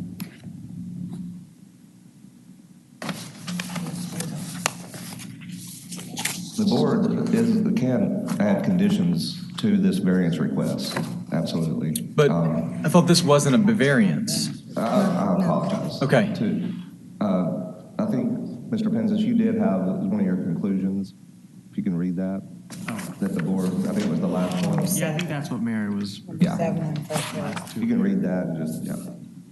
The board, based upon its interpretation of the UDC, may reverse or affirm wholly or partly, or may modify the order, requirement, decision, or determination appealed from, and shall make any order, requirement, decision, or determination that is, in its opinion, ought to be made in the case before it. To this end, the board shall have all the powers of the officer whom the appeal is taken. Furthermore, the board may set forth conditions in granting an appeal. Such conditions may relate to screening, landscaping, location, and other conditions necessary to preserve the character of the area and protect property in the near vicinity. And I also found the question I think you were asking, Mary, 2.7.2A3 of the UDC says no accessory structure shall extend into the required front or side street yards. And the fence, a fence like that, is that permitted that far into the front yard? In this instance, because the single family regulation has the stuff about the fence site proof not being in the front yard, but Young Israel is not a single family use, therefore it does not apply to them. Mr. Chairman, if I may, if we're going to discuss the merits of the case as opposed to the procedure which is in the appeal, we would like to ask for a 1-month hold so that we can adequately prepare it to be able to discuss the history and adequately prove to the board Young Israel's side if we're going to discuss the merits of the case. Okay, we understand. Any other? What? May I ask a question? Yes. So is Young Israel saying that they don't want to move anything, they just want to stay like it is? Is that what they're saying? No, sir, I'm not saying that at all. I'm asking you what. Right. I'm are saying they willing is to that make? I understand what you said. Young Israel is a group of individuals, not I understand just what you said. Josh Kahane and I. I'm sorry. And I I'm not still saying understand what you said. Okay. Let me ask my question, please. What I'm asking you is, are they willing to make any concessions on this? Yes or no?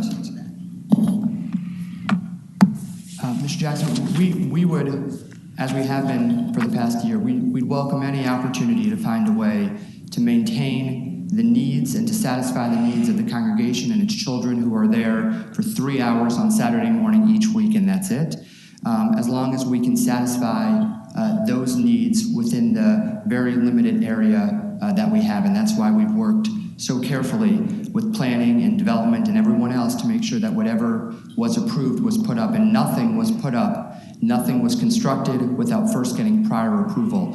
It would be difficult to move the facility because of the requirements of the fire lane. There has to be a fire lane in the back. The fire lane cuts that yard by about 60% and relegates only 40%, a very narrow strip of possible use, which then requires the playground to be much longer because it has to be very narrow. But if there's some way we can orient things within a way that would be more satisfactory to the neighbors, we'd be happy to embark upon that. I've had that conversation with the neighbors and with each of their 3 previous lawyers that they've hired, and I'm happy to continue having that conversation. But as it relates to where we are today, we have done everything we have been asked to do and continue to do everything we've been asked to do. And I'm sorry, and then I would also note that the current location of the fence is the precise location that the neighbors asked us to put the fence. Please, hey, you're not talking at this point. We hear testimony from each side. You'll have a chance for rebuttal. If you look at the staff report and you look at the email that was drafted and sent by the appellant himself, that is the appellant's picture that he drew with that red line on the board. That is what the appellant requested. The fence has been located in that exact space. Now, the appellant wants to revisit what he previously agreed to and ask us to move the fence. We had desired, quite frankly, to put the fence all the way as far forward or close to Melody Lane as possible to maximize the play area for the children. But in an effort to accommodate the requests of the neighbors, we put it exactly where Mr. Durham requested us to put it. And that was approved by OPD. And after it was approved, we constructed it. And now, despite having watched it been constructed for 3.5 weeks, at the conclusion of the construction, they filed this appeal and a contemporaneous lawsuit in Chancery Court against the synagogue, alleging that the play of our children 3 hours a week represents a nuisance in their neighborhood. And as a result of that, we are asking that this committee, if it takes action, which again, I've asked for an administrative hold, but apparently we are having a discussion nonetheless, if we are going to have this board review what is before the board, which is, number 1, whether or not we had to give notification to them, which we don't, and number 2, whether the conduct and the approval of the UDC was valid, and it was. And based on that, the appeal should be denied. The issues on the playground, we're happy to take up with Chancellor Kyle in the Chancery Court. Can I just ask you one question? Yeah, sir, you can ask me as many questions as you'd like. If you lived where they live, would you appreciate what they see? Just a yes or no? I would just ask. Yes, I would greatly appreciate the efforts made by this congregation. That's not what no, I'm sorry. I'm just trying to understand. Yes, sir. In a spirit of cooperation. Yes, sir. If I lived next door and I saw that, I'd be upset. Okay. And I would appeal. So I'm asking you, as a neighbor, if you live there, would you be okay with that? I wouldn't. And I don't think you would either. Yeah, yes, sir. If you're asking me a question, again, I don't know if you're asking me a question or if you're sharing with me your thought. I mean, tell me. Both. I'm sharing you my thoughts, and I'm asking So you. the answer that I would give you is, I feel that I would be troubled by the construction, yes, but I also would recognize that it was done within the confines of the development law and the procedures, and I would not be bringing litigation against a church over it. Thank you. Yes, sir. Mr. Chairman. Yes, ma'am. I want to go back to this fence in the front yard question. Mr. Pence's. So you're telling me that any church that's in a residential district can build a solid wood 6 or however many feet they want to build it, wood fence in the front yard? I mean, how, anywhere, all the way to the sidewalk, I guess. Is there any setback required, even though it's a front yard? Wouldn't they have to still observe a front yard even though they're a church? I'm just asking, because that doesn't seem right to me.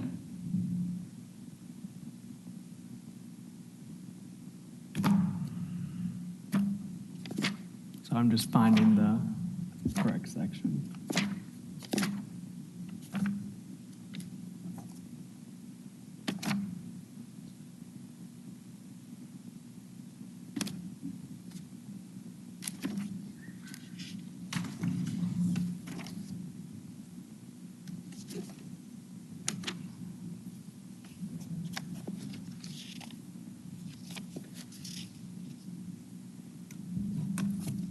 So I'm in UDC 4.6.7C, which is what covers front yard fencing. And it says front yard fencing, no fence or wall may exceed 4 feet in height between the front facade of any single-family residence and the public right-of-way or private street. And that's the only front yard fencing requirement, limitation. And as this is not single-family, there is no.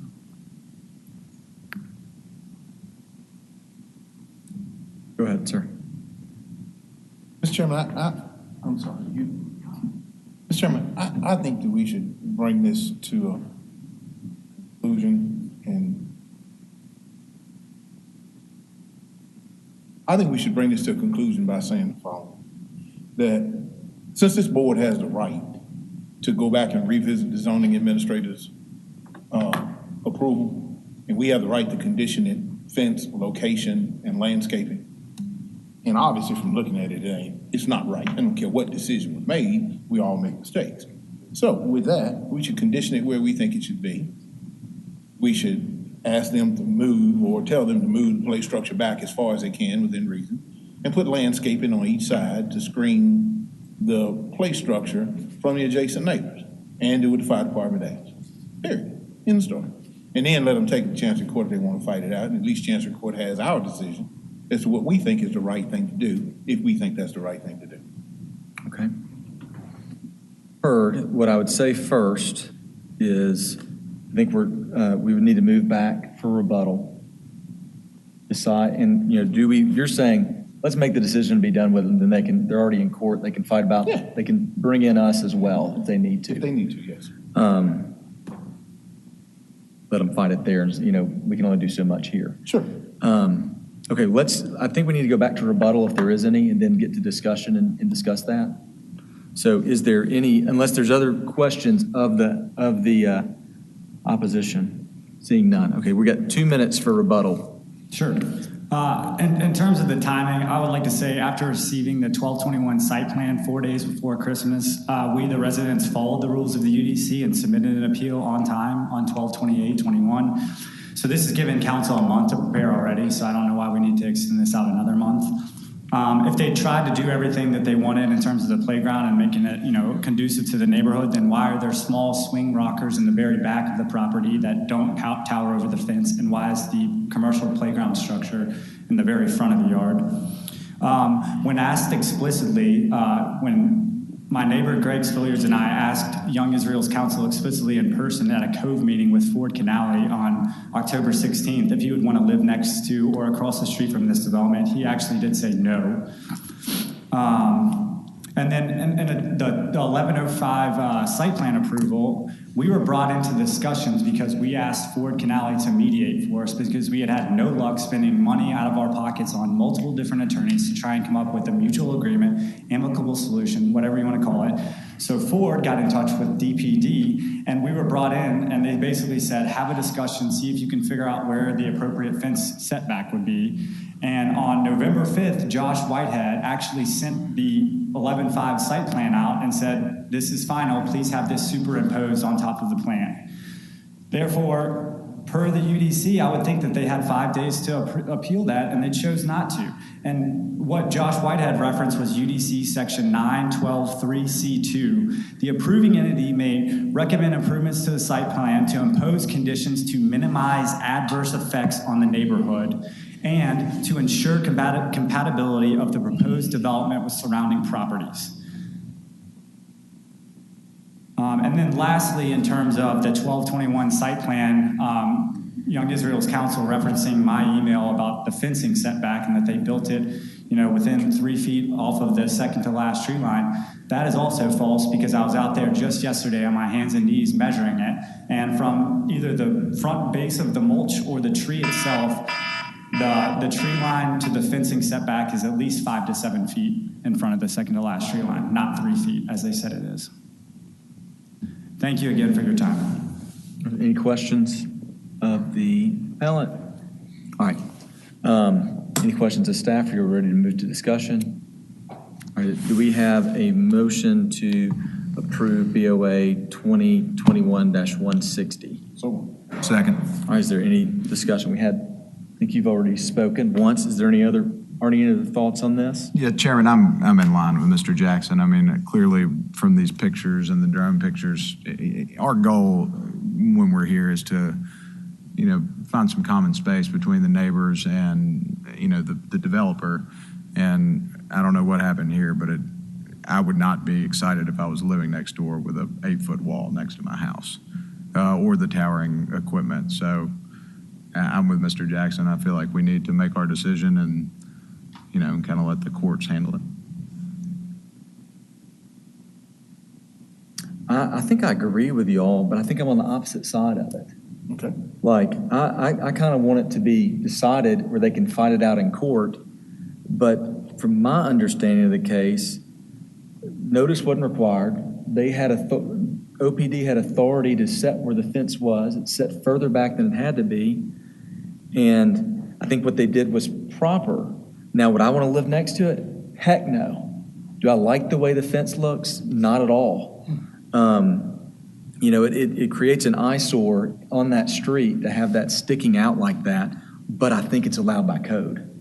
I think our problem's with the code, not with the way the code was handled so much. Code allowed that, Sure. I think. But, Mr. Chairman, if I may. Oh, yeah, absolutely. But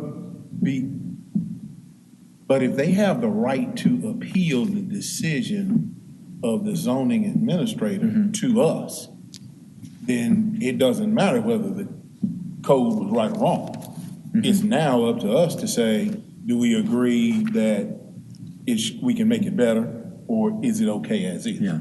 And does that make sense? It does. And I'm saying in opposition to you, I think we can make it better. Yeah. And your suggestions would be? What I said previously, to pull the fence back to align with the front setback of the residences, move the play structure back as far as it can, and provide landscaping on two sides of the fence to screen it from the neighbors, and do what the fire department has asked. Back to your lands. I get the fire department. We're going to do whatever they say. Exactly. Right? We know that. Oh, yes. As far as the screening, are you talking about screening the fence or screening the play structure? Screening the play structure by placing landscaping on the inside of the That's fence. what I would think too, that yeah. would come up, yes. Okay. Yeah, and and to your point, the zoning administrator had the ability to look at this, and maybe a church can build a fence out there, but maybe it wasn't proper here, as opposed to a huge frontage, as opposed to a minimal lot there. Yes, sir. Or That's whatever. exactly what I'm saying. And luckily, Josh has gone where we can't ask him. So any other thoughts or comments? Okay, with that, I assume y'all are ready to vote? And so what we're going, so hold on. Let's make those conditions so condition 1, fence shall be moved back to the front setback of the houses. Point of clarification, are we, be very specific, saying the UDC required? We're going to go to the front, we're going to go to the houses as built right now. So you want. So not the setback, but the building, where those buildings are built. Facade of the building. Building line Yeah. definition, okay. But that'd be number 1, the fence is moved backwards. Number 2 is were you moving the play structure, or are you okay with just the screening? I think you're gonna have to move the play structure. Well, yeah, it has to be in the fence. Right. Yeah. So push it back as far as possible. Yeah. And then have screening of evergreen bushes inside the fence. That can reach a height of 12 feet. Okay. So those would be the 3 conditions. Yes.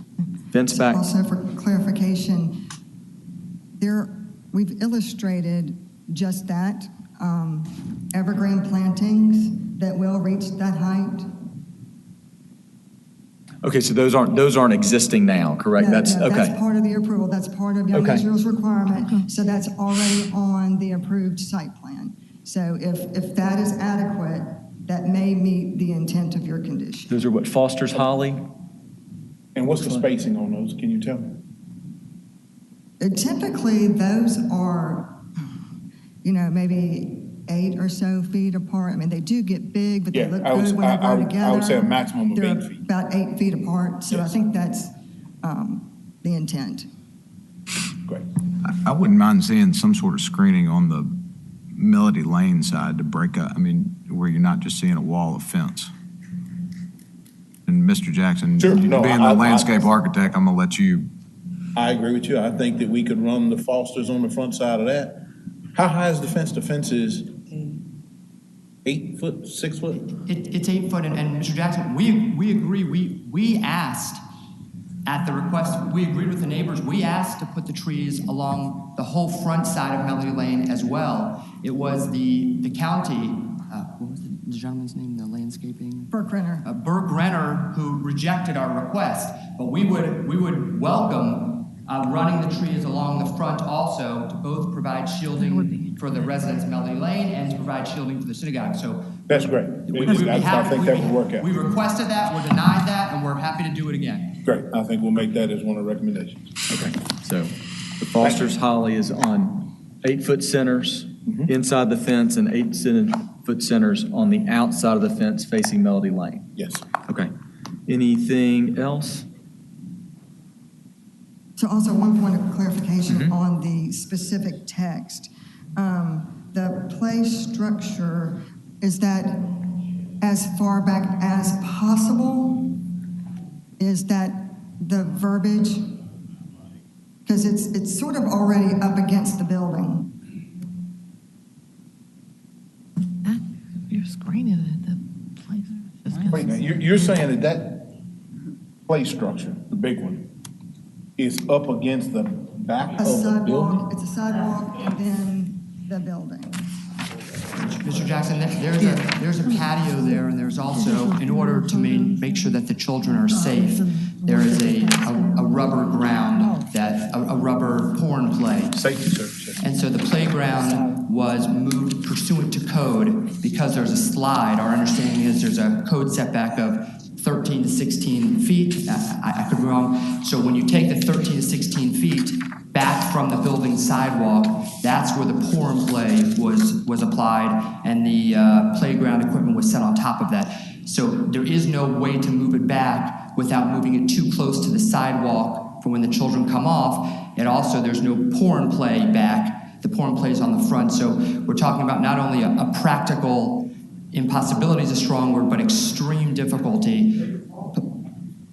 Plus, there's also the issue involving, obviously, the rather extensive costs that would be associated with that, none of which was incurred until we submitted the application and received the approval from the city. Same thing with the fence. The fence was constructed exactly in line with the approval received. The reason it's 8 feet tall and made out of wood is because that was the request of the neighbors. Under the code, we could have done it out of wrought iron, which was the original design, but they did not want to see inside, so we did the wood at their request and the height at their request. And so now to take apart the fence and move it again would then obviously cut right into where the pour and play and the playground is, and I'm not a fence builder. I understand what you're saying. So let me ask this question then. When we pull the fence back to align with the front of the houses on Melanie Lane, how close is the fence now to the play structure? It would chop off a portion of the play structure. So you're telling me it's impractical to move the fence back to the front setback? It's impossible. It's impossible without. It's not impossible. It's just without removing the playground. And the site plan that was submitted to OPD shows the exact length of the playground, where it is compared to the adjacent properties, where the pour and play is. There was no attempt by anybody here to shield anything. It was all presented very clearly so that if planning and development had raised a concern, we would have addressed that concern prior to doing anything. So where the large play structure is, there's obviously something that's further to the east of it that's stopping it from going any further. Is that another piece of play equipment? There are little bounces, but that's not the issue. The issue is the sidewalk. When you come out of the building, there's a cement walkway and cement patio, and that's the issue. That where the cement comes out and hits makes it so that no slides the playground would not fit with code. It would be too close to the cement and cause a danger to the children. So here's what I would suggest. We've already talked about where the fence is moving to. The play structure has to be behind the fence, so it can't be further than the front of the house. And I don't know what that's going to do to the play structure, but y'all are going to court and y'all can duke it out and sue us or whatever. But that's kind of what I would say. How long is the play structure? Just a rough idea. 20 feet, 40 feet? It's certainly more than 20 feet. I don't know if it's 40 feet. It's very skinny and narrow as opposed to square, like a normal play structure might be, because of the way the fire lane cut and the distance that has to be from any slide. It had to be very narrow, which extended it longer as opposed to a more square structure. It's a rainbow play set. It's made out of wood and plastic. It's the same company that people all over the city use in their backyard. Okay. Do you have a problem with my proposed? Chairman, again. Okay. No, we're done. We're done. Mr. Chairman, Mr. Chairman, I agree with you, and I think Mr. Claybrook does too. To move the fence back and let them, and put in the landscaping and let them do what they have to do on the inside of the fence. Any of these conditions we're adding to it can be I don't think appealed. we can design the site inside there for them. Yeah. All right. So, do you have our conditions as Brett? I want to make sure we did discuss that the planting shown on the site plan here, is that adequate to serve for the last We want Foster's hollies on 8-inch.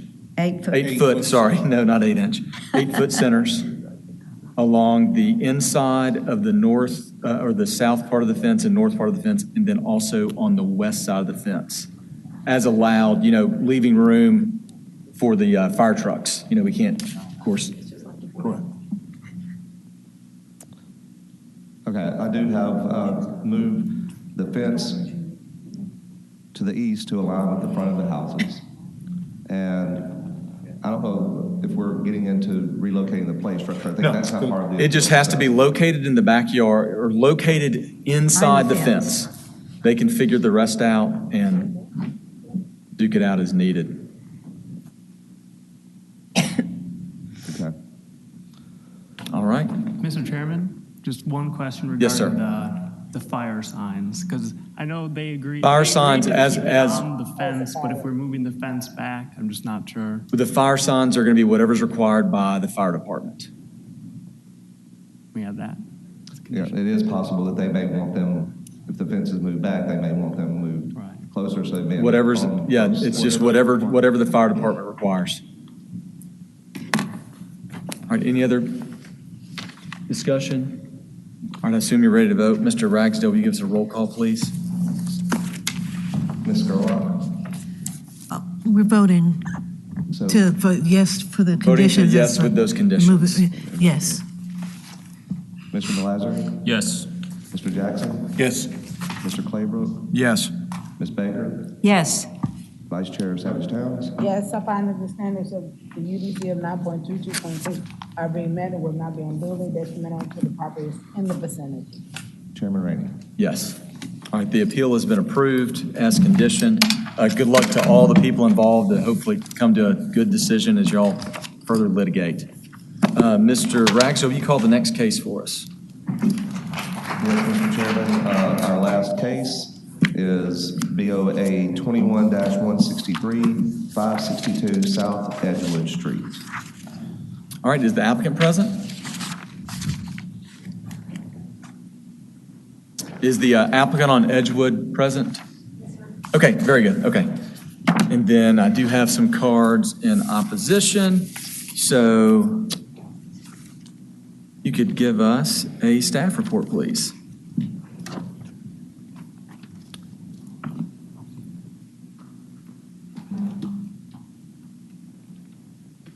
Thank you, Mr. Chairman. Aisha Tezar with the Division of Planning and Development. Item before you is a request for 1-foot variance for a lot frontage of 49 feet, where 50 feet frontage is required to build a duplex. Subject property is located at 562 South Edgewood in Lenox neighborhood. The underlying zoning is residential urban 1, and the land use map shows the area includes single-family and multi-family residential uses. Thank you. This street view image from November 2021 shows the existing condition of the subject property. Records indicate that the previous structure was demolished in 2017, which was a single-family home.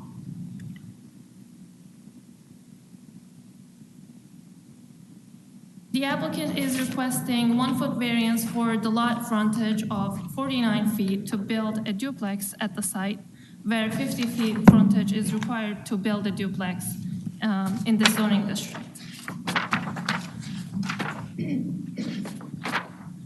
Subject lot is part of an unrecorded subdivision, and it has maintained its width as 49 feet since early 1980s. Additionally, the lot is 188 feet long and approximately 9,278 square feet in area. In residential urban 1 zoning districts, minimum lot size required for duplex uses is 8,000 square feet. Staff agrees the approval criteria are met, and granting this variance will not cause substantial detriment to the public good and the purpose of the code. We recommend approval of this variance request with 3 conditions as stated in the staff report, page 12. This concludes my staff presentation. I would be happy to answer any questions. Perfect, thank you so much. Are there any questions of staff? All right, hearing none, if the applicant would like to come up. Ms. Salamito, still sworn in. Brenda Salamito Baser, Salamito Land Planning, 1779 Kirby Parkway, Memphis. And I apologize, my voice is about gone today. It's about shot. No, I understand. Again, the request today is for a 1-foot variance to permit a attached single family, which is permitted by right, in this zoning district of RU1. If you look at the rear property line is approximately 51 feet.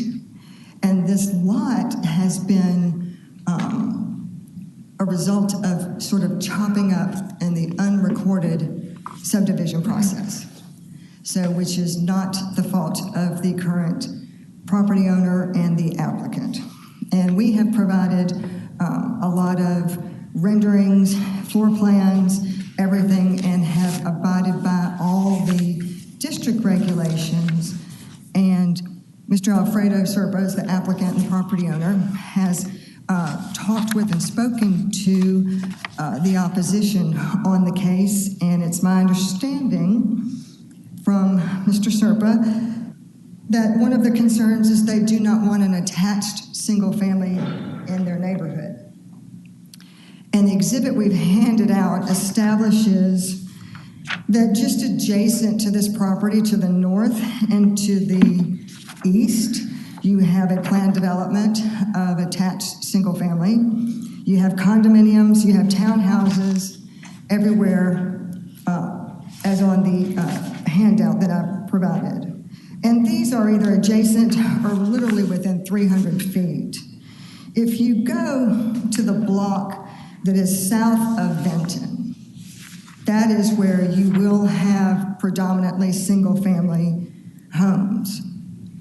But the area that we've illustrated, this is a far less dense development and is, and again, attached single-family. So if there are any questions that you have, and I believe that even Mr. Serpa has agreed to talk and continue to work with the neighbors on building materials and other things that are not necessarily before this board, but we can certainly talk to the neighbors about that. But again, it's a 1 foot of frontage modification request. Thank you. All right, thank you, Ms. Solomito. Is there anybody else that needs to speak now on behalf of the applicant? Are there any questions of the applicant? Are they in agreement with the conditions as proposed by staff?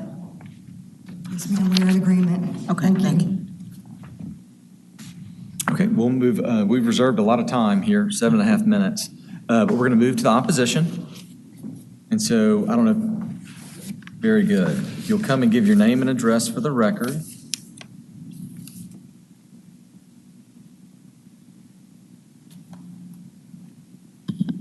My name is Michael McLean. I live at 553 South Edgewood Street, which is across from this lot. Okay, do you swear to tell the truth, the whole truth, and nothing but the truth, so help you God? I do. Okay, go ahead, sir.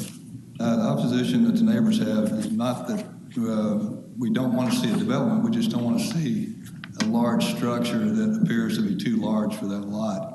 And also, we don't, hopefully y'all will not grant this variance. Now, that lot floods and retains moisture just about year-round. Right now, there's 6 inches of standing water. About where the 2 is, where it says duplex 562, water drains from south to north, from the neighbors to the south, across this lot, and in between 2 structures in the north development where the condos are. And those structures on condos were separated to allow that drainage to continue. With this structure, there is no way for that surface water to drain. The design of the structure is interesting, to say the least, but it's not really conducive to single-family dwellings in the neighborhood. There are quite a number of condo developments on the street. We'd like to see this one lot to maintain its single residency.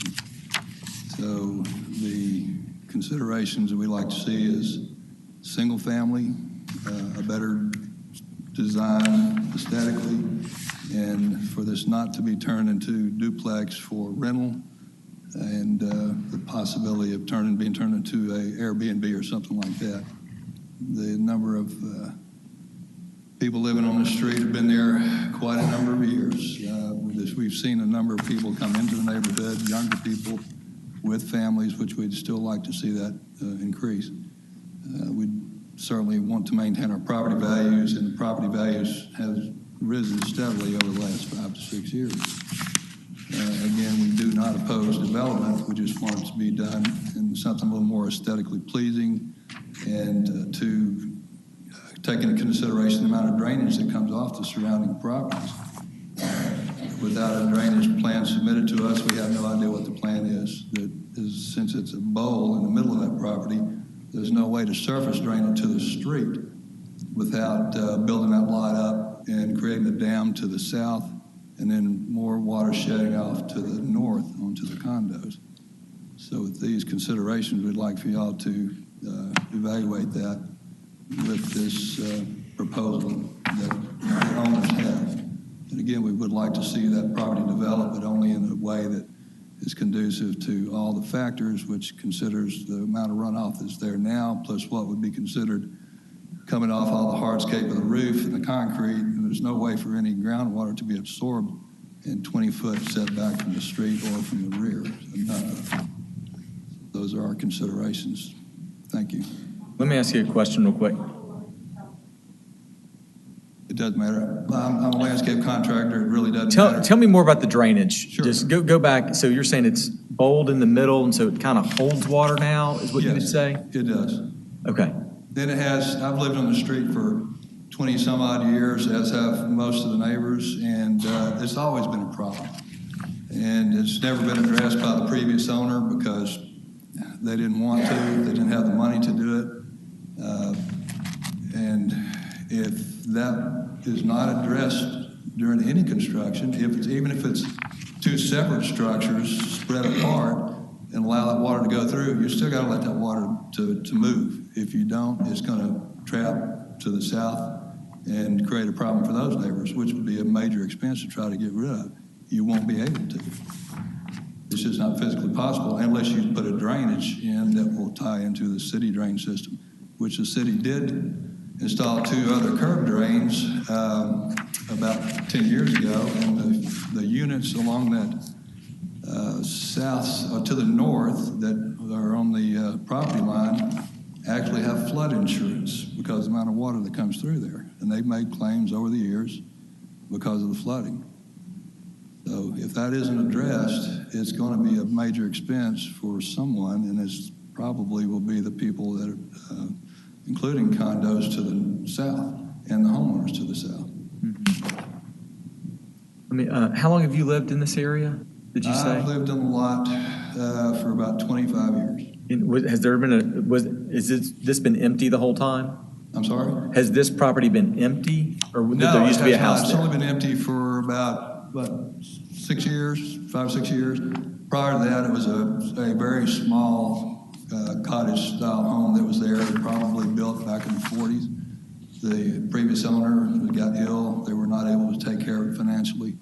So it deteriorated to the point where it had to be torn down. Gotcha. Okay. Yeah. So it's, we've all been hoping to get someone in there that had an interest to put a home in there, but not a duplex and not more condos and not apartments. I mean, it's just not would be in keeping with what we're trying to keep as a single-family home residential neighborhood. Okay. Are there any other questions for Mr. McLean? All right. Thank you, sir. All right. Thank you. We have some more cards here. Do you want to come up or me call somebody? About Sheila Lewis. If you'll give your name and address for the record, please. Sheila Lewis, 2255 Benton. Okay, do you swear to tell the truth, the whole truth, and nothing but the true self you got? I do. Okay, go ahead. I've lived in this neighborhood for 30 years, and we need single-family homes where they can have backyards for kids to play in or people to enjoy their space. We do have a lot of duplexes, but we have a lot of dog walkers, and we're going to be looking at the side of this large duplex. It is not attractive, and it's just, it doesn't fit in our neighborhood. And I think that if we allow this to begin, it's just going to keep happening. We have a lot of long lots, but people want to have yards. We need it. And we would like a single family home built there and not have this huge, oversized. I know they're saying it's a small bit, but it's paving the entire lot. And it's just not conducive to our sweet little neighborhood that we have. So please consider the neighbors and not the developers. And if they want to build a single-family home, we will welcome it. Thank you. Thank you very much. All right, we have, go ahead, yeah. Hello, Shauna Engel, 239 South Cox. My comment would be... Let me, do you swear to tell the truth, the whole truth, and nothing but the truth? So Yes, you I got? do. Okay, go ahead. If you could scroll to the detailed floor plan.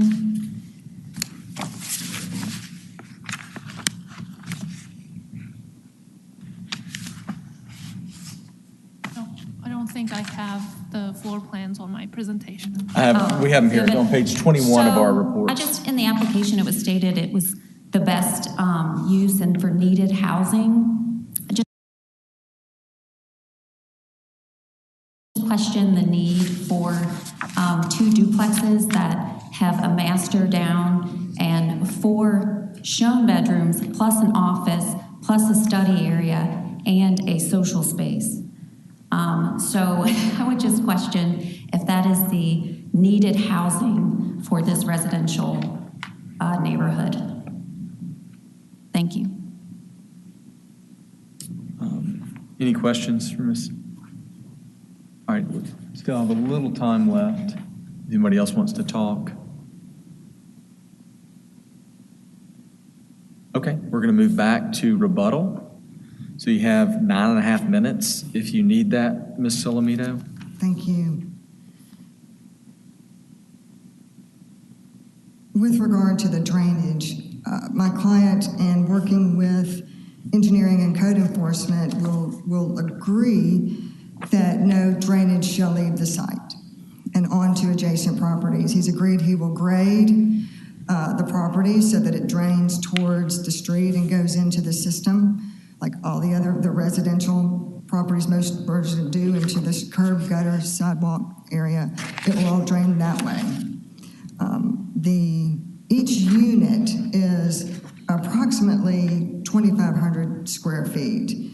And knowing my business, my clients, the infill development that's occurring in Midtown, in Cooper Young, in all over, in the Beltline, all of the homes that are being constructed on existing lots are about 1,500 maybe, or maybe just a little bit larger. But those are small. So these are constructed for families. And a lot of people don't want to purchase a single-family home with a yard. If you look at this lot is extremely long. It is impractical to think that somebody would want to maintain a small house, whether it's 2,500 square feet or whatever, and that long yard. What Mr. Serper is proposing, he will take care of the drainage issues, which again, he also has to do by law. And he is going to build new construction, which is not an inexpensive thing to do these days. And the quality of materials will be a development that is an asset to the neighborhood. It will help property values. And again, the request before you is for a 1-foot modification to a physically impaired lot. So I'm happy to answer any questions that you may have.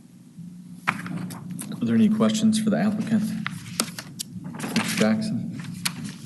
What is the intended use of these 2 units once built? Are they built for lease rental, or are they built for Airbnb? No, not for Airbnb. They're going to be lease rental units, not for Airbnb. Not weekly, not monthly, strictly It's a permanent lease situation, just like you would, a 6-month lease or a year lease, just the standard leases. Mr. Secretary, does this board have the ability to restrict someone from not utilizing a structure like these for Airbnb? That's a good question. I mean, there's no ordinance in the city of Memphis restricting Airbnb, so, it's maybe going a little bit beyond. I'm not sure. Maybe Mr. Rowling would be able to answer that. You may apply conditions to virtually any of your decisions, and so I would say, yes, you do have the authority to do that. Would your client be amenable to that as a condition, not to use it for Airbnb?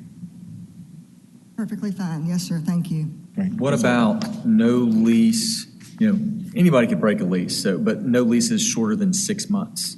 Sure. No, so Okay. I think that kind of falls in line with the short-term rental ordinance. Right. With the city of Memphis. Okay. So if we could say yes. Instead of using the term Airbnb, I'd rather do the 6 months. Short-term That makes rentals. sense. Yeah. There you go. Well, okay. As reasonably can be accommodated, if that's okay. I mean, if there's somebody that wants to come in for 4 months, these are not furnished, by the way. So Right. these are not going to be furnished, rental. They're not type furnished now. temporary housing. But, it could be corporate if something. So if we could just say as reasonably. I think I want to stick with 6 months. Okay, that's fine. Yeah. That's fine. I tried. And my reason for, I feel for the applicant. I mean, I understand the neighbors, but, this lot is 51 feet in the back and 49 feet in the front. Mm-hmm. And it wasn't platted, which would have somebody would have done a better job of making it 50 feet. We're talking about a 2% variance on a lot where this would just be allowed by right. Mm-hmm. And that's, sure, single family sounds better to any neighbor, but it's basically allowed like it is. It's larger than the lot needs to be because it's so deep. And so that's why Mr. Chairman? That's why I'm thinking I'm going to approve it, but I just wanted to, I'm with them, just no short-term rentals, but we'll do that in 6 months. Sure. Mr. Chairman? Yes, ma'am. I think my question is for staff. Okay. And it goes to the site plan that's on page 19. Is that in what you have? And I see an area that I think is pavement leading up to what I think is a parking garage. And it looks to me like it's 25 feet wide. Can you have a driveway 25 feet wide? I'll actually go to the renderings and try to explain it from the rendering. So this is what you would be seeing from the driveway that the site plan shows. But I'm talking about the width of the driveway that's shown on that site plan on page 19. Right now, I'm not talking about the building at all. I don't believe that's the driveway itself. Driveway itself looks like to be 16 feet along the south property line. But there's a dimension here that says 25 feet 6 inches. And it's in front of what I believe is the parking garage. And I don't see how you could not have it paved up to the parking garage. Ms. Baker, I think I can address that for you. So if you are looking at page 19 at the bottom left-hand corner, you will see that leader which says 25 feet 8 inches, and that is to the far side of that building. You have a 16-foot dimension from your 5-foot property, your 5-foot interior utility easement. Off of that is 16 feet. And it doesn't have to all be pavement. I don't think it's intended for it to all be pavement. I think, the land, some green space, and this is just for representation purposes. So. But you have to have pavement that goes all the way up to the front of the parking garage, don't you? Because you got to. And so to me, that looks like it's at least 20 feet, maybe 25. I'm not sure I'm understanding where you're. I'm looking at page speaking. 19, right. And I'm looking at the site plan that shows the building and what I think is the parking along the, what direction is that? I guess it's the south side. Or the west side. I think, Ms. Baker, if you look at this picture from what I'm seeing and look all the way to the left, that would be the street. Past that, and you'll see the grass there.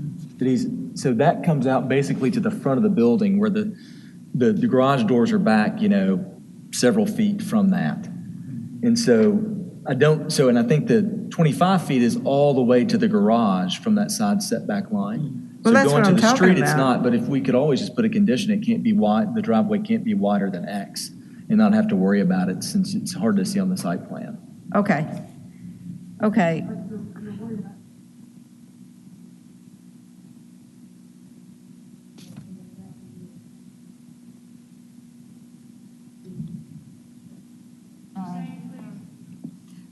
Sorry, just the access drive would be somewhere between, showing a dimension line there, just from that backup utility easement to what would be the front entry. That shows 16, but that's not indicating all, just asphalt. Okay. How about the access drive will be no wider than 16 feet and no parking will occur. There'll be no paved parking other than the driveway, which, further west than the western facade. No parking in the front. Yeah, that works. In the front, yeah. And I think that's a recent UDC amendment as well. So that's already part of the code, but we can certainly agree to that. No parking in front of the front building line. Okay, I have another question. Yeah, no, absolutely. Okay. In this parking lot, it goes along that whole east line of the property, doesn't it? It just keeps on going because, is that another parking garage back there on the back of the building? Yes, for the second unit of the duplex. Yeah, so that whole thing, that whole side is that all 16 feet wide of pavement there? I guess it is. But we haven't, we can put the driveway however the board sees fit. That's just a dimension line to the easement. So if we want to make a condition that says the driveway leading to the garage of house number 2, cannot exceed 12 feet or 10 feet. I think the driveways are mostly 10 feet in the Midtown area, 10 feet wide. Well, and can I just keep, where are we in the process? Is it we're in questions on rebuttal. We're not in discussion yet. All right, I'll hold off. Okay. Any other questions of the applicant before we move to discussion? JT. I just wanted to be clear. So essentially there's going to be one access to this property and both cars would have to share one curb cut or one driveway to access both garages. Is that correct? Yes, sir. All right, any other questions? All right. Thank you, ma'am. So we can discuss if we can get a motion to approve BOA 2021-163 as conditioned by staff. So moved. Second. Moved and seconded. Is there, Mary, did you have something you want to start off with in discussion? Yeah, a couple of observations, and I agree with you. This is a 1 foot thing here.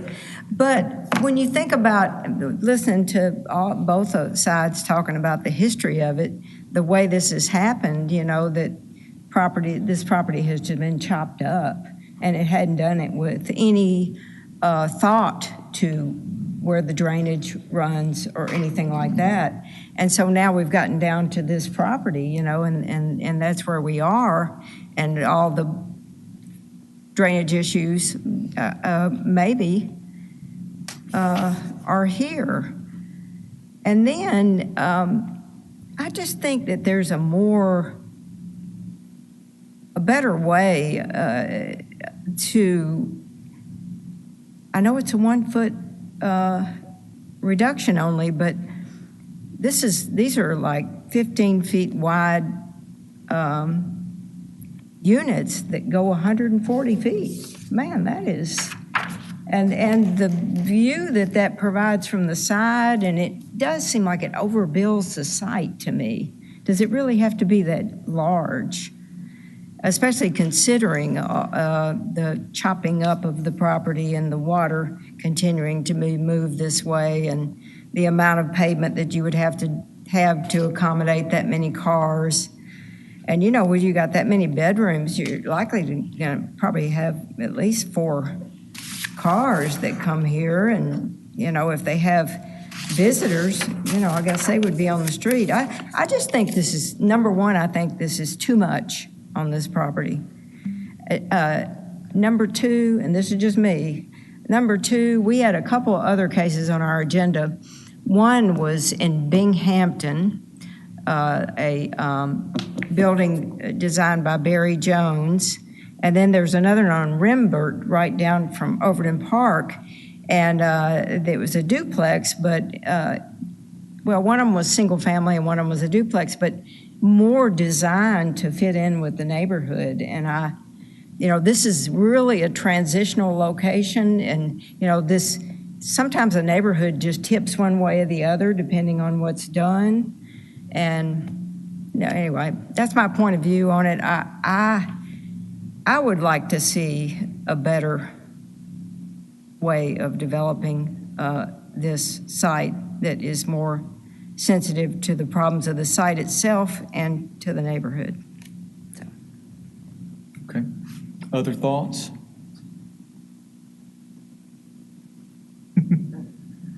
I agree with Mary.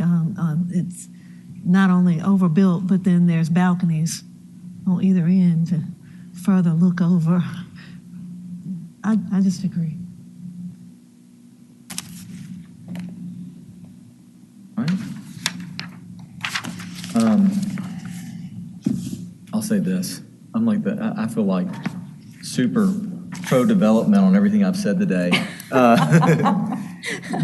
I know the neighborhood a little bit.